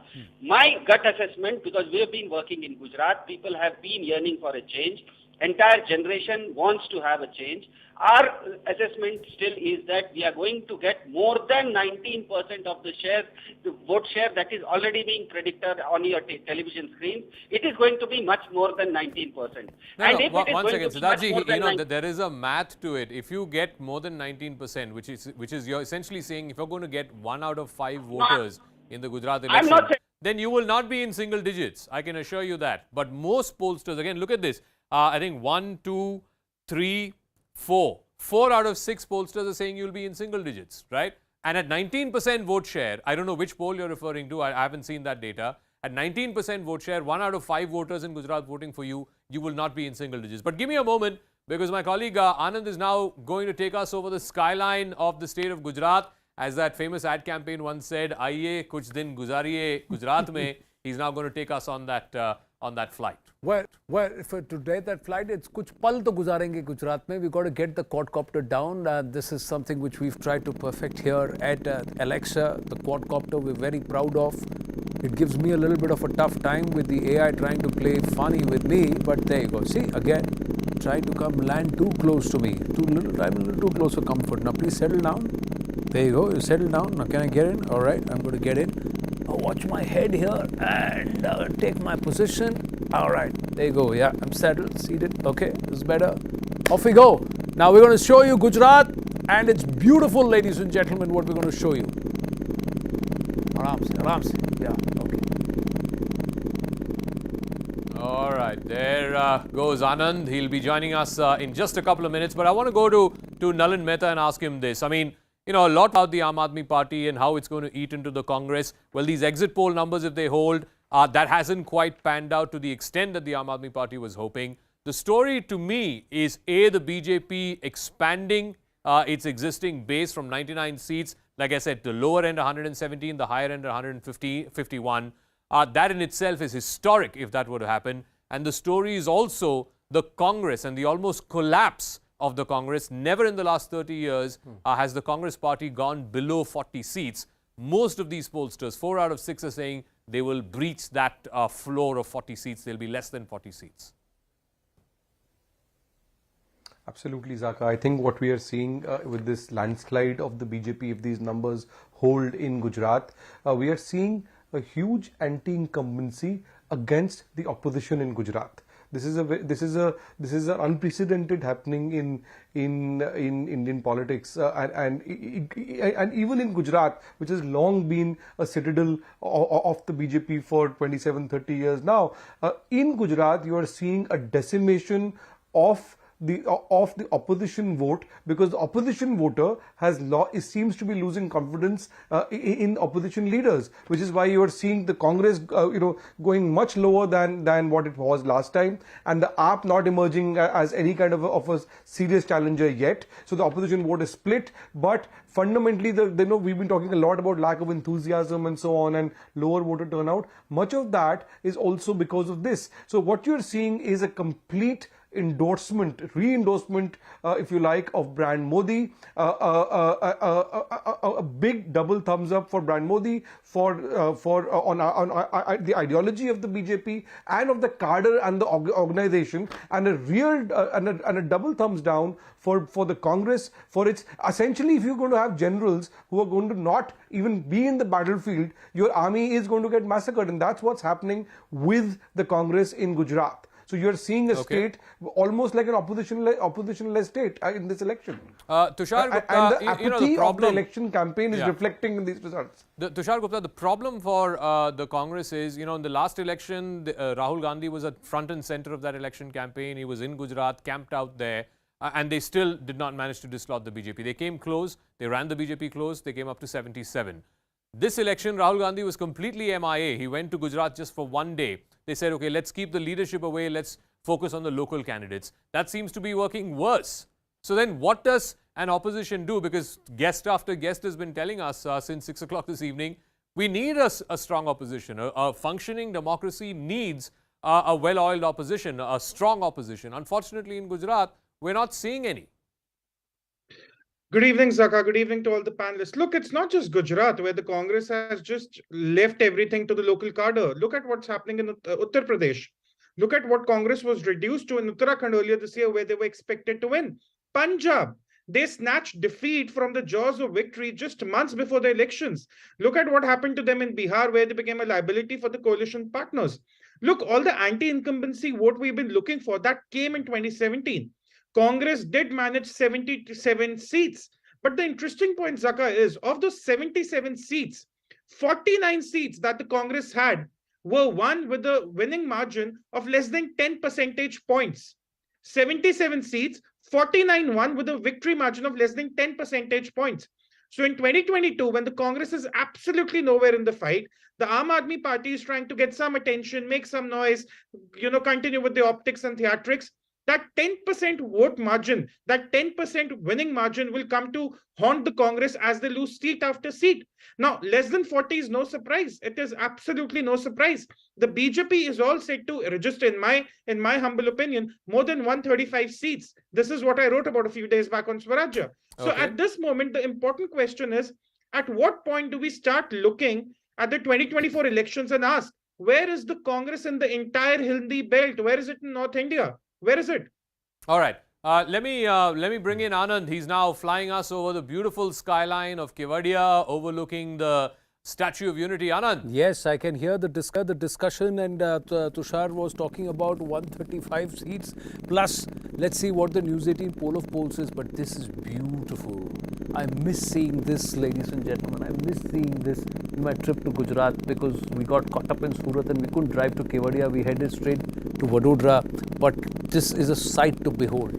You must put it on your bucket list if you haven't been there already. It's surreal. And especially in this evening light, the Statue of Unity looks just phenomenal. So along with the Statue of Unity, as you enjoy this beautiful view of Sardar Vallabhbhai Patel over the lovely Narmada and this vista which they have built, it's phenomenal. Let's also call up the News18 poll of polls and what do those numbers talk about. So let's cue that up, and I'm going to ask Alexa to just use the left of Sardar Vallabhbhai Patel and the Statue of Unity to try and bring up those numbers and see how they stack up.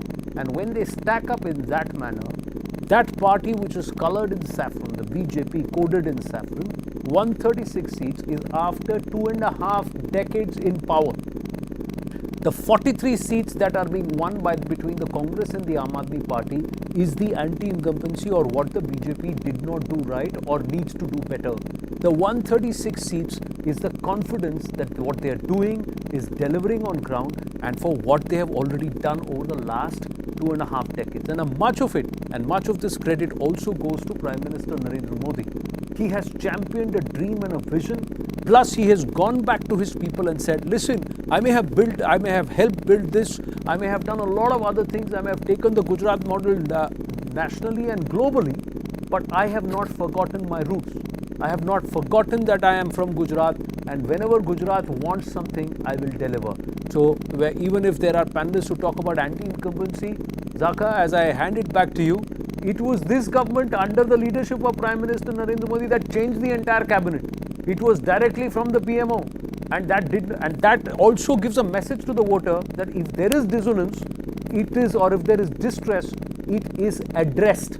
This is a government that listens, a party that wants to win, and it continues to show the hunger that it wants to govern. Perhaps that's what is reflecting in the mega poll of polls. Back to you in the studio. I'll be there in a bit.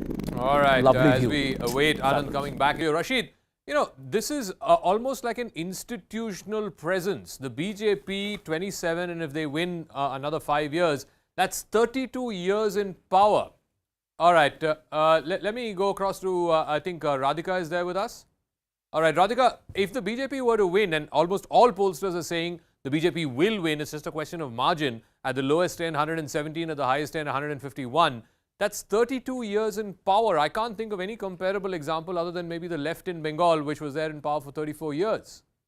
Yeah, absolutely. You know, I traveled in Gujarat and I came back with absolutely no doubt that it was a BJP all the way. I mean, friends in Delhi were sort of, sort of piqued by the presence of the Aam Aadmi Party. And they said, no, that's going to cut into the BJP votes as well as the Congress votes. I said, look, it's too one-sided an election for the Aam Aadmi Party or the Congress to dent the BJP's strongholds.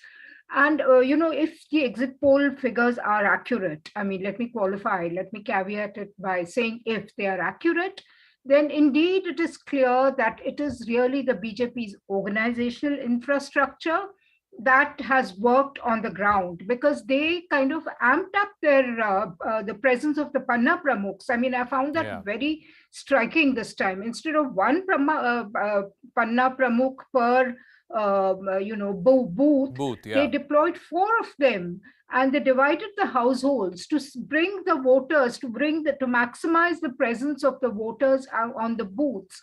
I mean, that kind of micro planning I have seldom seen, even in the BJP. The kind of thing that they deployed this time in Gujarat. I think they probably learned a lesson from the municipal polls. Okay, Radhika, I'm going to come back to you. Anand is ready to come back into the studio. So, Anand, welcome back. Yes, and if Himachal was cold, Gujarat was pleasant. Delhi is still cold. It's quite chill in the night, and let's open the dome and just set me back into the studio, the confines of the studio, which usually is quite chilly, but this is nice, warm and cozy. Aram se utarna bhai, please. This is all automated, ladies and gentlemen. I don't have the controls. It's all AI powered, so there you go. Thank you, Alexa. Thank you for setting me down nicely. I'm going to step out, yes, and I'm not going to bump my head. Last time I did. Yeah, there you go. Thank you. So, I'm back in studio, and I was listening into the conversation, Zaka. Those numbers say a different story. Those numbers say that this government has been able to get things right. Okay, all right. Before we take the conversation, too much of noise of the routers. All right. Ho gaya, bhai. Thank you. Okay. Thank you. I'll see you soon. Well, so let's get back to the numbers. If it was so much of anti-incumbency or even a certain level of dissonance, you wouldn't have seen the numbers that you're seeing. And there were people who were saying out of, say, 2.5 crore, 4.5 crore voters, 82 lakh Panna Pramukhs. It's not a small number. Absolutely. Even if that number was exaggerated, if there were a few lakh Panna Pramukhs, did any of the opposition have it? Exactly. Were they putting in the hard? Who would put in the hard yards? Those who are playing catch up, or those who are already here? The people who are ruling the roost, who could have just sat there and won 105 seats doing nothing, they were the one putting the hard yards. What this shows to me, if these numbers, and I'm pretty sure that the number will be between the lower end and the higher end, between 117 and 151. What this shows is that the previous election, when you go back to 99 and 77, that was a complete aberration. That was not the norm. This is more the norm. This is more business as usual. This was a complete aberration.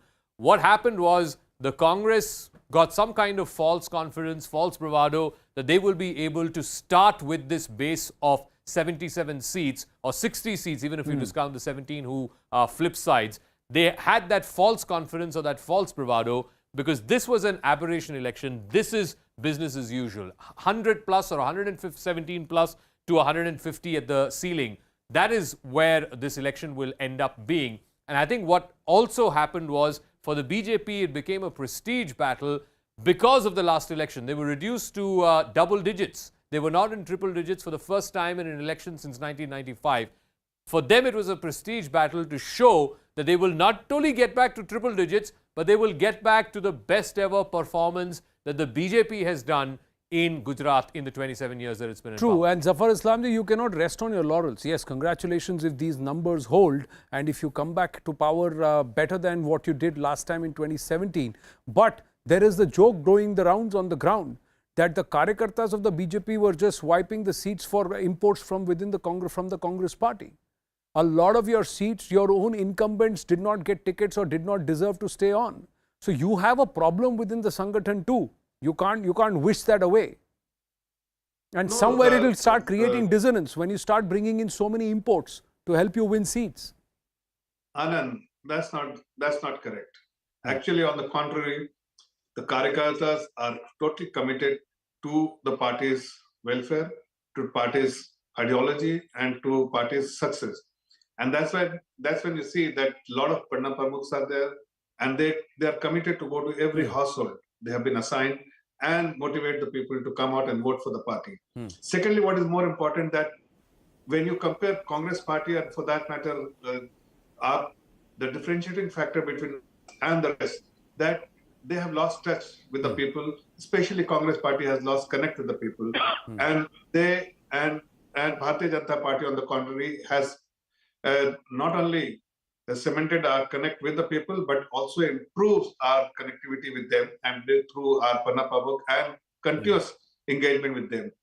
That's when we feel that this time, especially on the ground, because having spent 1.5 months in the state of Gujarat, we feel, and everybody you speak there, that this time BJP will create history, and also Congress will create history. In terms of Congress will get the least seats this year, this time, and BJP will exceed all its expectation and previous records and break its previous record, and also break the records of Chimanbhai Patel that time when he got 149 seats. Okay, let me go to Siddharth Sharma of the AAP, because a lot was said about AAP as well. You know, a lot of noise on social media, a lot of campaigning that the Delhi Chief Minister did there, Mr. Sisodia did, Bhagwant Mann did.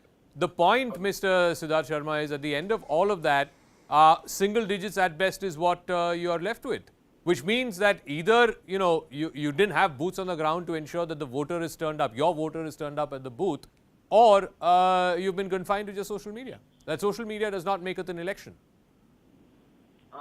Zaka, I'll point out to a little paradox that you are saying. I'll stick to whatever is happening on your own TV screens. Jan Ki Baat, you are saying that 19% vote share Aam Aadmi Party is getting. This is not my data. This is the thing that is being flashed on the screen, according to your screen. So 19% of vote share for Aam Aadmi Party can easily translate into more than 35, 37 seats. That is a simple mathematics any of your viewers can do.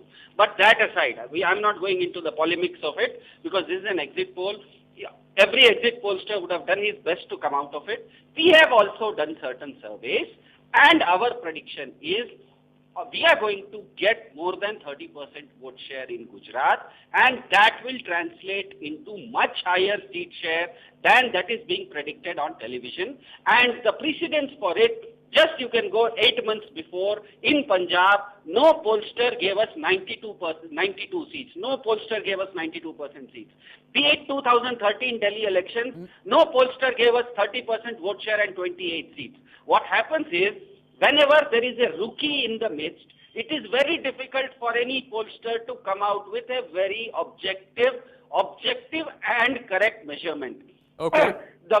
All right, give me one more. Can I have 10 seconds? Look, the number that you are saying between 19% and 30%, that's 1 in 5 as opposed to 1 in 3. If 1 in 3 voters are voting for you in Gujarat, Mr. Sharma, you will end up with close to 50 seats. I don't think any pollster, even including your own party-run polls, would have been giving you that. But anyway, give me a moment. I'm going to welcome Anand back into the studios. Yes, Anand. Yes, let's call the quadcopter and shift focus from the state, because what's important, Zaka, is that if they're 19% vote share, 37 seats, then AAP is saying they're replacing Congress as the principal opposition in Gujarat. Yeah. But what's going to happen in Himachal?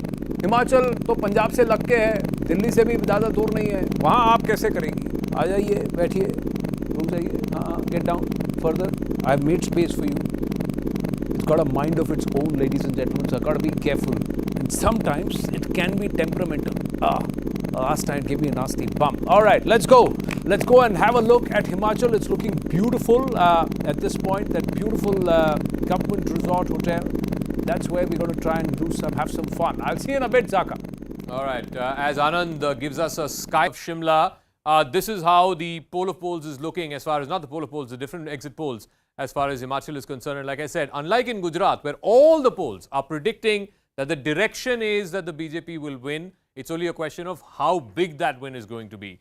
Here in the exit polls in Himachal, again, all of them are saying BJP is slightly ahead, except one, which is the Axis poll, which is saying that the Congress will win. And I said this in the previous hour as well. I think where all of these pollsters are differing from Axis is the number of rebels or independent candidates. Axis is giving a higher number of independents. These could be BJP rebels, these could be Congress rebels, between 4 and 8. None of the other pollsters are saying that. The other pollsters are saying rebels will be only 1 to 2. That's why they are predicting the BJP with its nose ahead. Nowhere close to the kind of majority that they have in Gujarat, or even for that matter, the majority that they had in the 2017 assembly. Now, let's go to Anand to try and figure out the poll of polls. All right, we'll go to him in just 1 second. Let's get one of the guests in, Ashpreet of the Congress party. So Ashpreet, like I said, even in Himachal, where you stood a chance, where you are principal opposition party and the state has this tradition, this history of voting out incumbent governments, only one poll is saying that you stand a chance. 4 other polls are saying no. See, the Congress party is definitely winning it. The Bharatiya Janata Party's 5 years of misrule is at the fag end. And we're not relying upon the exit polls here. We're relying upon the people, their mandate. And, it is unprecedented, nevertheless, that all the exit polls showed that the Aam Aadmi Party is scoring 0. All of them. And 9 of them have this opinion about the Aam Aadmi Party. It is unprecedented, unusual, especially for a self-declared national party. As far as the Bharatiya Janata Party is concerned, all the issues, real issues of the people of Himachal Pradesh were left untouched, whether it be the OPS, whether it be, the apple horticulture farmers issue, the employment issue, the education issue. The Bharatiya Janata Party had no time for the people, but because 24/7 they have to campaign also. That is what their priority has always been. All right. Number 3, Aam Aadmi Party. See, Aam Aadmi Party should basically understand one thing from here, that the dream, that Mr. Kejriwal's dream of becoming the next Prime Minister candidate is far from reality. To call it even a dream would be being very charitable when it comes to Mr. Kejriwal's being Prime Minister candidate in 2024. Ashpreet, we'll get to who will be the Prime Ministerial candidate against Mr. Modi. 2024 is 2 years away. Let's talk about the here and now. But anyway, let me come back to you in a second. We have Anand ready to take us through the skyline of Shimla. Yes, I'm here. It's this beautiful government hotel. It's lovely lit, and in a dark night of Shimla, it just looks so colorful and beautiful. Interestingly, the exit polls are also based on people feedback, so it's not manufactured from thin air. But those polls are pointing to the fact that a party which should, as per Riwayat is concerned, or Rivaj is concerned, should come back into power. And at a time when the ruling disposition is facing huge amounts of anti-incumbency, there are local issues. It's not doing it. It's falling short. And the party that is expected to lose is bucking the trend, barely holding on to government as per the News18 poll of polls. That's BJP with 36. The halfway mark is 34. 35 is absolute majority. 36 seats is what the poll of polls, mega poll of polls here at News18 gives the BJP. The Congress is at 29, falling short of that halfway number and the majority number. There are 3 others who come into place. The Aam Aadmi Party is a big 0. But interestingly, what's happening is whether they score on the leaderboard or not, whether they get into single digits, double digits, or get nothing, they are part of the conversation now. This is exactly what happened in Punjab in 2017. They are part of the conversation in Himachal and in Gujarat. They moved away midway from Himachal to focus totally in Gujarat. Now perhaps going forward, the AAP may train its guns, or perhaps its vision into Himachal going forward. What's happening is parties are now reacting. Those who did not, who dismissed the Jhadu, are now taking cognizance of it. That's what's happening. I'm going to head back. It's a beautiful vista, beautiful view. One day we'd want to go down and have a cup of tea there too. Or maybe coffee, don't know. But for the moment, back to you, Zaka. I'll join you there. All right, it's a fascinating story. You would have imagined after its success in Punjab, and of course Himachal is just a neighbouring state, the Aam Aadmi Party would have focused a lot more on Himachal. It's a small state. If there's any rub-on effect from Punjab, it would have been felt in Himachal. But look at the numbers in Himachal. No survey is giving them even opening their account. Unlike in Gujarat, in Himachal, 0, 0, 0 all across, and the News18 poll of polls also 0. Can you explain that to our viewers, Siddharth Sharma, why you decided to focus on the bigger state where it was tougher to dislodge the BJP or to give the BJP a run for its money, rather than in the smaller state, the state that was neighbouring to the state where you just won 93 seats 6 months ago? Zaka, from so far away, sitting outside the studio, I am able to see on your leaderboard that 2 surveys are giving Aam Aadmi Party between 1 and 3 seats. So how come you are saying that we are... Okay, you want me to read it out for you? Jan Ki Baat 0, P-Mark 0 to 1, ETG 0, Axis My India 0, Z Survey 0 to 3, Today's Chanakya 0, Poll of Polls 0. Point that if... See, these surveys, this entire exercise about exit polls regarding Himachal Pradesh is too close to call, because according to your leaderboard, BJP can come down to 32, Congress can go up to 27, both of them not forming any government of, and Aam Aadmi Party getting 3 seats. It's a very strange and a very tight election to call. That is why we are not taking a call on Himachal Pradesh regarding our vote share or seat share. But to be very clear, Aam Aadmi Party contested Himachal Pradesh as vigorously as we contested MCD or Gujarat. Both the chief ministers of Punjab and Delhi, and including people like Manish Sisodia, have campaigned extensively, and the results will show. It's just that it's so close to call I that don't we want to cannot run you call through it. the number of rallies Mr. Kejriwal had in Himachal as opposed to the number of rallies he had in Gujarat. But anyway, that's a debate for another day. Let's bring in Anand back into the studio. Yes, quite chilly there in Himachal, and I've been listening into the conversation thanks to what technology can afford us to do. But the fact is that Himachal would have been easy pickings at a time when the Congress was vulnerable, the BJP was facing anti-incumbency. Why did they leave midway? Big question as I come down again. This line, I just skips a beat. Ab utaro aaram se. Thank you very much. Thank you, Alexa, and the quadcopter for doing that. Fantastic. I'm off, out, and there you go. That's interesting, Zaka, that they pushed a lot of effort there. They pushed in a lot of effort as they came in, but then suddenly midway they decided to lose steam. Now let me just first lose the quadcopter, and then we'll take this conversation forward. There you go. Up. All right. Thank you. See you soon, quadcopter. You've been fantastic at giving us some great views. Remember at that time. The Aam Aadmi Party was creating a lot of noise. They are the ones who actually raised the OPS issue initially. Correct. And then suddenly that entire group en masse decamped. Yeah. And from there it was silence. It was as good as radio silence. They said, "Arey chunav hai, kuch to dikhana padega presence. So let's go there." It was like half-hearted. You could see it. You could. No, I'm very clear that they showed far more presence and campaigning in Uttarakhand 6 months ago than they did in Himachal. Perhaps, I don't know what the political call was, but it was clear that they were focusing way more on Gujarat, where, like I said, I mean, it's almost an institutional presence that the BJP has, only comparable to perhaps the left in Bengal. No, perhaps they decided that rather than focusing on 2 states simultaneously, let's focus our energies where they thought they had a chance. And with the Surat municipal body polls giving them that edge, they thought there was a chance. There was dissonance there and they could cash in. If they get onto the leaderboard and handsomely in Gujarat, then perhaps their efforts are well. But one thing, there is a case study in every party that we're talking about. With the AAP, within a decade, ladies and gentlemen, they are now present in 3, if not 4 states as a force to reckon with, or in the conversation point. That's what they've been able to do. Beyond Delhi, Punjab, now Gujarat, and also now Himachal. The other aspect is Congress party. Look at the slide. No matter what they do, it's not working. It's not working. And of course, Prime Minister Narendra Modi and the BJP, no matter what they do, it is working, especially in Gujarat for the last 27 years plus, if we go by the exit polls. So what does it stand? Where one net takeout, hands down, is about the Modi magic. The Modi magic stands intact. Gujarat puts faith on the son of the soil for the 7th successive time. The BJP is poised to come back into power, retain power there, and a lot is to the credit of this man, Narendra Damodar Modi. In Himachal, the BJP is ahead. The Congress is hopeful. Once again, that's what happens.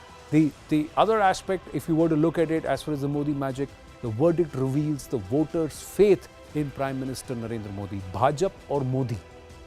PM Modi comes and that's what happens. AAP still not a national political force. If it does not get into the leaderboard in both the states, it will still have to work harder. More importantly, get boots on ground and presence in boots on ground. And Kejriwal, single digits in 2 states, that's what the exit pollsters are saying, though the AAP believes they will get into double digits in Gujarat. MCD may serve as a consolation for the Aam Aadmi Party, where they have trumped the BJP handsomely. Perhaps the BJP locally there deserved it because there was a lot of acrimony within them. And the AAP now has the opportunity municipally and also Delhi state governance. So the Delhi model will be tested. Rahul Gandhi, Bharat Jodo is not helping the Congress together or the cause, because the Congress is also disintegrating. Congress hi toot raha hai. Bharat Jodo, is it not working or working? 2024 momentum clearly with the BJP based on the mega poll of polls, the exit polls so far. They seem to be in pole position to march ahead into nearly 13 states that will go to polls, and of course the Lok Sabha 2024 elections. There's a lot to talk about based on the exit polls, but are the exit polls going to be the exact polls? We will know that on the 8th of December, and there's only one place you need to be, here with us. Elections equals CNN News 18. Thank you very much for watching. Goodbye from me and Zaka Jacob. Always a pleasure.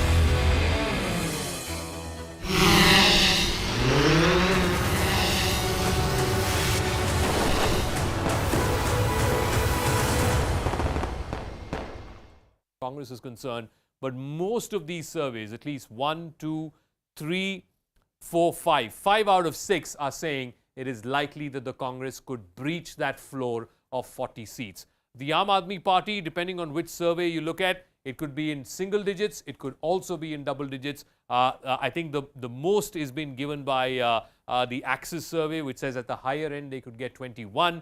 If that were to happen and the Congress gets the lower end of that survey, which is 16, then you will have a complete change of the opposition space. The AAP can then rightfully claim that it is the principal opposition party in Gujarat. I, for one, don't think that that will happen. I think the Congress will still be the second largest party or the principal opposition. The AAP will give it a serious challenge, but not quite enough to overturn that. But the Congress needs to ask itself some tough questions. What are they doing wrong?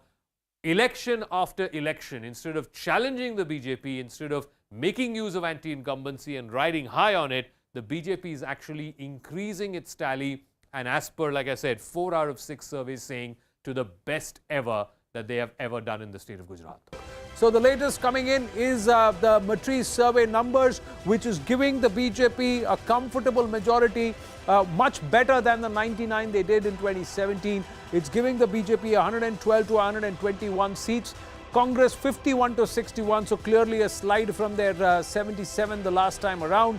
AAP breaks into the leaderboard with 4 to 7 seats, 1 to 3 to the others. So these are the projections compared to the 2017 results. Let's quickly go through what some of the other pollsters are also saying. So this is Jan Ki Baat, 117 to 140, Congress 34 to 51, AAP 6 to 13, others 1 to 2. These are the numbers now. So look at the lowest number is 112 now. Jan Ki Baat had said 117, Matrice says 112. But then the other pollsters start pushing the numbers up for the BJP.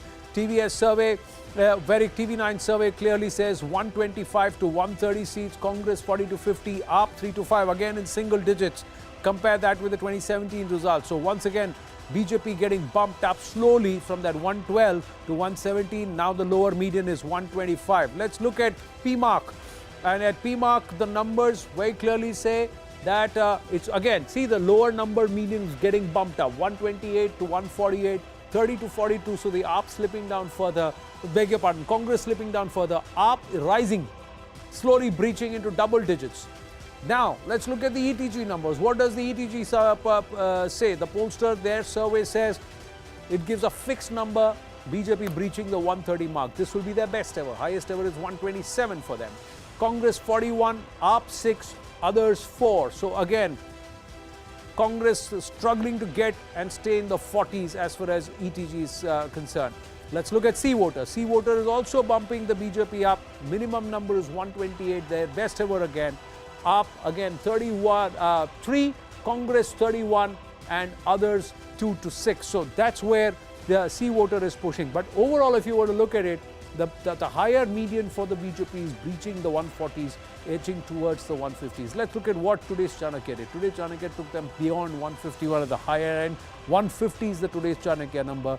19 for the Congress, and the party that gains is the Aam Aadmi Party with 11. And of course others. If this happens, then does the AAP psychologically replace the Congress as the opposition in Gujarat, and how big a victory will that be and how big a story will that be for the AAP? So let's look at the next of the pollsters. You have Access My India, which again takes the BJP past the 150 mark. This is the highest, the outlier in this case, with 151 at the higher median. It brings the Congress down to 16 at the lowest level, but gives the AAP a high of 21 seats. If that happens, ladies and gentlemen, then once again, two pollsters are indicating that AAP could then take the place of the principal opposition in Gujarat. Let's look at how it all stacks up on this beautiful Alexa dome. Let's call it up. Bottom to top, it's 150 at today's Chanakya. Then C-Voter at 140. I'm reading the higher numbers. Access My India 151 for the BJP, ETG 131, and there you go. You then look at some of the others who've been a little conservative with the BJP. Matriz 121. PMark then takes it closer to 150 at 148. Jan Ki Baat also puts the BJP at 140. The highest numbers for the AAP is 21. The lowest is 2.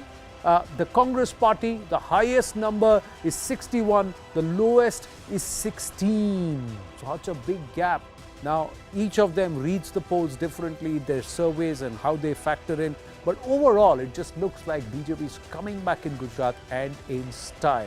So the News18 poll of polls also puts the number for the BJP somewhere in the 130s, 136. So it's gone up with the two pollsters coming in, and despite the Matriz survey, it's brought it to 136 compared to 99. Look at that jump, and look at the slide for the Congress from 77 to 35. Zaka Jacob, over to you. What does that story mean?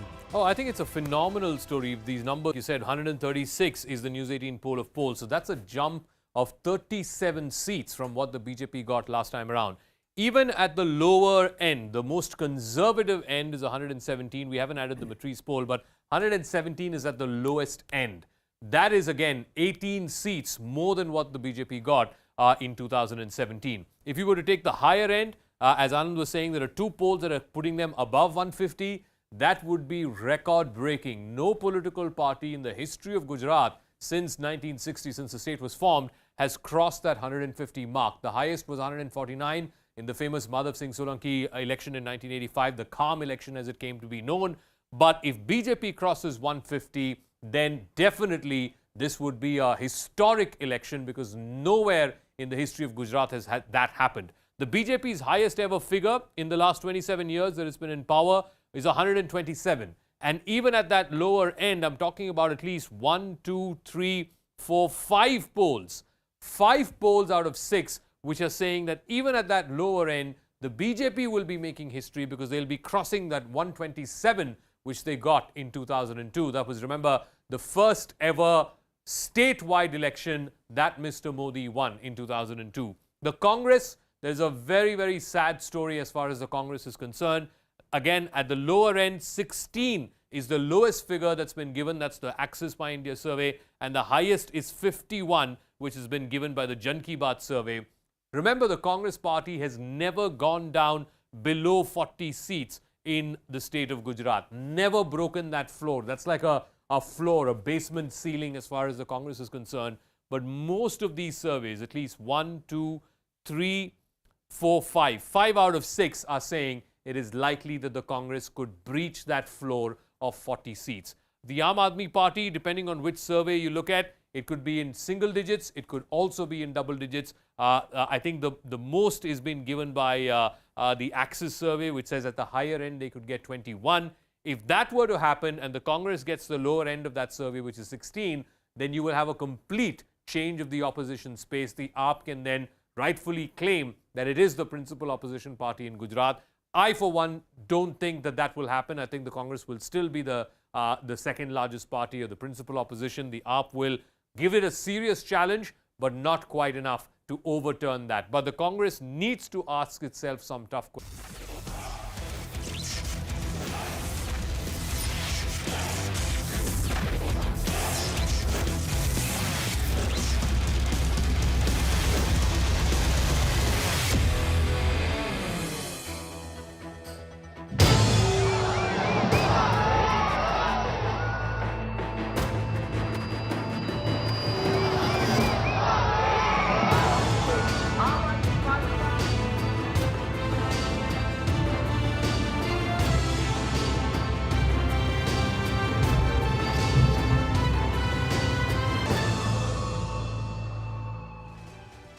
Namaste, Jai Hind, and thank you for staying with us here at CNN News 18. If it's elections, it is CNN News 18. Ladies and gentlemen, Himachal had voted, Gujarat has voted, the exit pollsters had collated the numbers, and if these numbers were to stay, then on the 8th of December, the dance of democracy will be in the BJP headquarters, because the BJP looks all set to retain Himachal and also Gujarat with perhaps best ever performance of the party. I'm Anand Narasimhan, and with me is Zaka Jacob in the election studio. And Zaka, as usual, with the magic wall, trying to figure out kahan se jeeti hogi is baar seatein aur kahan se haar gaya hai Congress. We'll talk about all of that, but we've just got some of the numbers coming through. Let's have a quick look. So the latest coming in is the Matrice survey numbers, which is giving the BJP a comfortable majority, much better than the 99 they did in 2017. It's giving the BJP 112 to 121 seats. Congress 51 to 61, so clearly a slide from their 77 the last time around. AAP breaks into the leaderboard with 4 to 7 seats, 1 to 3 to the others. So these are the projections compared to the 2017 results. Let's quickly go through what some of the other pollsters are also saying. So this is Jan Ki Baat, 117 to 140, Congress 34 to 51, AAP 6 to 13, others 1 to 2. These are the numbers now. So look at the lowest number is 112 now. Jan Ki Baat had said 117, Matrice says 112. But then the other pollsters start pushing the numbers up for the BJP. TVS survey, TV9 survey clearly says 125 to 130 seats, Congress 40 to 50, AAP 3 to 5, again in single digits. Compare that with the 2017 results. So once again, BJP getting bumped up slowly from that 112 to 117. Now the lower median is 125. Let's look at PMARC. And at PMARC, the numbers very clearly say that it's again, see the lower number median is getting bumped up. 128 to 148, 30 to 42. So the AAP slipping down further. Beg your pardon, Congress slipping down further. AAP rising, slowly breaching into double digits. Now, let's look at the ETG numbers. What does the ETG say? The pollster, their survey says it gives a fixed number, BJP breaching the 130 mark. This will be their best ever. Highest ever is 127 for them. Congress 41, AAP 6, others 4. So again, Congress struggling to get and stay in the 40s as far as ETG is concerned. Let's look at C-Voter. C-Voter is also bumping the BJP up. Minimum number is 128, their best ever again. AAP again 3, Congress 31, and others 2 to 6. So that's where the C-Voter is pushing. But overall, if you were to look at it, the higher median for the BJP is breaching the 140s, edging towards the 150s. Let's look at what today's Chanakya did. Today's Chanakya took them beyond 151 at the higher end. 150 is the today's Chanakya number. 19 for the Congress, and the party that gains is the Aam Aadmi Party with 11, and of course others. If this happens, then does the AAP psychologically replace the Congress as the opposition in Gujarat, and how big a victory will that be, and how big a story will that be for the AAP? So let's look at the next of the pollsters. You have Access My India, which again takes the BJP past the 150 mark. This is the highest, the outlier in this case, with 151 at the higher median. It brings the Congress down to 16 at the lowest level, but gives the AAP a high of 21 seats. If that happens, ladies and gentlemen, then once again, two pollsters are indicating that AAP could then take the place of the principal opposition in Gujarat. Let's look at how it all stacks up on this beautiful Alexa dome. Let's call it up. Bottom to top, it's 150 at today's Chanakya. Then Sea Voter at 140. I'm reading the higher numbers. Access My India 151 for the BJP, EPG 131, and there you go. You then look at some of the others who've been a little conservative with the BJP. Matriz 121. Himak then takes it closer to 150 at 148. Jan Ki Baat also puts the BJP at 140. The highest numbers for the AAP is 21. The lowest is 2. The Congress party, the highest number is 61, the lowest is 16. Such a big gap. Now, each of them reads the polls differently, their surveys and how they factor in. But overall, it just looks like BJP is coming back in Gujarat and in style. So the News18 poll of polls also puts the number for the BJP somewhere in the 130s, 136. So it's gone up with the two pollsters coming in, and despite the Matriz survey, it's brought it to 136 compared to 99. Look at that jump, and look at the slide for the Congress from 77 to 35. Zaka Jacob, over to you. What does that story mean? Oh, I think it's a phenomenal story. These numbers, you said 136 is the News18 poll of polls. So that's a jump of 37 seats from what the BJP got last time around. Even at the lower end, the most conservative end is 117. We haven't added the Matriz poll, but 117 is at the lowest end. That is, again, 18 seats more than what the BJP got in 2017. If you were to take the higher end, as Anand was saying, there are two polls that are putting them above 150. That would be record-breaking. No political party in the history of Gujarat since 1960, since the state was formed, has crossed that 150 mark. The highest was 149. In the famous Madhav Singh Solanki election in 1985, the calm election as it came to be known. But if BJP crosses 150, then definitely this would be a historic election, because nowhere in the history of Gujarat has that happened. The BJP's highest ever figure in the last 27 years that it's been in power is 127. And even at that lower end, I'm talking about at least 1, 2, 3, 4, 5 polls. 5 polls out of 6 which are saying that even at that lower end, the BJP will be making history, because they'll be crossing that 127 which they got in 2002. That was, remember, the first ever statewide election that Mr. Modi won in 2002. The Congress, there's a very, very sad story as far as the Congress is concerned. Again, at the lower end, 16 is the lowest figure that's been given. That's the Access My India survey. And the highest is 51, which has been given by the Jan Ki Baat survey. Remember, the Congress party has never gone down below 40 seats in the state of Gujarat. Never broken that floor. That's like a floor, a basement ceiling as far as the Congress is concerned. But most of these surveys, at least 1, 2, 3, 4, 5, 5 out of 6 are saying it is likely that the Congress could breach that floor of 40 seats.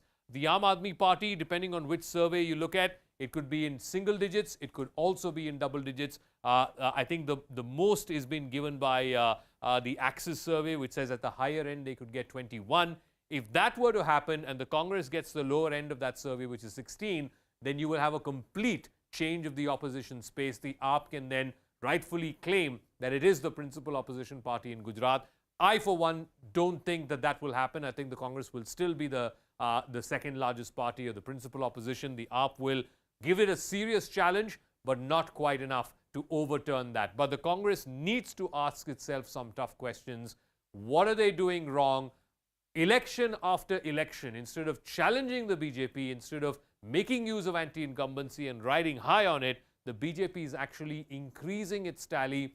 And as per, like I said, 4 out of 6 surveys saying to the best ever that they have ever done in the state of Gujarat. Absolutely. We got our guests joining in and we'll dive into the political and the analytics part of it. But it cannot be just the lack of a strong opposition.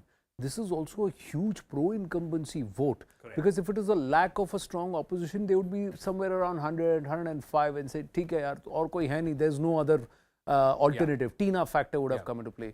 But this is runaway, Zaka. That means there is a huge sentiment which believes that this government and or the BJP-led government in the state, and of course PM Narendra Modi and the government at the center over the last 8 years seems to be doing something right. It's beyond sentiment. It has to be beyond sentiment. No, I think there is a base vote for the BJP. I mean, they're starting, like I said, the Congress's starting point this election was not 77. They got 77 last time, but 17 of them went switched over sides to the BJP. So 60 was their starting point. Yeah.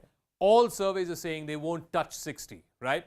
The BJP starting point was 99. Even if conservatively you were to say the starting point of the BJP as a Sangathan, as a base vote, it has 90. Everything above that is the incremental vote. That's the Modi factor. Whether you end up at 99 or whether you end up at 150, that is the incremental vote, or that is the Modi factor. And I think almost all surveys, 2 of them saying it'll be record-breaking, they'll get to 150, which no other party has done, and 4 out of 6 saying they will better their own performance. Remember, this is the 20th year of Mr. Modi being in public office. He's been in office since 2001, 2022, 21st year. And to be coming back with a record performance in the 21st year in public office, I think that's incredible. I don't think that story in Indian politics, we have seen that kind of a story. Yeah, and it's not just charisma, but it's also perhaps delivery or certain amount of belief. The lack of a strong, robust opposition, a constructive and a very, very cogent opposition perhaps plays a big role. Let's take this. We will discuss Gujarat first up, and then we will dive into Himachal. Syed Zafar Islam, BJP national spokesperson, is with us. We also have Arshpreet Khadial of the Congress party with us. We have Siddharth joining us from the Aam Aadmi Party, Nalin Mehta, Tushar and Rashid Kidwai, all of them with us. My namaste and Jai Hind to everybody. Thank you very much. This is just the exit pollsters. Results could be totally different, or they could just continue the same trend and the same vein. But let me ask you, Syed Zafar Islam, is this pro-incumbency? Is this Prime Minister Narendra Modi? Or is this lack of a strong, potent opposition that we're seeing manifest in the exit polls and the poll of polls here at News 18? Well, it's a combination of both in terms of the admiration people of Gujarat, or for that matter, even people of Himachal Pradesh have for the Honorable Prime Minister. Also, there is no anti-incumbency. There is a pro-incumbency, of course, because if you have been to Gujarat, and where I had spent almost a month and a half, whoever you ask, they always say that we have preference, we have confidence in the leadership of the Honorable Prime Minister, as well as the State Chief Minister and the entire leadership of the Bharatiya Janata Party. While there is absolutely no confidence, and the party, in particular Congress party, does not lend any confidence to the people. And AAP is only making noise. I don't know how many seats they will get, but perhaps what I feel, as far as AAP is concerned, that they may not be able to open their account in the state of Gujarat. Himachal, of course, you people are not giving a single seat to AAP in Himachal Pradesh. But there are certain channels which are showing that in your polls also, they suggest that they may get 4 seats. But it's very unlikely, because the people have shown a lot of preference for the Bharatiya Janata Party, because what we have delivered in last 22 years, last 27 years is something which is being acknowledged by the people of Gujarat. Zafarji, the fact that you are saying that there seems to be a hint of a relief when you say that the AAP is not making big numbers or not getting on the leaderboard as strongly as they claim to. One aspect is that they have given you a run for the money in the MCD elections, Delhi Municipal Corporation elections, as per the exit polls are concerned. So clearly they are somebody who are trying to not just push the narrative, force the narrative, but also they are getting into the cognitive space. Now, whether with political parties today, they force the Prime Minister to take notice during the rallies, they force the Congress to pick up their arguments in Gujarat, and if they break into the numbers, Arshpreet Singh Khadial, there is huge danger that they may replace the Congress as the opposition in Gujarat very soon. Would you agree, disagree? See, number one, of course, Aam Aadmi Party was never and is never going to be a threat to any national party, no matter what. Number two, with regards to the exit polls that we are referring to, there have been many occasions when the exit polls have gone horribly wrong. Whether it be the Lok Sabha exit polls of 2004 that went wrong, West Bengal's exit polls in 2021 went wrong, UP election 2017 exit polls went wrong, Bihar election 2020 went wrong, Punjab exit polls 2017 went wrong. So, there have been many, many instances. And number two, we all know that, certain entities in the media incline towards the Bharatiya Janata Party. And they would obviously want to showcase Bharatiya Janata Party in good light. So, as they say, actions speak louder than words. And the passion with which we are discussing exit polls, the same passion is being, followed by the people when it comes to discussing work. Therefore, which shows that there is massive anti-incumbency against the Bharatiya Janata Party. And this is not something that is just being said. In the very first year, after they were elected as the government, Vijay Rupani was dismissed with the entire cabinet. And number two, Bharatiya Janata Party had its own internal surveys done. Anti-incumbency was reflected in those surveys as well. And number three, Mobi tragedy just happened. Bilkis Bano case happened. And inflation is at an all-time high. Unemployment is at an all-time high. Education has been, but untouched. the BJP scores also, Arshpreet Singh Khadial, are at an all-time high for the BJP.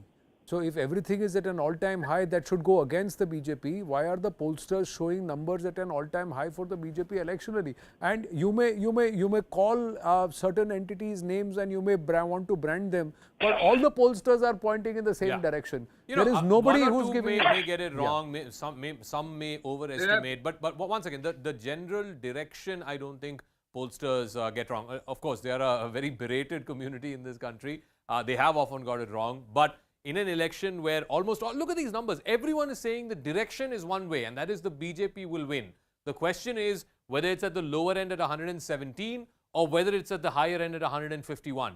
No one is saying, not one single pollster is saying that the BJP's majority in Gujarat is under threat or that they will struggle to reach 92. No one is even saying that they will get to 99, which was the lowest that they'd hit in the 30 years that they've been in power, the 27 years that they've been in power. In 2017, they got to 99.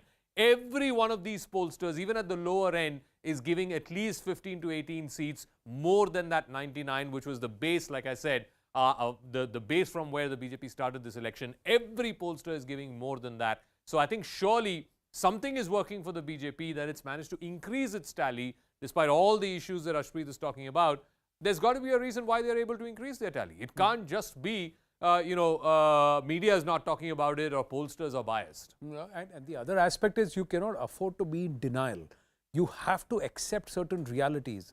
And this is existential. In states which have been predominantly Congress versus BJP bastions or fights, direct fights, if the AAP is making inroads and in certain states they have actually taken power and taken control, within 5 years of being active there or 7 years of being active there, you have to take what they are doing seriously, or you say take whatever you are not doing seriously. Siddharthji, I am going to ask you this. Would you also agree, if based on the polls, that if you don't have boots on ground, if you don't have presence at booths, no matter how much noise you make on social media, you will end up in single digits?